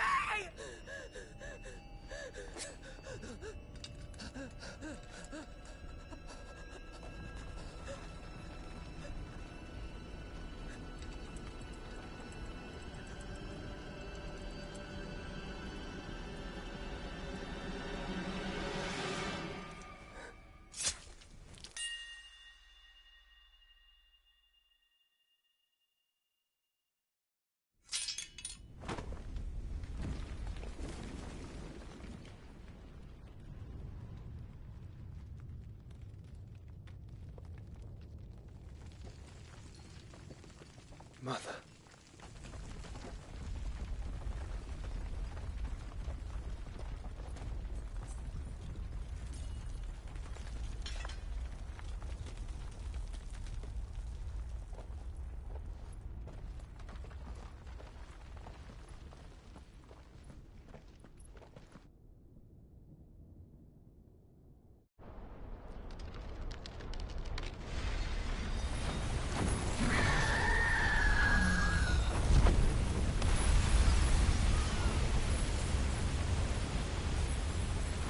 If it is consciousness that weaves your wills together,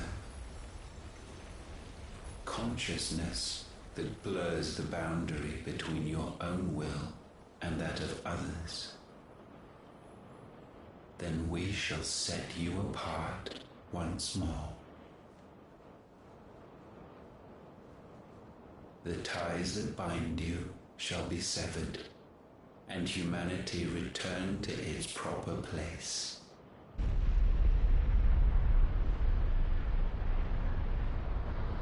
By primogenesis shall a new age of reason begin.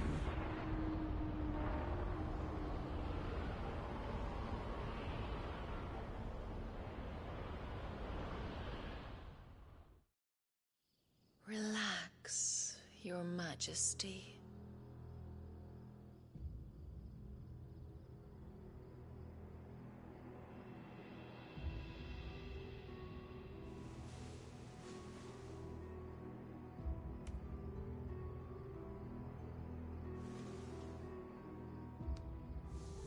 Don't you want to play?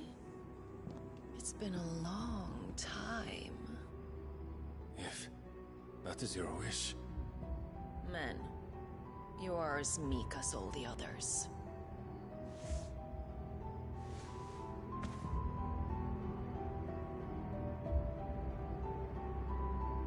Such feeble creatures.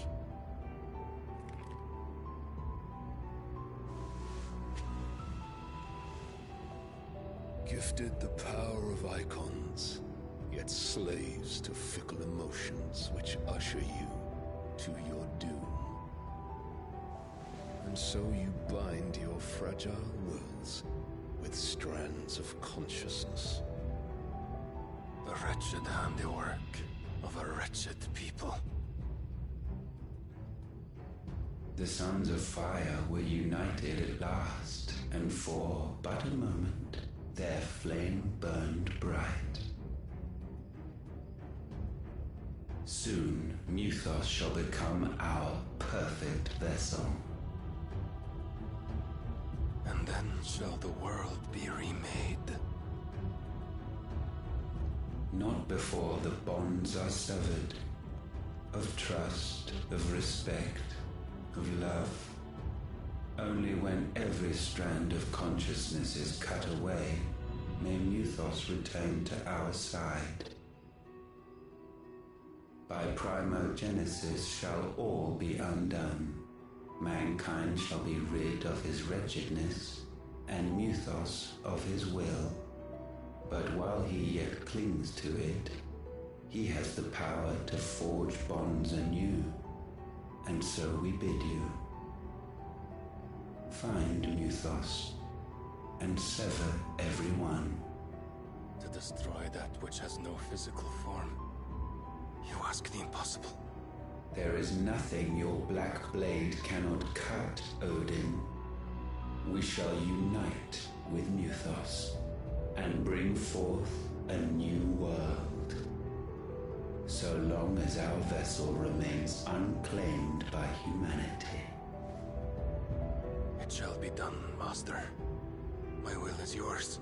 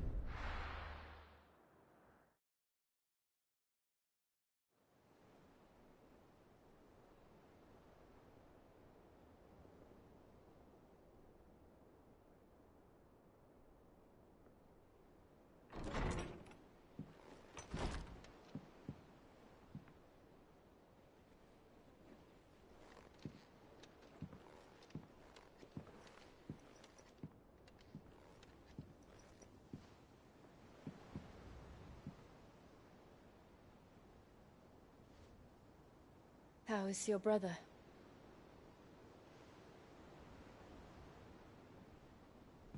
Asleep since I returned from the Dominion.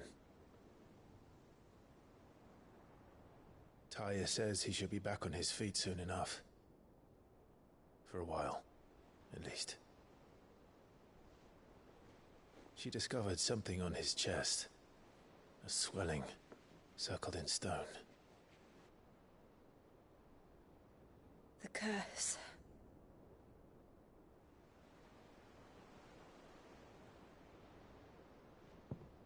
For every mountain we climb, another rises up to greet us, doesn't it?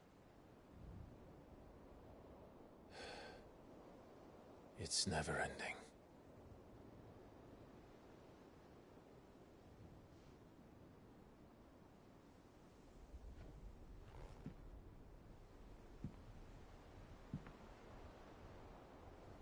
Even the sky seems to have grown tired of it all.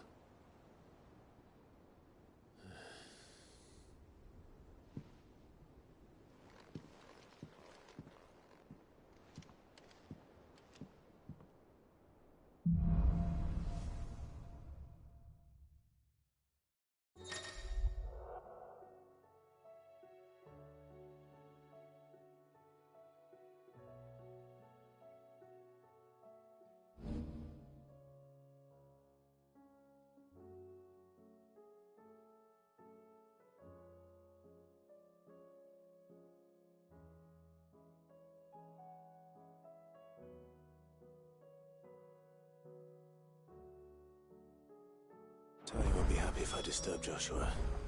While he rests, I might as well see what Otter has to say.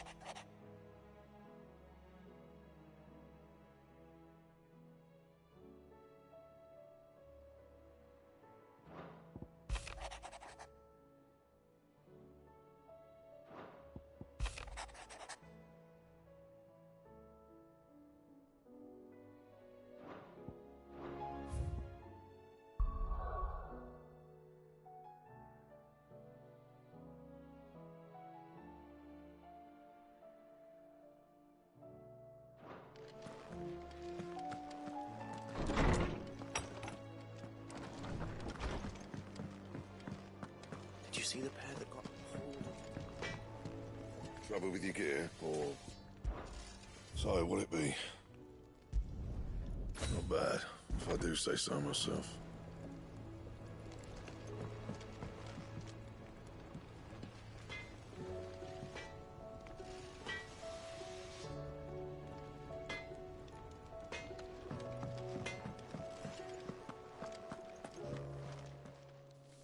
Clive. Go on, then.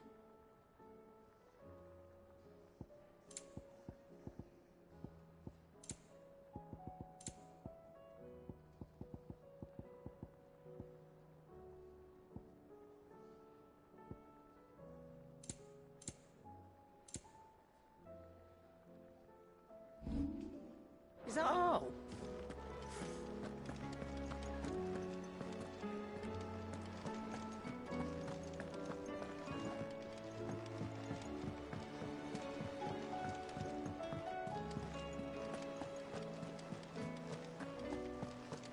Did you see that? Tell me you saw that.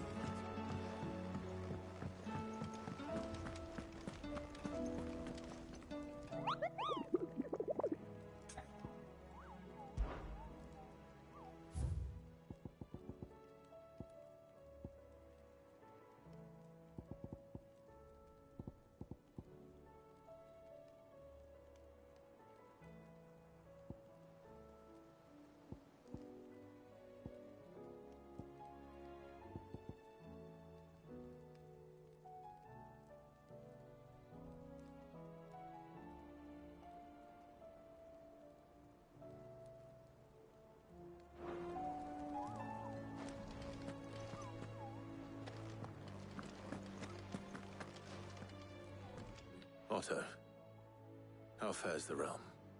The realm? Oh, she's just fine. As long as you look past the fat storms out mother crystals and her skies are a roiling cesspit. And Gav?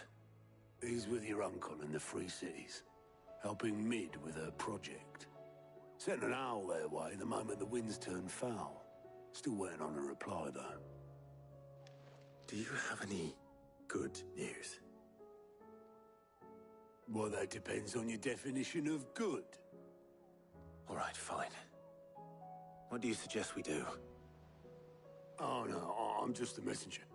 I leave the scheming to those more suited to the task. Could be that Lady Vivian and Old Tomes have their own thoughts on the current state of things. Could be that they don't. It certainly can't hurt to ask.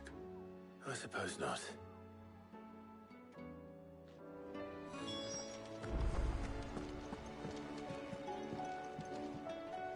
How is it that every one of your little excursions presages some inexplicable catastrophe? Not that you are to blame for the Dominion's fate. No one could have predicted the actions of the Crown Prince. I'm sorry I couldn't save your home. My countrymen are stronger than you think. A few toppled clock towers won't break their spirits. They'll be back on their feet in no time. I hope so. Look at us. Bluer than a pair of bog crabs. Tempting though it may be, sulking will not help us find a solution to this mess. You believe there's one to be found? I don't know. But I am certain we're more likely to find it if we first examine the facts.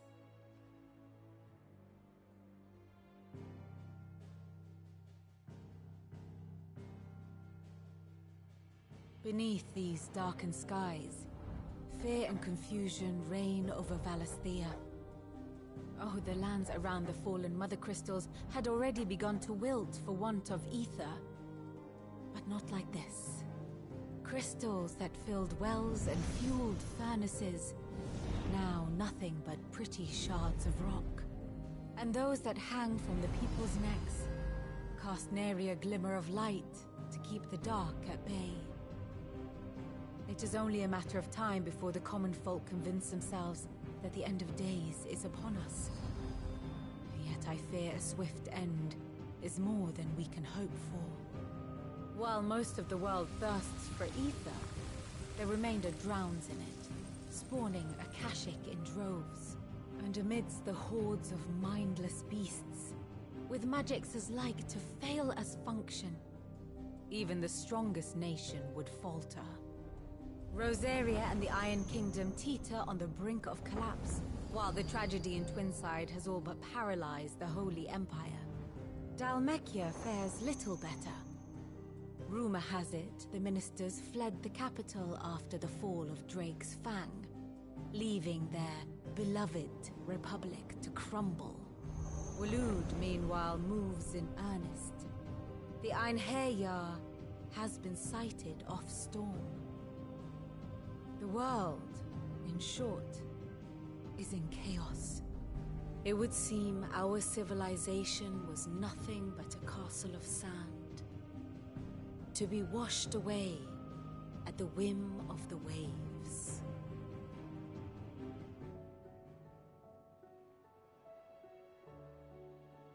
A castle of sand. Not my best flourish, but it seemed fitting. The reports I've received are considerably more blunt in their appraisal. Without the protection of their nations, it will fall to the people to defend themselves against those who would take what is theirs. Which is only ever going to end one way. Defending a farmhouse against a band of chocobo thieves is one thing, but pitchforks and palisades will do little to stall an army's advance. Should the King of Waloed deign to invade, there would be none to stop him. None but us.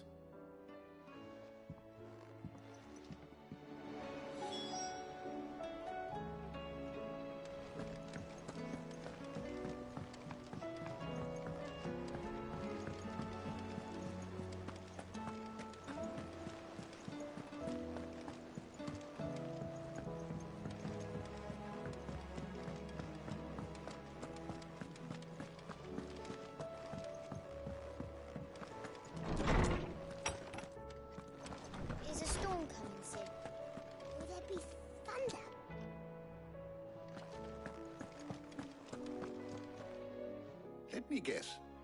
You're here about the skies. Is there anything you don't know, Lawsman? It doesn't take a court astrologer to augur the obvious. As for what has disturbed the heavens, that, I believe, is a question the Fallen might be better placed to answer than I. And on the 6th day did the gods tear the sun from the firmament, visiting darkness upon their prideful sons and daughters. But I dare say you remember your childhood lessons on the sins of Zemeckis only too well. You think they're connected? That Ultima was one of the gods responsible? Well, he has certainly exhibited powers that we mortals would associate with the divine.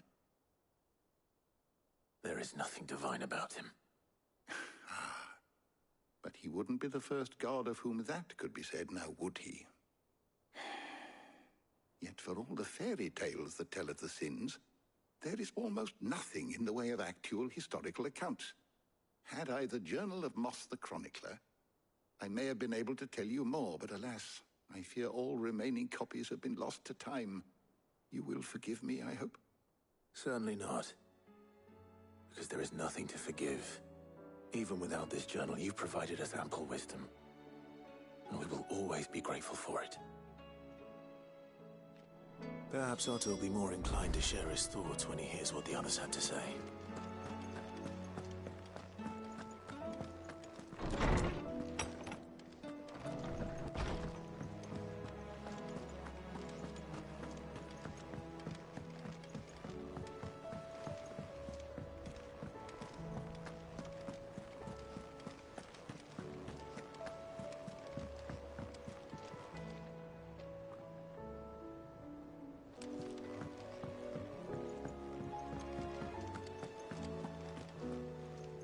Clive, we have a problem. Only one. That would be a first. It would. Actually, there are 3. We had as many owls arrive while you were at the shelves. Martha's got a Kashik out her gates, and talk of monsters roaming the hills outside of Northreach has put the wind up Isabel and her lot. And don't forget Dalimil. Lubor says the village was raided by bandits. When it rains... It fucking pours. The curse breakers are spread thin, taking stock of the damage in the Dominion. And even if I could get word to all of them, I doubt they get here in time to make any real difference. Which means there's only 2 people who can. Jill and I. Let them know we're on our way.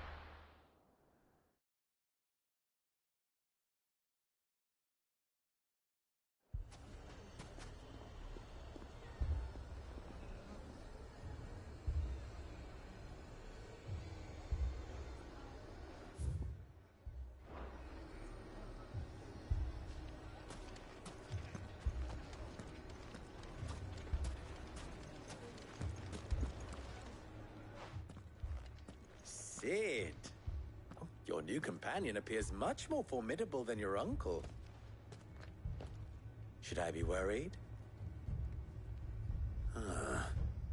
You haven't been introduced. Jill, Clive has told me much about you. All lies, I'm sure. Your Stolas said that Dalimil has a bandit problem. Indeed. Although, you're a little late. They left with our food and guild days ago. Any idea where they went? The desert's a big place. Your guess is as good as mine. But the fact is, I have more immediate concerns. What did you say to me? What did you say? Ah, as if by magic. Let's just say we've yet to reach a consensus about how to solve Dalimil's little problem. And at this rate, it won't be the actions of the bandits which prove to be our undoing. It will be our own. I've tried reasoning with the dissenting parties, but even the Desert Hare has limits. Perhaps we could talk to them. What makes you think they'll listen to us? What makes you think they won't? She makes a fair point, Sid. And you won't have wasted much of your precious time if you fail. They're just across the courtyard.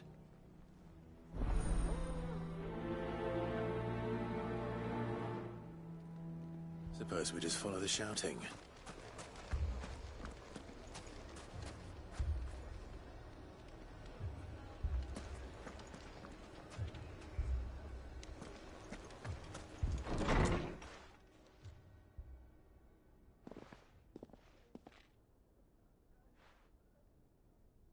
You wouldn't talk like that if it had been your men whose throats were slit.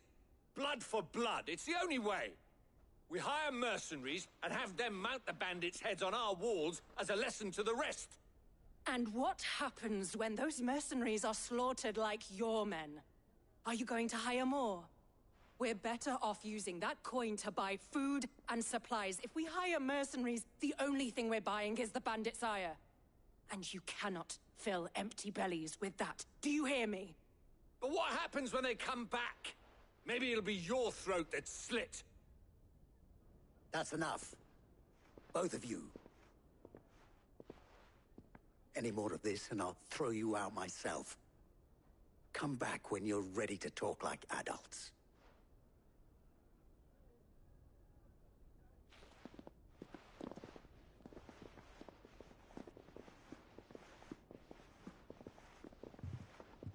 Victor. What's he doing here?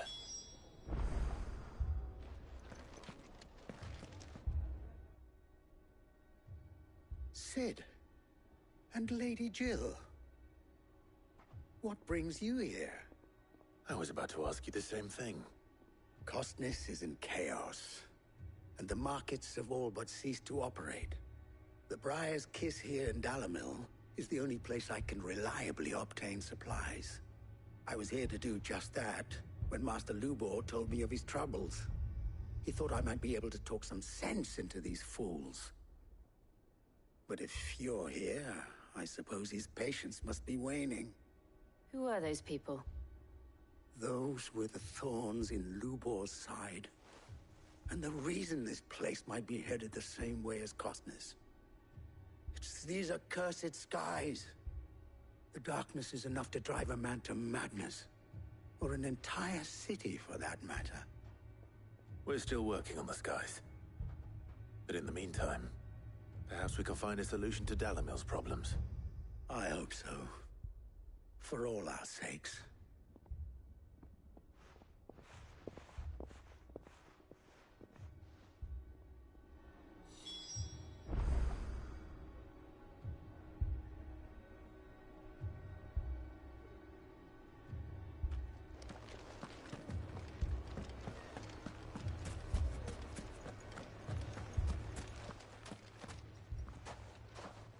So, you see my predicament?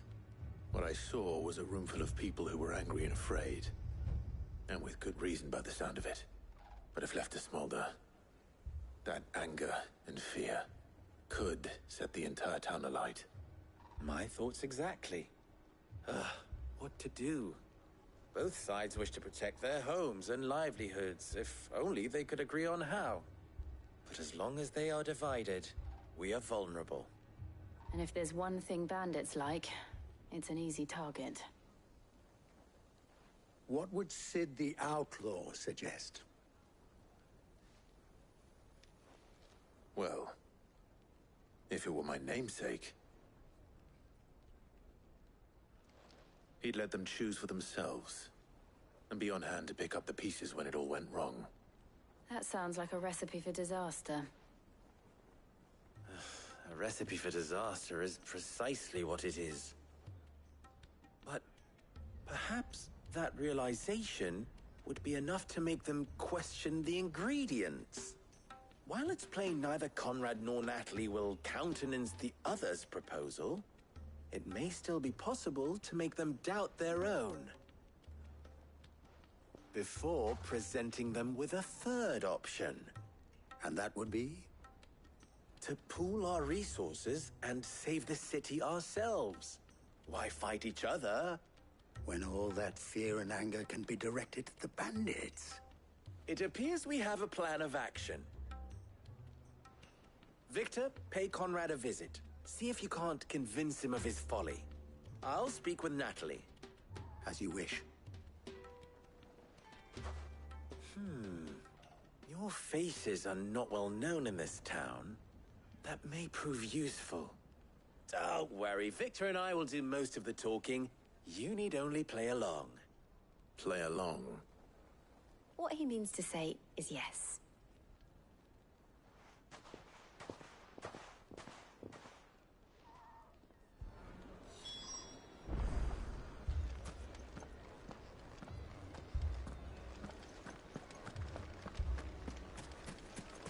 Picture it, Conrad. Your own...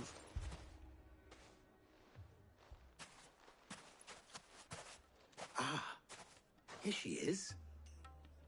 The Lady of the Spear herself.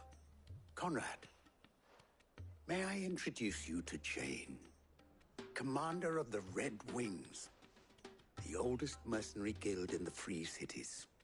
A pleasure, my lady. The pleasure is all mine. As I told you, I summoned the commander here from Canver to inquire about a contract. Victor says you told him no. That there aren't any men left to hire. Is that true? True as the crystals cracked.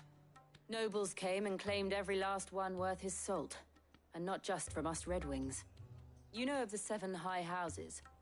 There must be 2 swords assigned each one. Granted, we have a few boys left. If it's boys you're looking for. Well, Conrad, are you saying that Dalamul's finest cannot defend this town better than a gaggle of unblooded striplings? That a band of beardless youths could better avenge the deaths of your brave men than you yourselves? Absolutely not. We'll show those bastards who they're dealing with.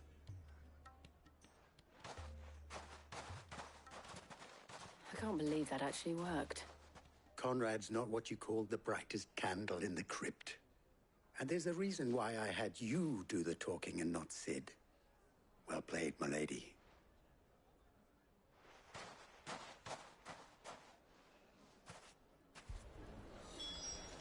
Then let us band together and show these brutes that... My shop? Why would anyone do such a thing?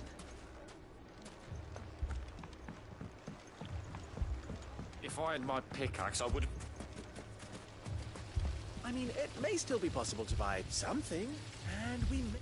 Ah, here he is now. Natalie, allow me to introduce Lord Underhill of Randalar's prestigious League of Merchants. Lord Underhill. At your service. Underhill? I was just telling the good lady of our conversation, my lord, and how you were lamenting the state of the capital's stores.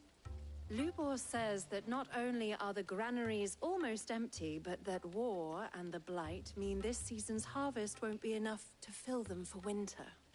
Indeed, certainly that is the case. The nobles in the capital are buying up the city's stocks of barley and wine, driving the prices higher than most commoners can afford. It is only a matter of time before the peasants revolt. It is worse than I thought. If what Lord Underhill says is true, I fear we have little hope of supplementing our stores, meager though they regrettably are.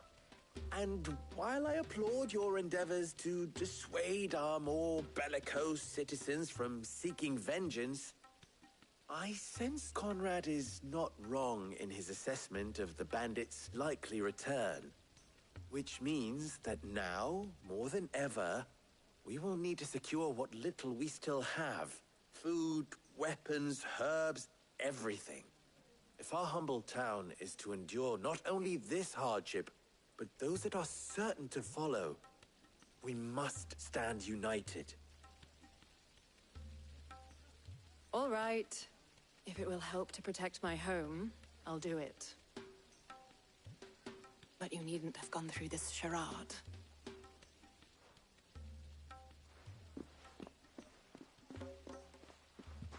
Thank you, Clive. Your performance was nothing if not workmanlike. She saw right through it. I didn't say it was good, merely that it produced the desired effect. Now, my scouts should be returning shortly. Meet me back at the Briar's Kiss, and we shall see what we face.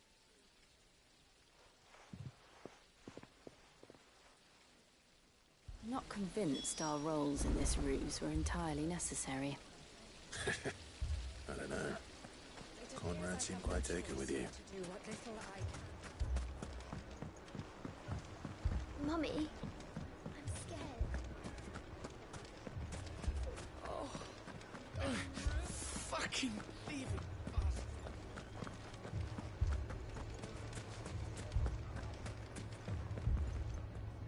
Good news, Sid. Both Conrad and Natalie have somewhat gracefully accepted their new roles. With time, they may even learn to... Time no longer appears to be the luxury it was before lunch. I take it your scouts found the bandits. Technically, it would be the bandits who found my scouts. It appears they march for Dalamil as we speak. All of them. You're not serious. They don't just want food, they want the whole damn town.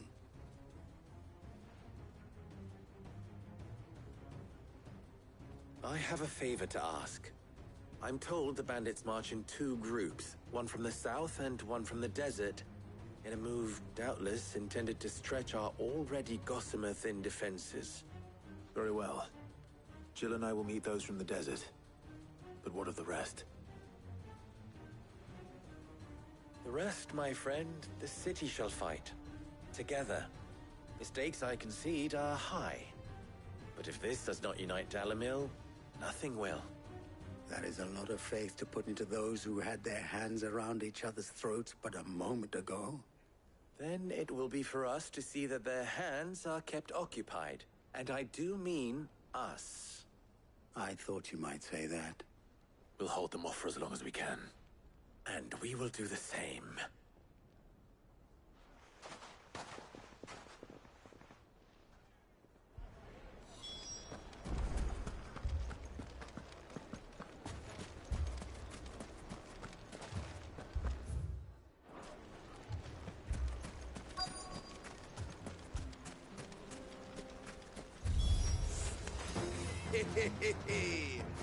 The women folk have come to welcome us.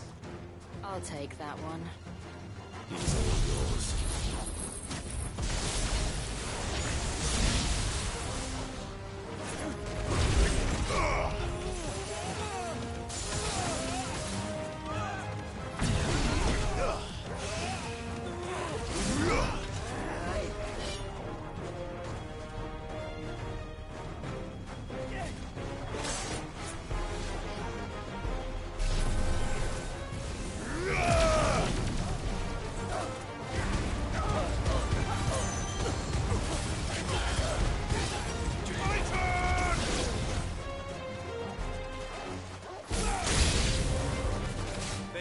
Overwhelm us.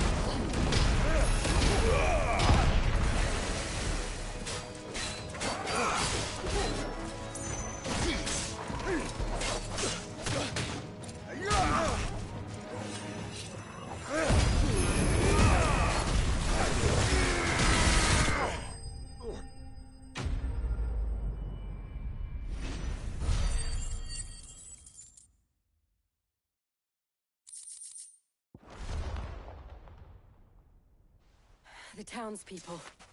Could they have held out? I don't hear any fighting. What do you think? That we should hurry.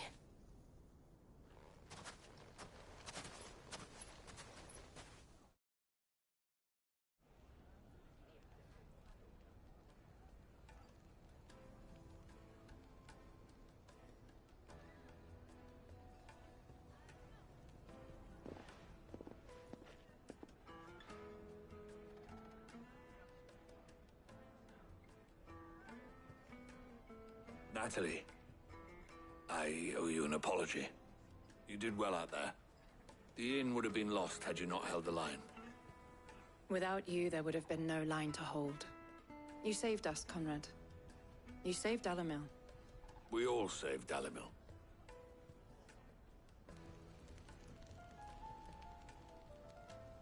Conrad seems to have had a change of heart. I'd say they both have. I take it from your presence that our visitors from the desert won't be joining us either. Pity. The plan worked, Sid. Granted, it only took an army of bloodthirsty bandits at our gate. Calm now, Victor. Why quibble over the details?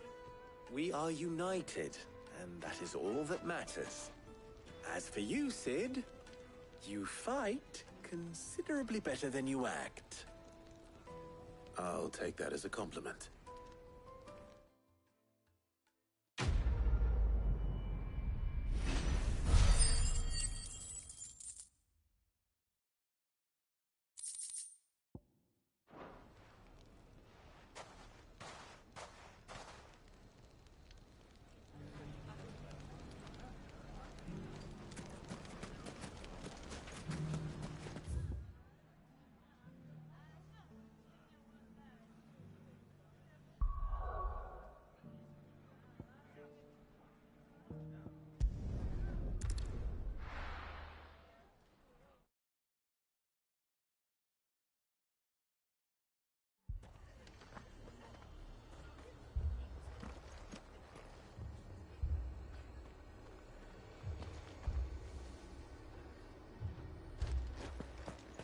This man's gonna die if we don't get him to a healer.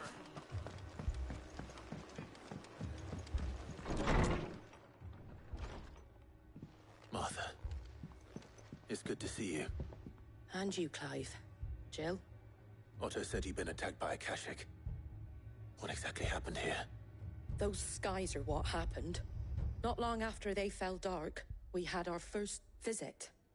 There were hundreds of them. Tried to storm the hill. Only a handful made it up here, but that was more than enough. The rest are still down there now. And while we have a few willing fighters holding them back, they're sorely outnumbered. What do you think, Clive? That we join the fight? I thought you'd never offer. Now, where I need you is the Fallen Gate. That's where the fighting is fiercest. Let the men know you come to help. Something tells me they'll be pleased to see you. We're on our way.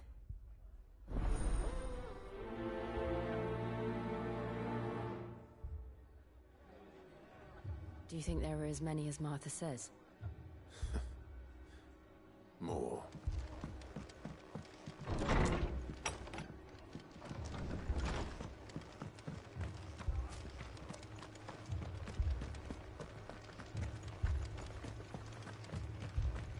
You don't think they've abandoned us, do you?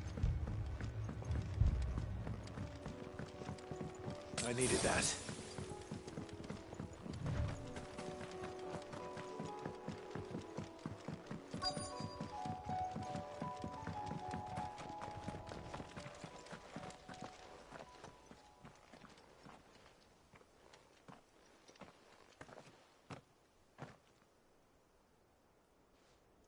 Clive, wounded.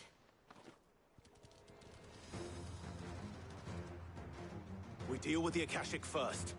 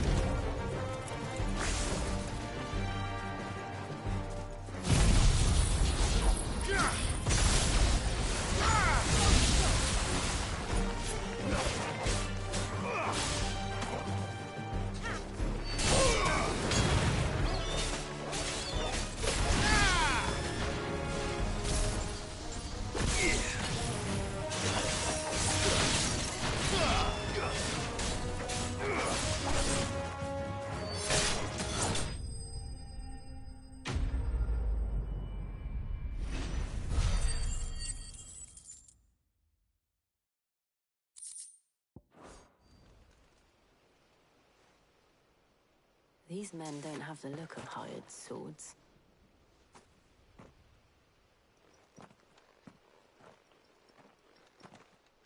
If you've come to rob this place, You are mistaken, my Lord Rosfield. We're here by Madame Martha's leave. how do you know my name? Forgive me, my lord. There wasn't time for introductions. We're with the Guardians of the Flame. Wade's men? But how did you come to be here? Where is your commander? Sir Wade left earlier with a scouting party to find out where the Akashic were coming from. Did he? Take your wounded back to the inn. Martha will see you're looked after. We'll join you anon.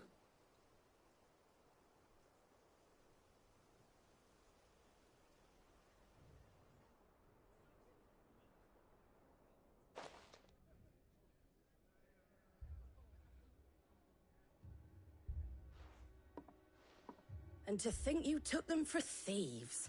A fine reward for holding off the horde, that is. When did Wade and his men arrive? Not long after Rosalith fell. The Guardians asked me to shelter some of them that had lost their homes. They were making ready to leave just as the skies turned, and we agreed it was best we stuck together. Martha!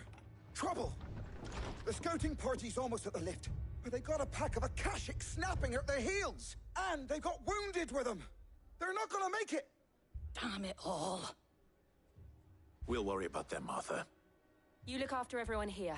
If any can still fight, send them to the lift. I will. You two be safe now.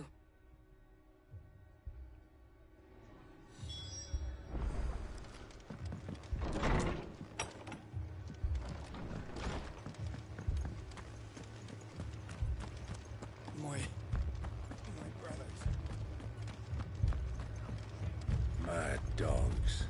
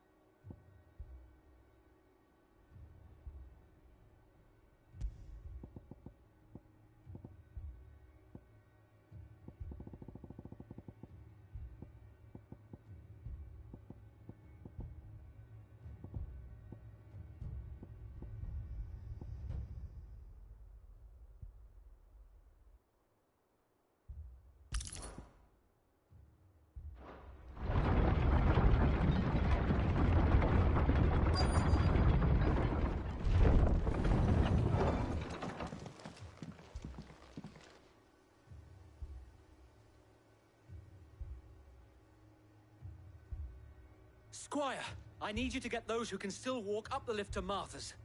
But what about... I didn't ask, Oscar. Sir.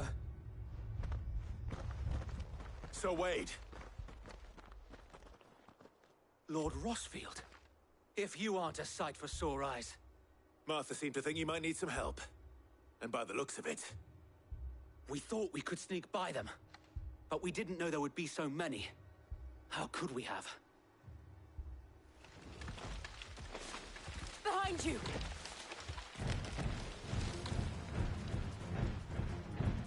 Damn it!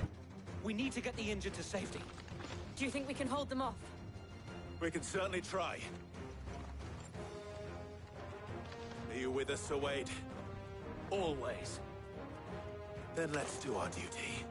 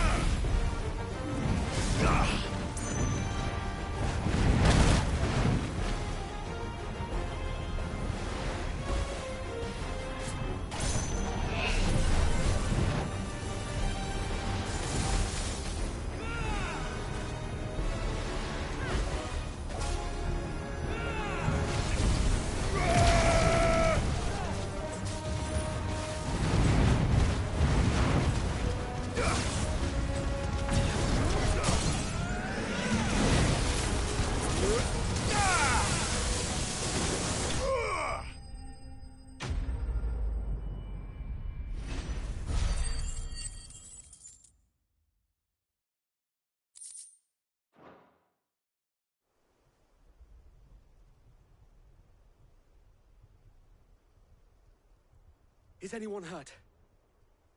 I don't think so.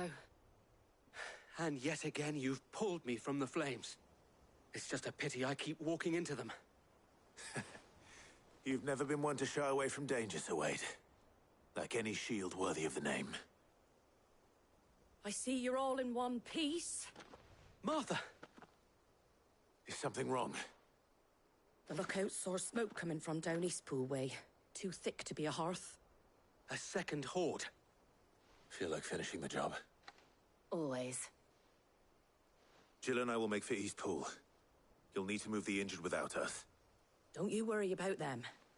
The moment my men are safe, I'll follow. Good luck.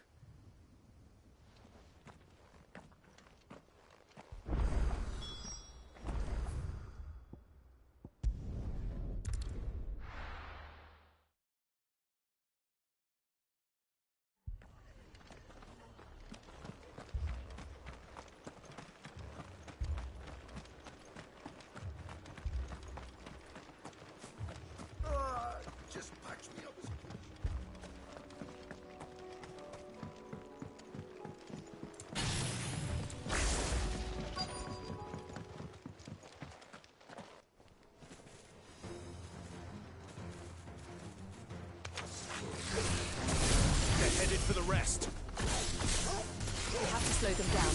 Martha and the others won't be ready.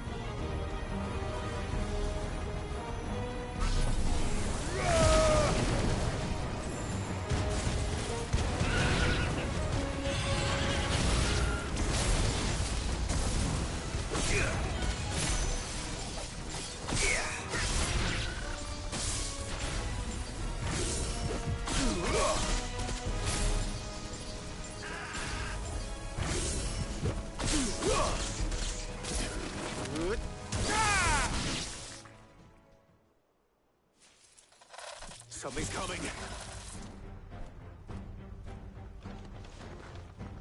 Apologies, my lord. Did I miss anything? Only the first round, Sir Wade. Shall we?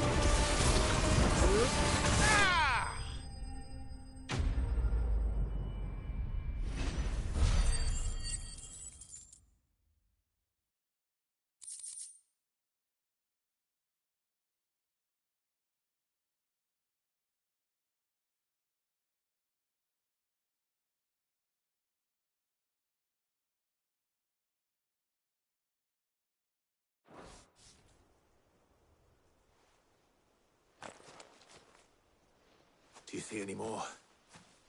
No. I think that was the last of them. But it won't be long before the next lot arrive. Then we make for Martha's while we can.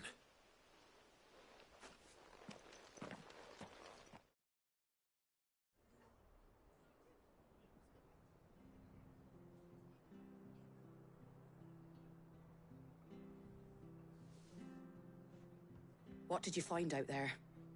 The same as Sir Wade. Scores of Akashic. Well, wherever they came from, they're gone now. Our lookouts say the lowlands are clear. Hopefully we'll have enough time to lick our wounds.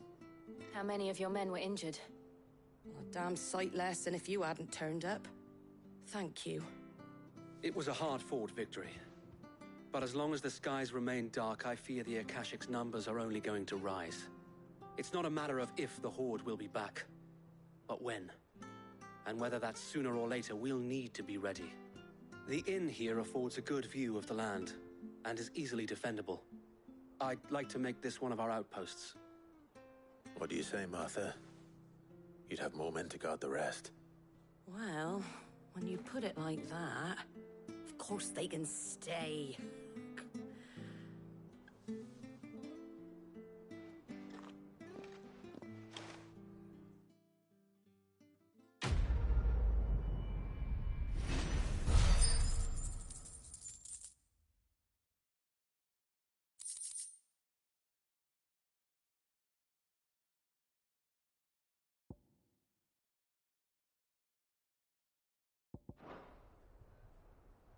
My lord, there's someone I'd like you to meet.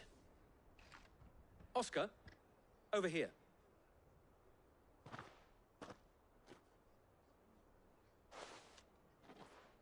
It is an honor to make your acquaintance, Lord Rossfield. I am Oscar. Oscar of House Murdoch. Murdoch? I wasn't aware the Lord Commander had children. Oh, he didn't. But his brother, my father, did. I am Sir Rodney's nephew. Well, go on, then. It's not for me to ask him. Yes, Sir Wade.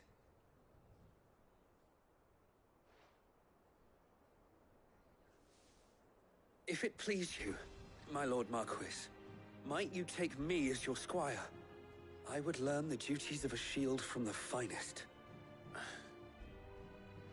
I'm sorry to disappoint you, Oscar, but I'm a shield no longer. Nor was I ever the finest. And spending time in the company of an outlaw hardly seems a fitting education for one aspiring to take his oaths. My Aunt Hannah once told me that a man is not defined by his title, but what he does in its name. You have accomplished much since taking on the mantle of Cid, winning no little honor in so doing. And I would sooner serve under an honorable outlaw than an unworthy shield. Not that Sir Wade and the other Guardians are... I mean to say that, they're... It's all right. We know what you mean. There is only so much the boy can learn from me, my lord. But a squire... Would that really be so bad? You were a squire once. And I'm certain Sir Rodney would approve.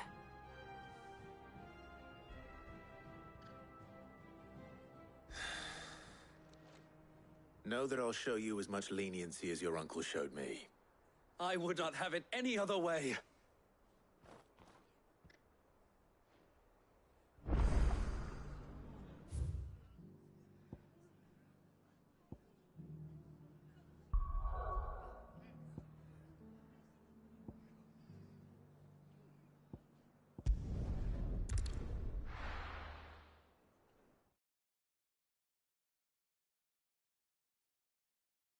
First we find Isabel.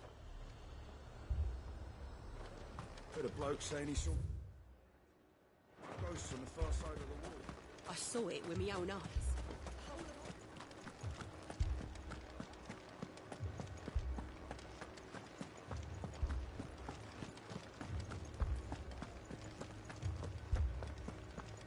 I can't do it.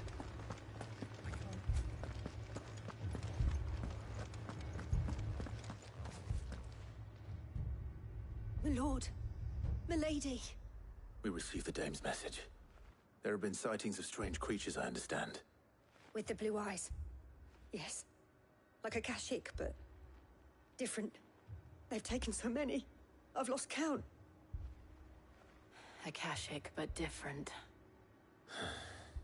Ultima's thralls. And what of your mistress? Is she here? Oh, no. She went to the garrison to ask what they were planning on doing about all this. Then we'll look for her there.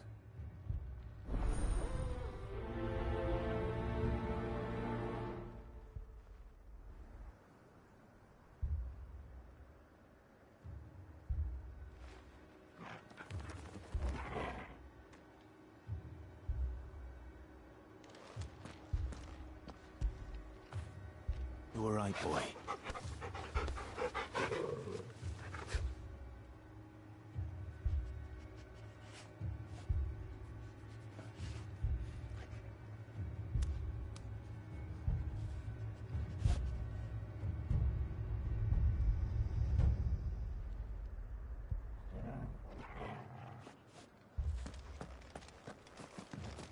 More arrived from the capital this morning.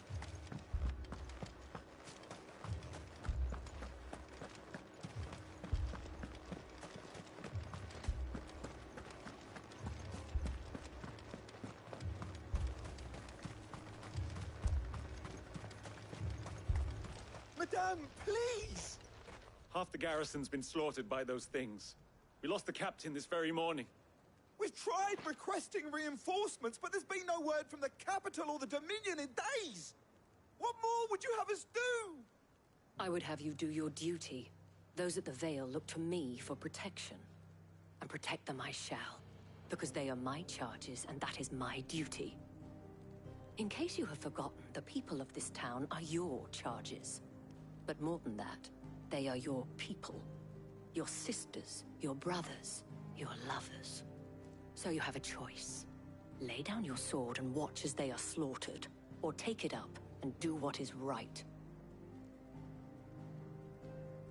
She speaks the truth, you know. This here, it's all we have. It's all that's left. What we have left is our lives! Do you really want us to lose them as well? Not if we don't have to. Look, there's a cask under the captain's bunk. Let's talk about this over a drink, eh? I'm listening. I'll have a word with him.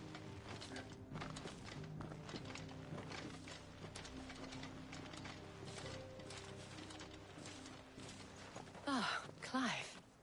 I didn't expect help to arrive so quickly. And sought to take matters into my own hands. It was a noble effort, but I thought you might still need some support. How like you to consider my needs. What we need to consider is where the creatures came from. The way the survivors speak of them, one would think they appeared out of thin air. And perhaps they did. It's hard to know what to believe these days. We'll talk to the survivors.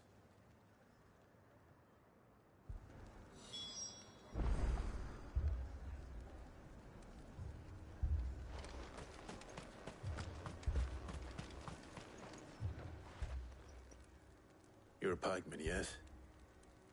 What happened? I've got family in Moor. I heard the flood was spreading, so I went to see if they were all right.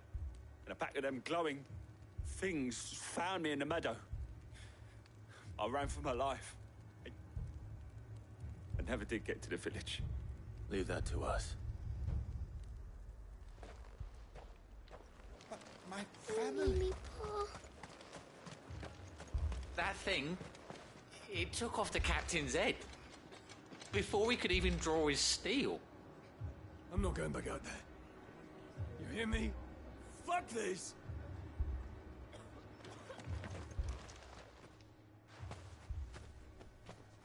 Did you see the creatures that attacked you? Creatures? Yeah, they came out of nowhere. They went for Joseph first, then me, and then they were just gone. Do you remember where you were? On the road from Oriflamme. We just passed Moor when... Where's my Joseph? It's all right. Just rest now.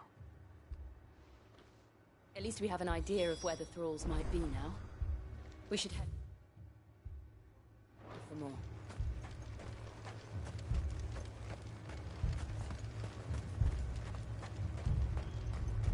I assume you have a plan? We need to find out.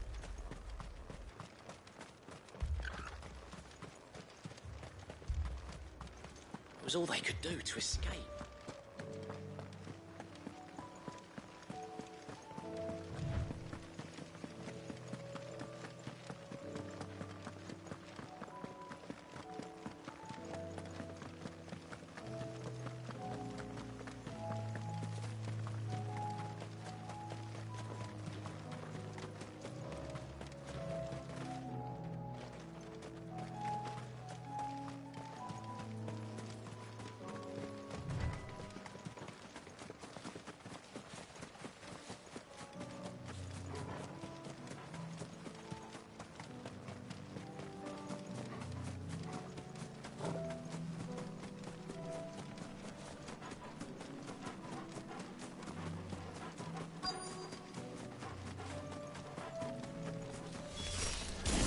Clive, look!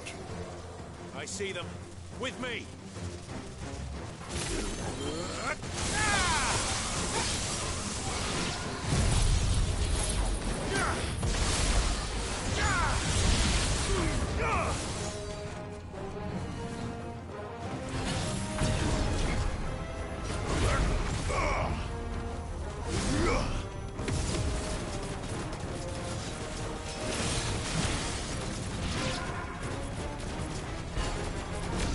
It's over!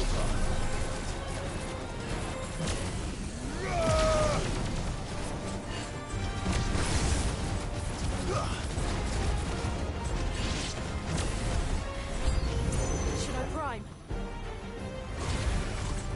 Save your strength!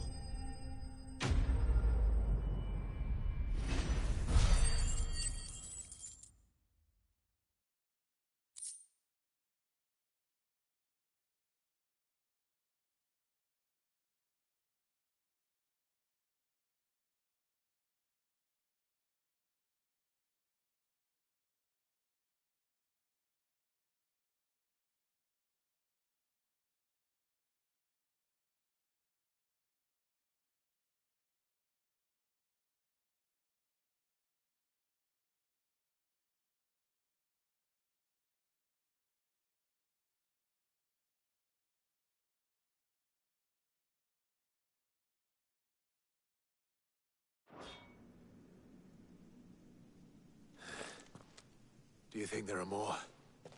There are always more. But I'd say we've done what we can for the time being.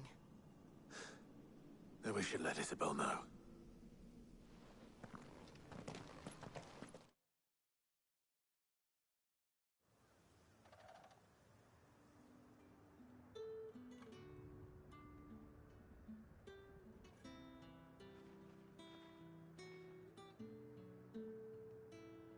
You have the town's thanks. Don't thank us yet. There will be more. Many more. And you'll need to be ready for them. Oh, we shall. Isn't that right, Captain? Yes, milady. The garrison will be ready. Philippe here has convinced most of the men to remain at their posts. For now, at least. Hearing that the Dame would look kindly on any man who committed himself to the task certainly didn't hurt. It's not the most selfless of motives, I'll admit. But whatever it takes, eh? Now me, I never needed convincing. I became a soldier to protect the people I love. And the people I love include the ones standing before me. Handsome and chivalrous. Now, if you don't mind, I have sentries to post. Milady.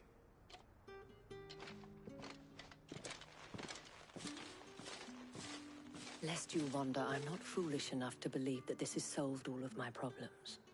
But it has solved one, and that's one fewer than I had this morning. Thank you again, Clive.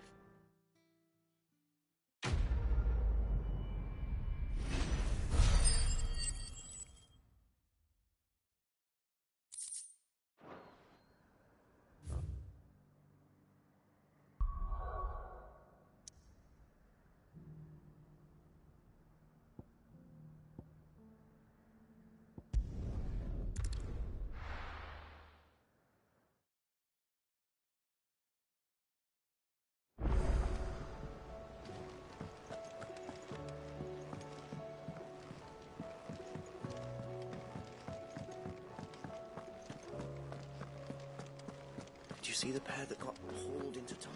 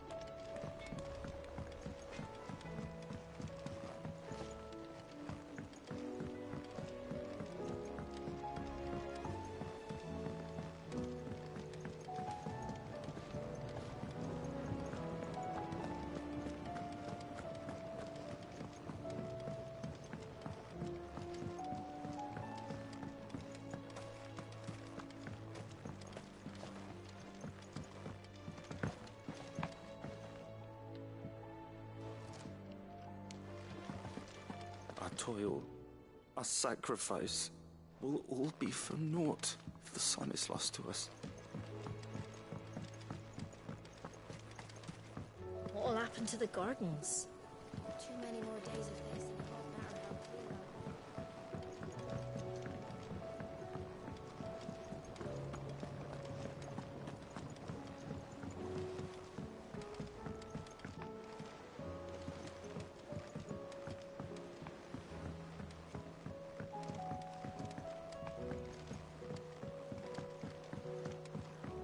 I heard the Emperor was impaled on his...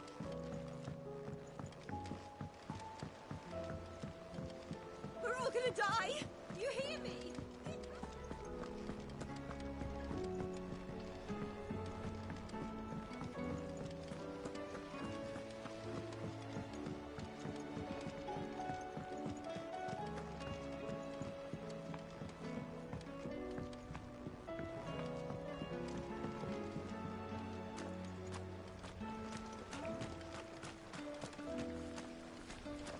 What happened to the sky? Do you think Sid broke it? Hush, you two. He did no such thing.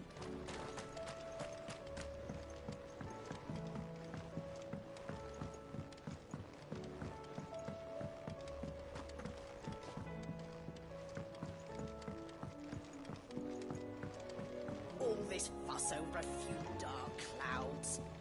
You'd think the people here had never seen a storm.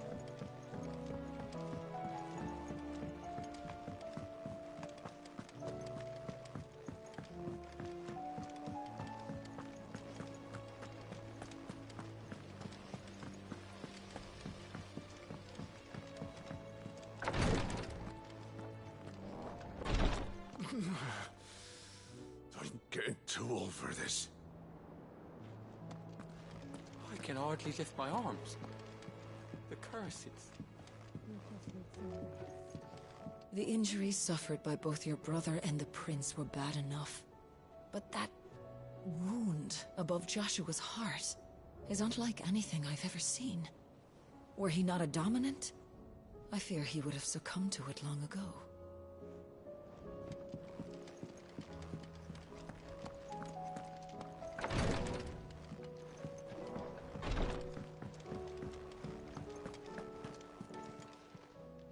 Ah, I wasn't expecting you back, sir.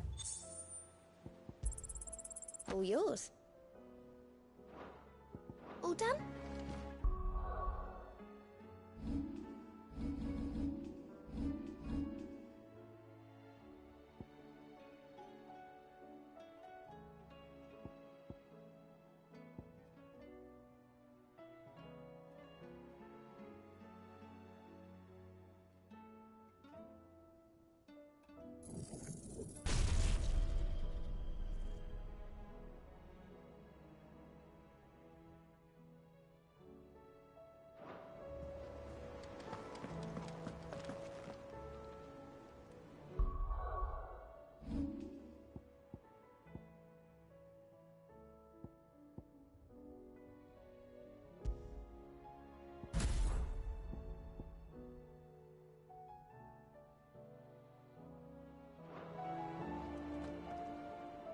Was wondering when you turn up. Had owls from all our friends thanking you for your timely intervention. How is it you always manage to arrive at just the right moment? Luck, I suppose. Any word on the rest of the realm? Let's see. Storm's still crying out for mother crystals. The nations are still in chaos. And the skies are still the colour of a kick in the kidneys 2 days on. So... Right. Clive, we knew this was going to happen. Well, not the bleeding skies part, but you take my point. Now's not the time to second-guess yourself. Now's the time to visit the infirmary. Talia says your brother's awake. Thank you, Otto.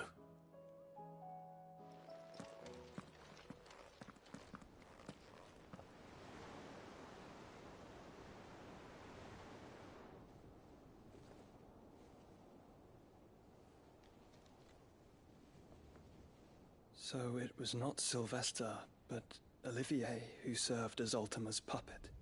And when Dion learned of this, he sought to slay the fiend.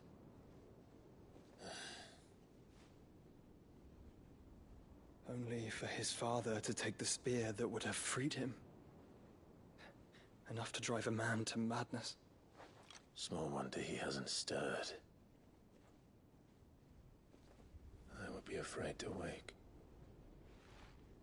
Had I but reached out to him sooner, warned him of the threat Ultima posed.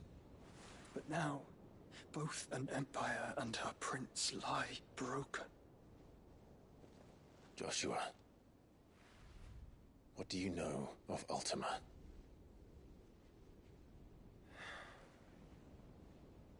Very little, I'm afraid. Despite my best efforts. 18 years ago, as I lay buried beneath the rubble of Phoenix Gate, 'twas not death who came for me, but another. And it was while in my rescuer's care, I first heard of Ultima. I've been chasing his shadow ever since. Ultima is driven by some deep, dark purpose, and for whatever reason, it would seem you are crucial to his designs. He will stop at nothing to have you, even if that means toppling an empire.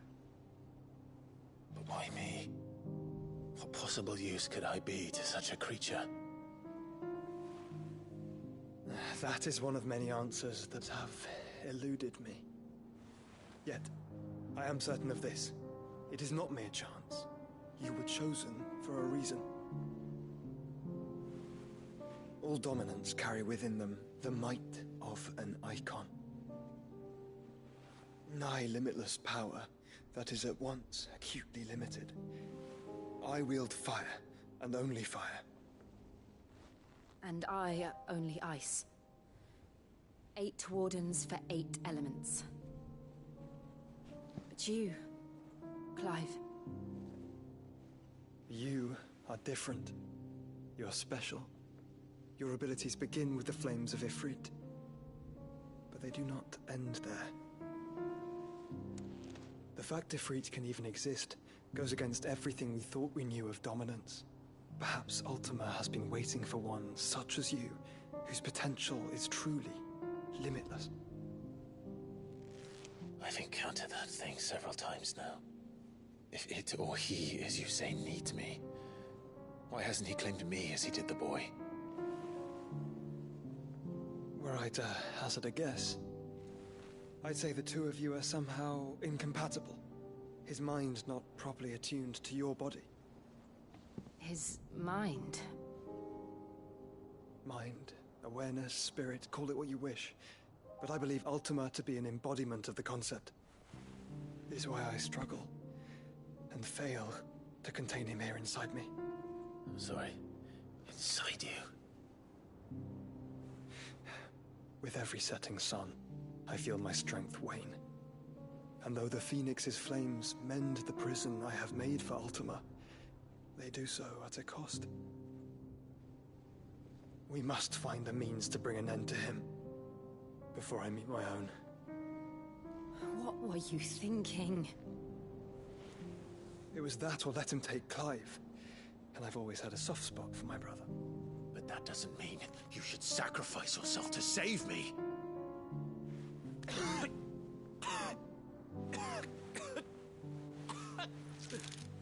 Joshua. Clive, it's Gav. There's an army of Akashic at the gates of Canver.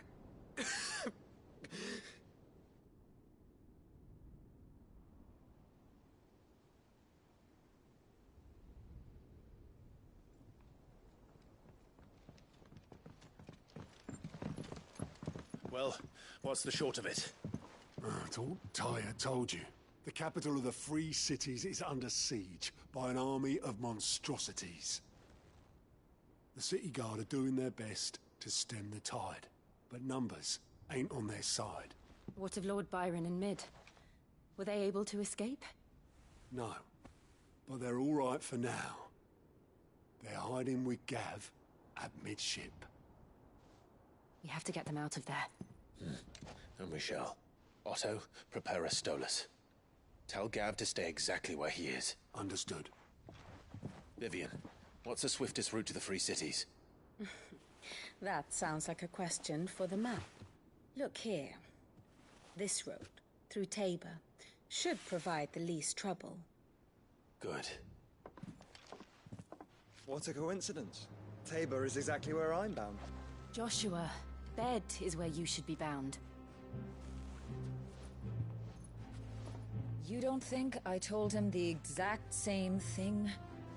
Were Tyre not such a talented healer, I would surely have been inclined to agree. But, thanks to her ministrations, I feel I may safely rejoin my attendant, who was to wait for me in Tabor if we became separated. All right, we travel together. Clive. If he stays close to me, he'll be fine. Thank you, brother. I'll look after him.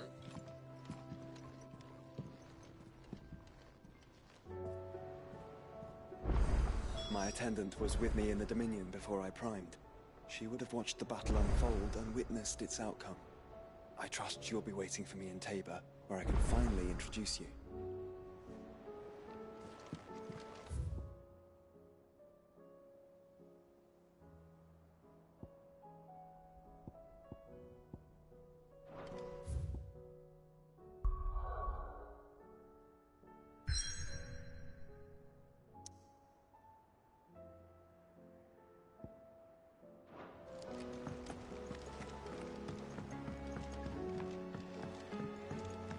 see that?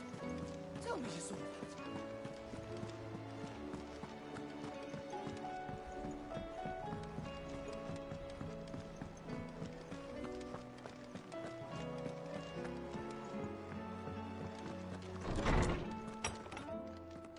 There's a storm coming, Sid.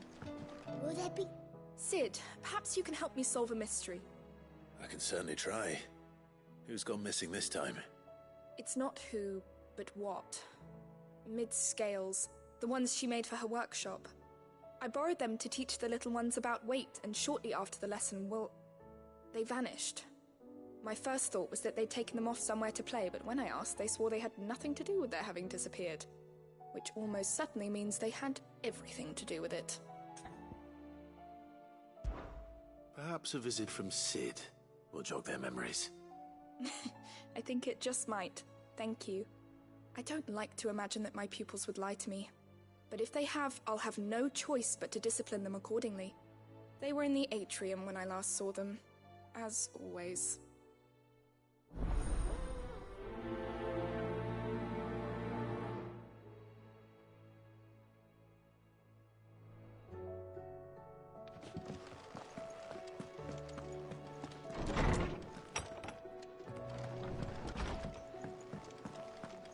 Seems the hideaway's lost its blasted appetite. book.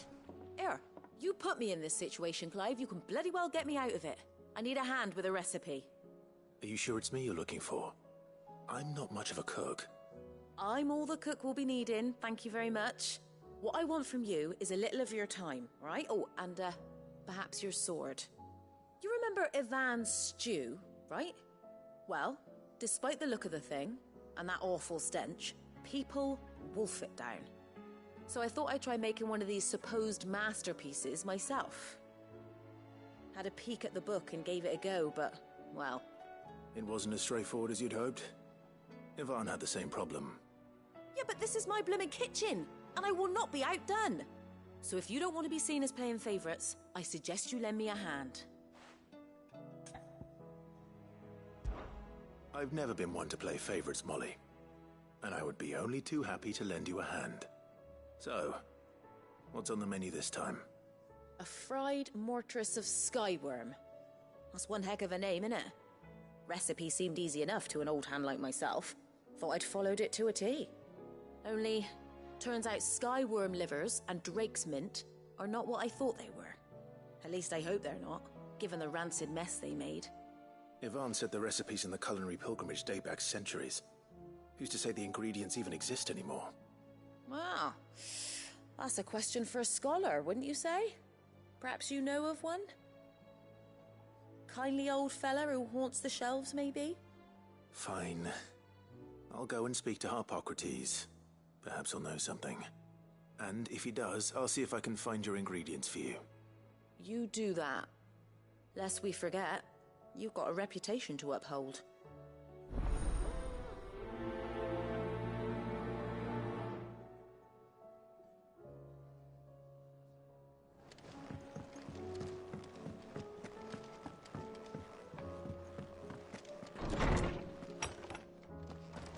Is a storm coming, Sid? Lawsman Harpocrates. I've come to pick your brain if you don't mind. It's about the book you lent Ivan. Ah, Valisthea, A Culinary Pilgrimage, a classic. One of my favorites, in fact. The young man did a wonderful job with the Chance's stew. I do hope we shall be able to sample more such marvels in due course. That's actually why I'm here. I don't suppose you know where I might find skyworm livers and drake's mint. Ah, so the fabled Sandbrequois delicacy is next on the menu. Delightful. The descriptions of fried mortress never fail to make my mouth water. Now, skyworm is a somewhat antiquated name for the wyvern, their ground livers being the paste from which the mortress is made. Dragon livers. How very Sandbrequois. One would have thought the disciples of Bahamut would have a touch more reverence for their icon's brethren, but apparently not. I believe the specific dragon the recipe demands is the blueback wyvern, said to be the very color of the sea beside which it resides. So we know where to look for our liver. But what about the Drake's Mint? Saint's bonnet in contemporary parlance, a herb which grows along the North Reach coast. I gather that one can locate the cheerful yellow flowers by their heady scent alone, so I'm sure you'll have no trouble finding them. I may add that people once believed game was best served with the flora that sustained it in life, in which regard fried mortress of skyworm is undoubtedly a typical dish of the time. Meaning that if I find one, I find the other. To Northreach, then. Best of luck, Clive. And do save me a bite once the dish is complete.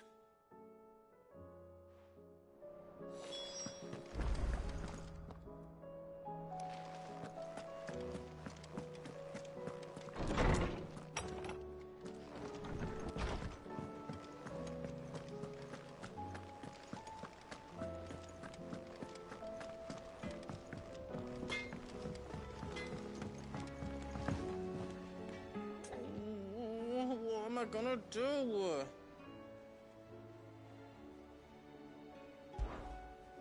Is everything all right, Goots?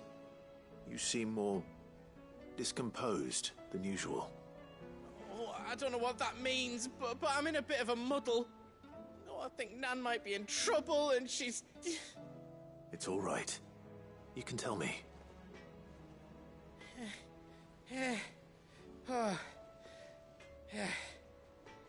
There was a trader came by. One of our usuals, like. Said he'd heard some rotten rumours about her down Dallimil Way. Folk are saying she's been selling to bandits and cutthroats and that. I mean, she's fond of a chance to make a coin or two, aye, but she'd never do business with baddies. Especially not the kind who go hurting people who haven't done out. I wanted to ask her about it myself, but I'm scared she'll give us a tongue lashing. She'd never give your tongue a lashing, though, would she? Don't worry. I'll speak to her. Oh, thanks, Clive. You'll let me know what she says, won't you? Of course. I'm sure it's all just a misunderstanding.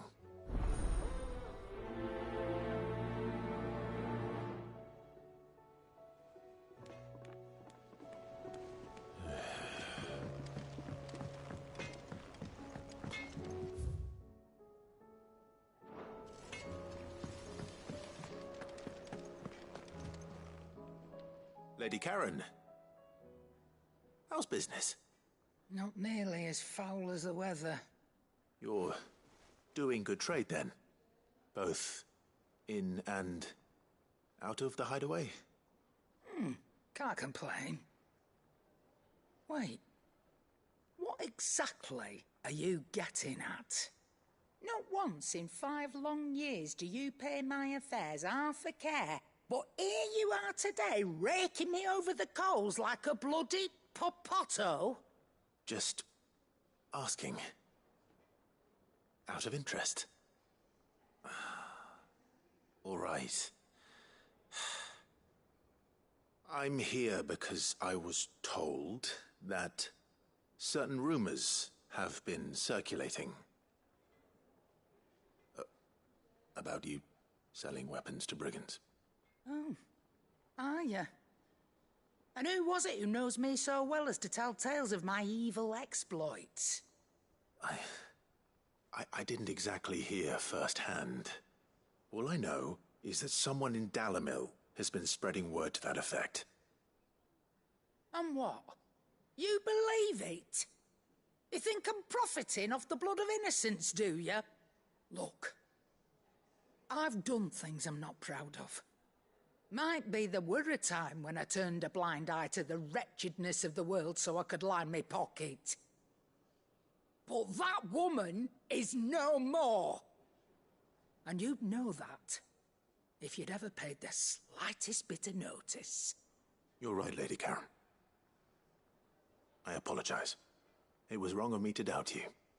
Aye, it was. Now, I reckon you've got better things to do than pointing your do-gooding finger at a poor old woman. Of course. Good day.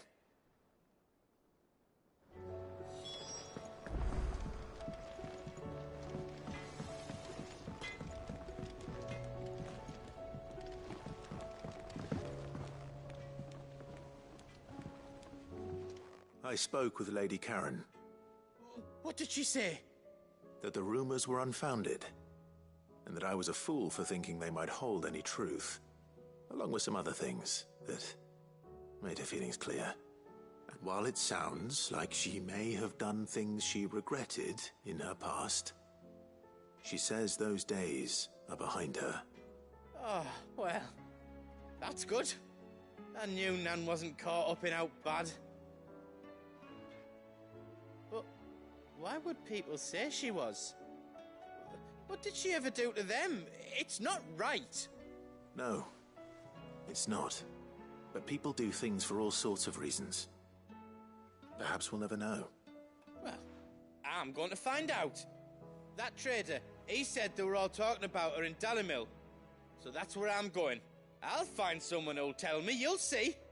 Are you sure that's wise? Whoever's spreading these rumors means Karen ill. Oh, right. But that's why you'll be coming with me, isn't it, Clive? I suppose it is.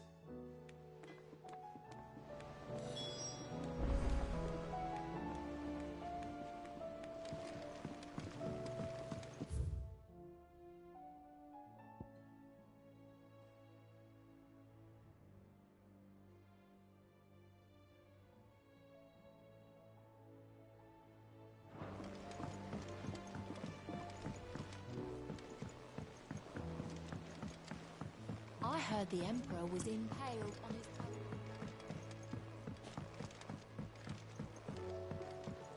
We're all gonna die! You hear me? What do you reckon we should do? I say we should just tell Miss Shirley. You'll get us all straight. I'm telling you, I can fix them.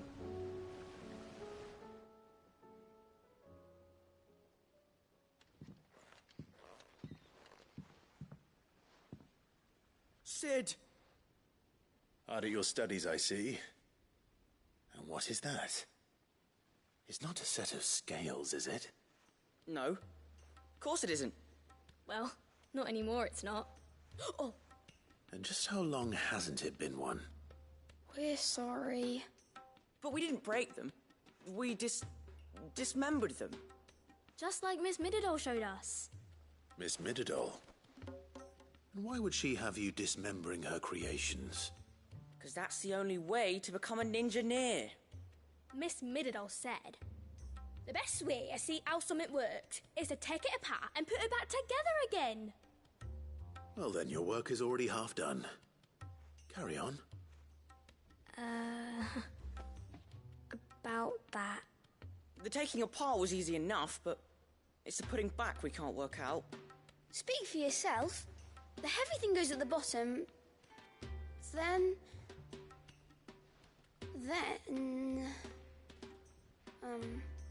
You three need to learn to take responsibility for your actions. So let's have a look at these parts with fresh eyes, shall we?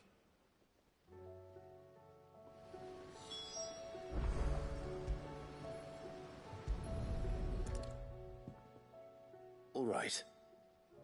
Everything here was once part of Miss Mididol's scales. Every piece has its own role to play, and each is just as important as the others. If even one of them is missing, the scales won't work. So let's think about what those roles might be. You already know one of the pieces. The body. Its role is to support everything else. But what of the others?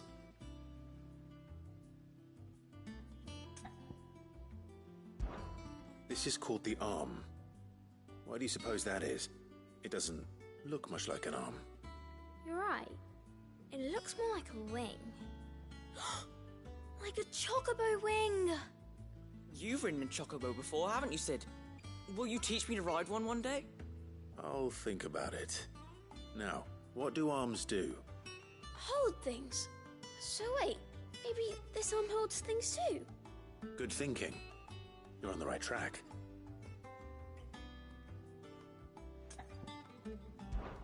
These round parts are called the pans. You all know what a pan is, don't you? I do. Molly uses them in the kitchens to fry bangers. But these aren't for frying bangers, you idiot. They're for weighing stuff. But what if I wanted to weigh goods? I don't think he'd fit on that little thing. Probably not. What are the chains for? Holding the pans up? Well spotted. Which means something must hold the chains up in turn. This tiny piece is what's called a cogwheel, or gear. Have you ever seen one before? I have. Miss Middledale's dungeon is full of them. Most are on the floor. She puts them in all her inventions. They spin round and round and round and round and... That's right. They're very useful when you want to make things move. Do you remember if there was anything on the scales that moved? I remember the arm moved when I tried weighing an apple. And then somebody ate it. It's not my fault. You shouldn't have tried weighing it before lunch. You know what part's supposed to move and how it's supposed to move. So, let's put the pieces together first, see what doesn't move, and then stick the cogwheel to that. Not a bad idea. You see? It's not so difficult.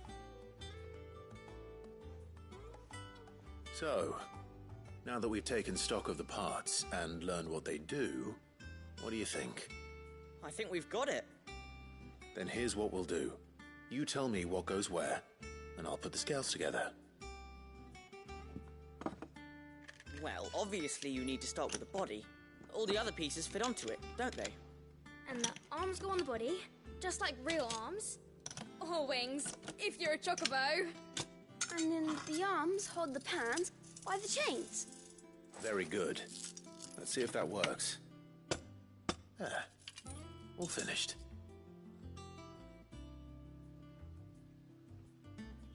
Yes! We did it! Well, with Sid's help. Oh, I just put the pieces together. It was you three engineers who showed me how. That's right. We're Miss Middledale's hairs. Her hairs? Yeah, hairs for the future. She's showing us her secrets now, so we can help out the hideaway when we're older. What do you think, Sid? Are we almost ready? With a little more help from Miss Middledale and Miss Shirley, I'd say it won't be long at all. You hear that? It won't be long. Until then, though, do try to be honest with Miss Shirley.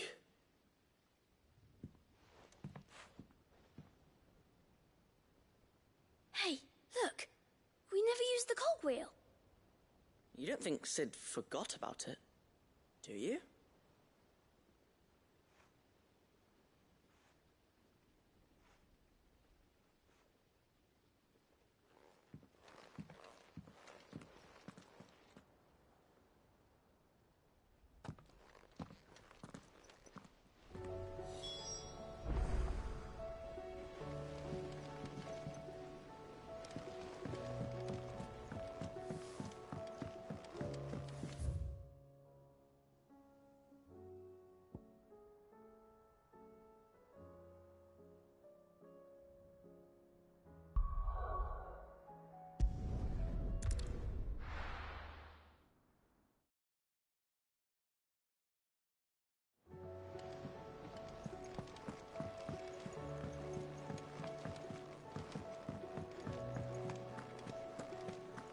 Seems the hideaway.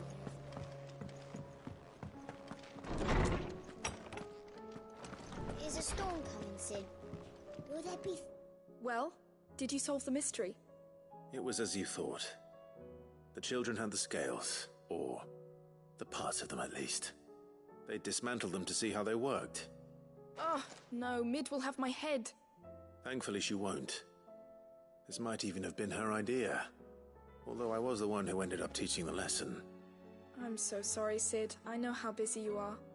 I shall see that the children are properly punished. Please, there's no need. Mid seems to have taken the three of them under her wing. She's even calling them her heirs. She'd have them follow in her footsteps. And her father's. I see. Sid, do you know why Mid has been spending so much time at the hideaway of late? She told me it was because her studies have been interrupted by events in Canva. Is that not true? No, it isn't. The university offered her a commission. In exchange for full tuition, room and board, They asked her to oversee the design of several new war engines. To anyone else it would be an opportunity, but to Mid, who lost both her parents to war, it was a bitter pill. One she was none too keen to swallow. But that should come as no surprise. She's only ever cared about bringing people hope. The very last thing war can be said to do. Which explains her heirs. She's working to give them a better life. And so should I. What's the odd engineering lesson? Oh, you've given them far more than that. And I'm sure they're very grateful.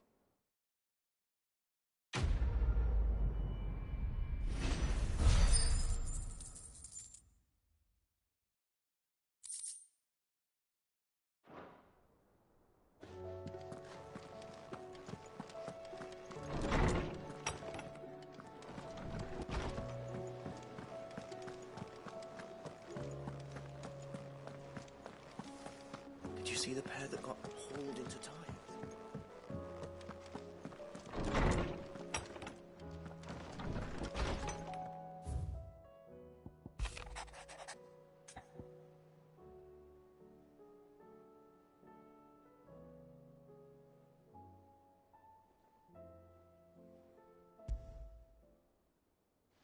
Rutherford.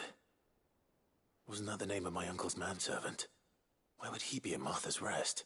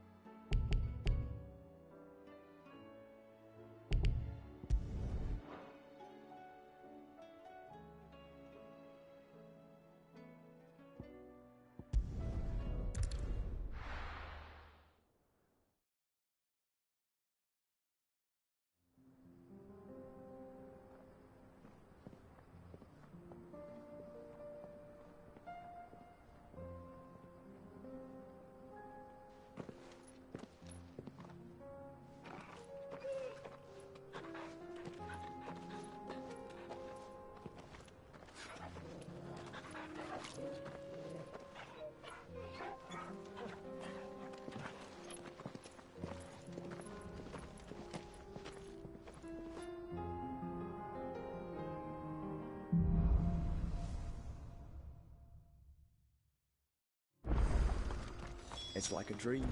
The four of us out walking like we used to. Enjoying this, are you? Gav and the others could be in danger as we speak. You're right. I'm sorry. Yote is a fine scout. If Canville was attacked, she will already have begun gathering information. Tabor isn't far. We should pick up the pace.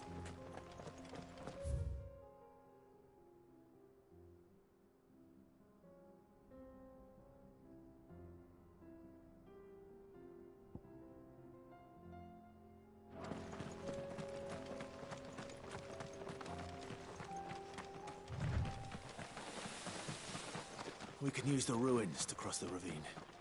Assuming they will allow it, the Echoes have a will of their own.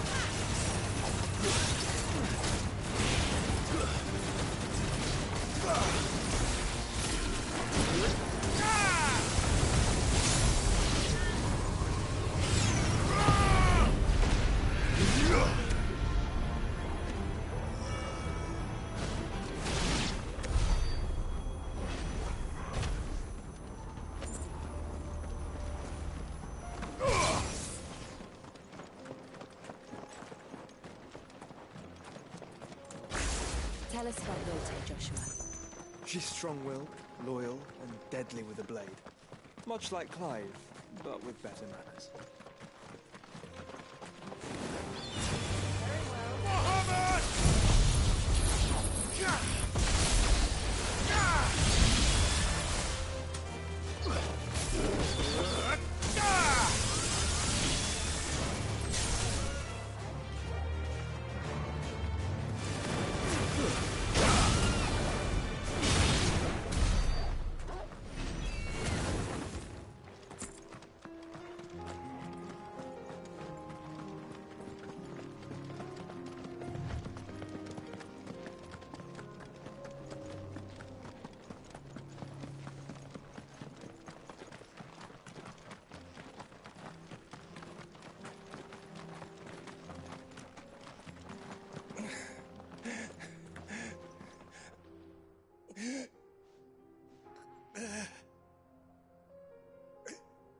You're injured.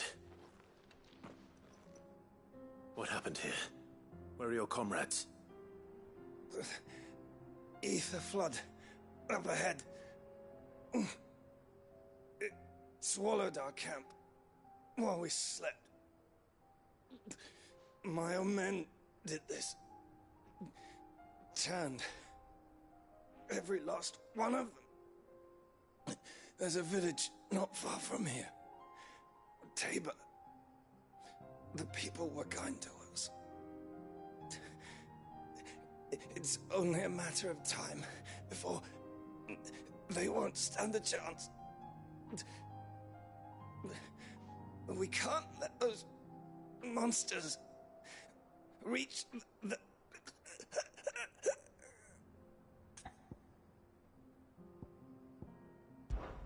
I'll go. You catch your breath. Thank you. Our encampment is up ahead. Just off the track. They must not reach Tabor. Forgive me, Lord Kuka. Rest well, soldier.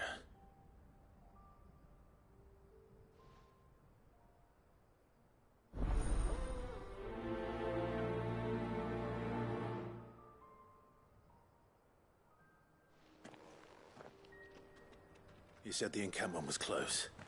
Let's hope the Akashic are still there.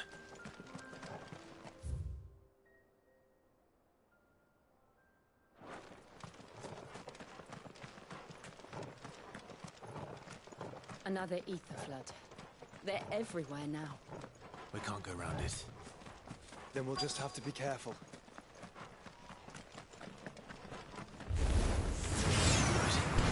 I got here in time.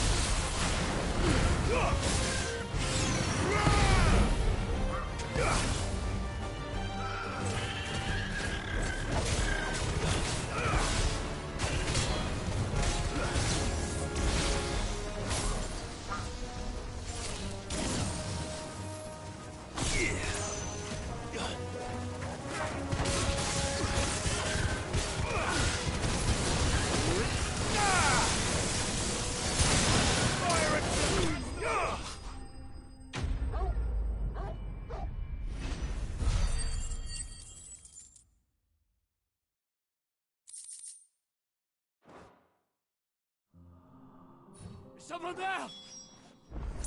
Please, I can't move my leg! That doesn't sound like an Akashic.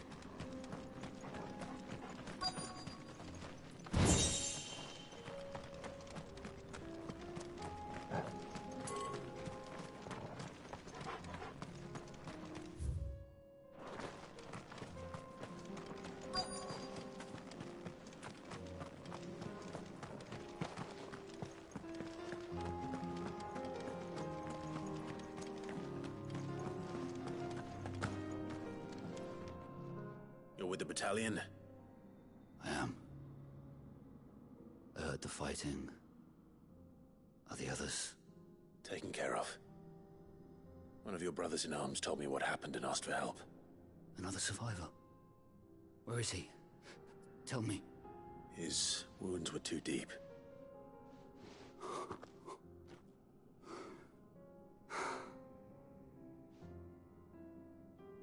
He was right to send you. Those things you slew are no longer my brothers. Tabor is safe thanks to you. Here, you've earned it.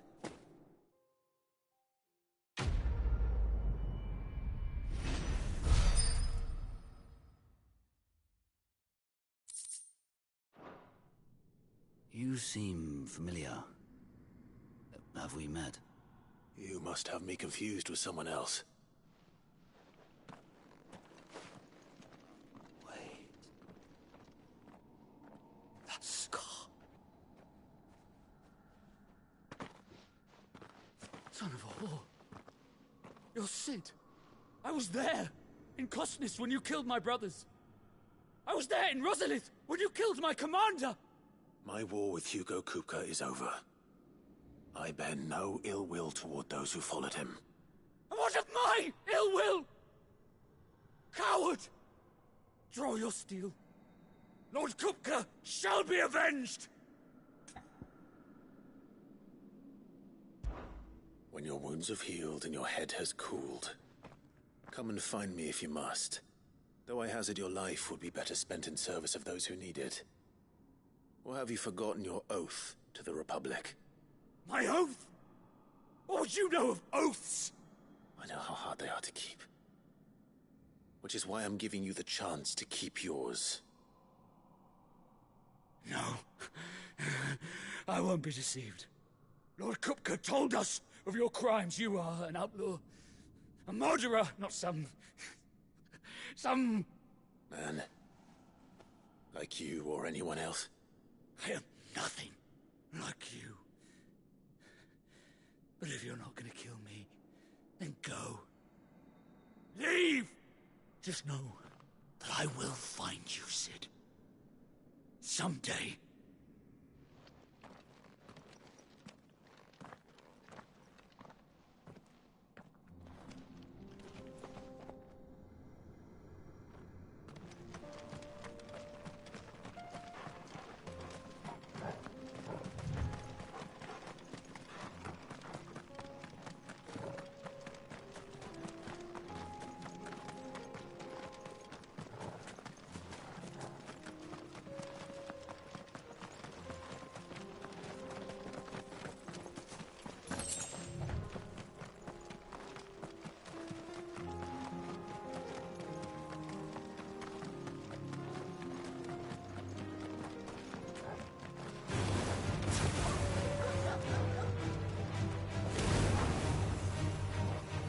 Get him!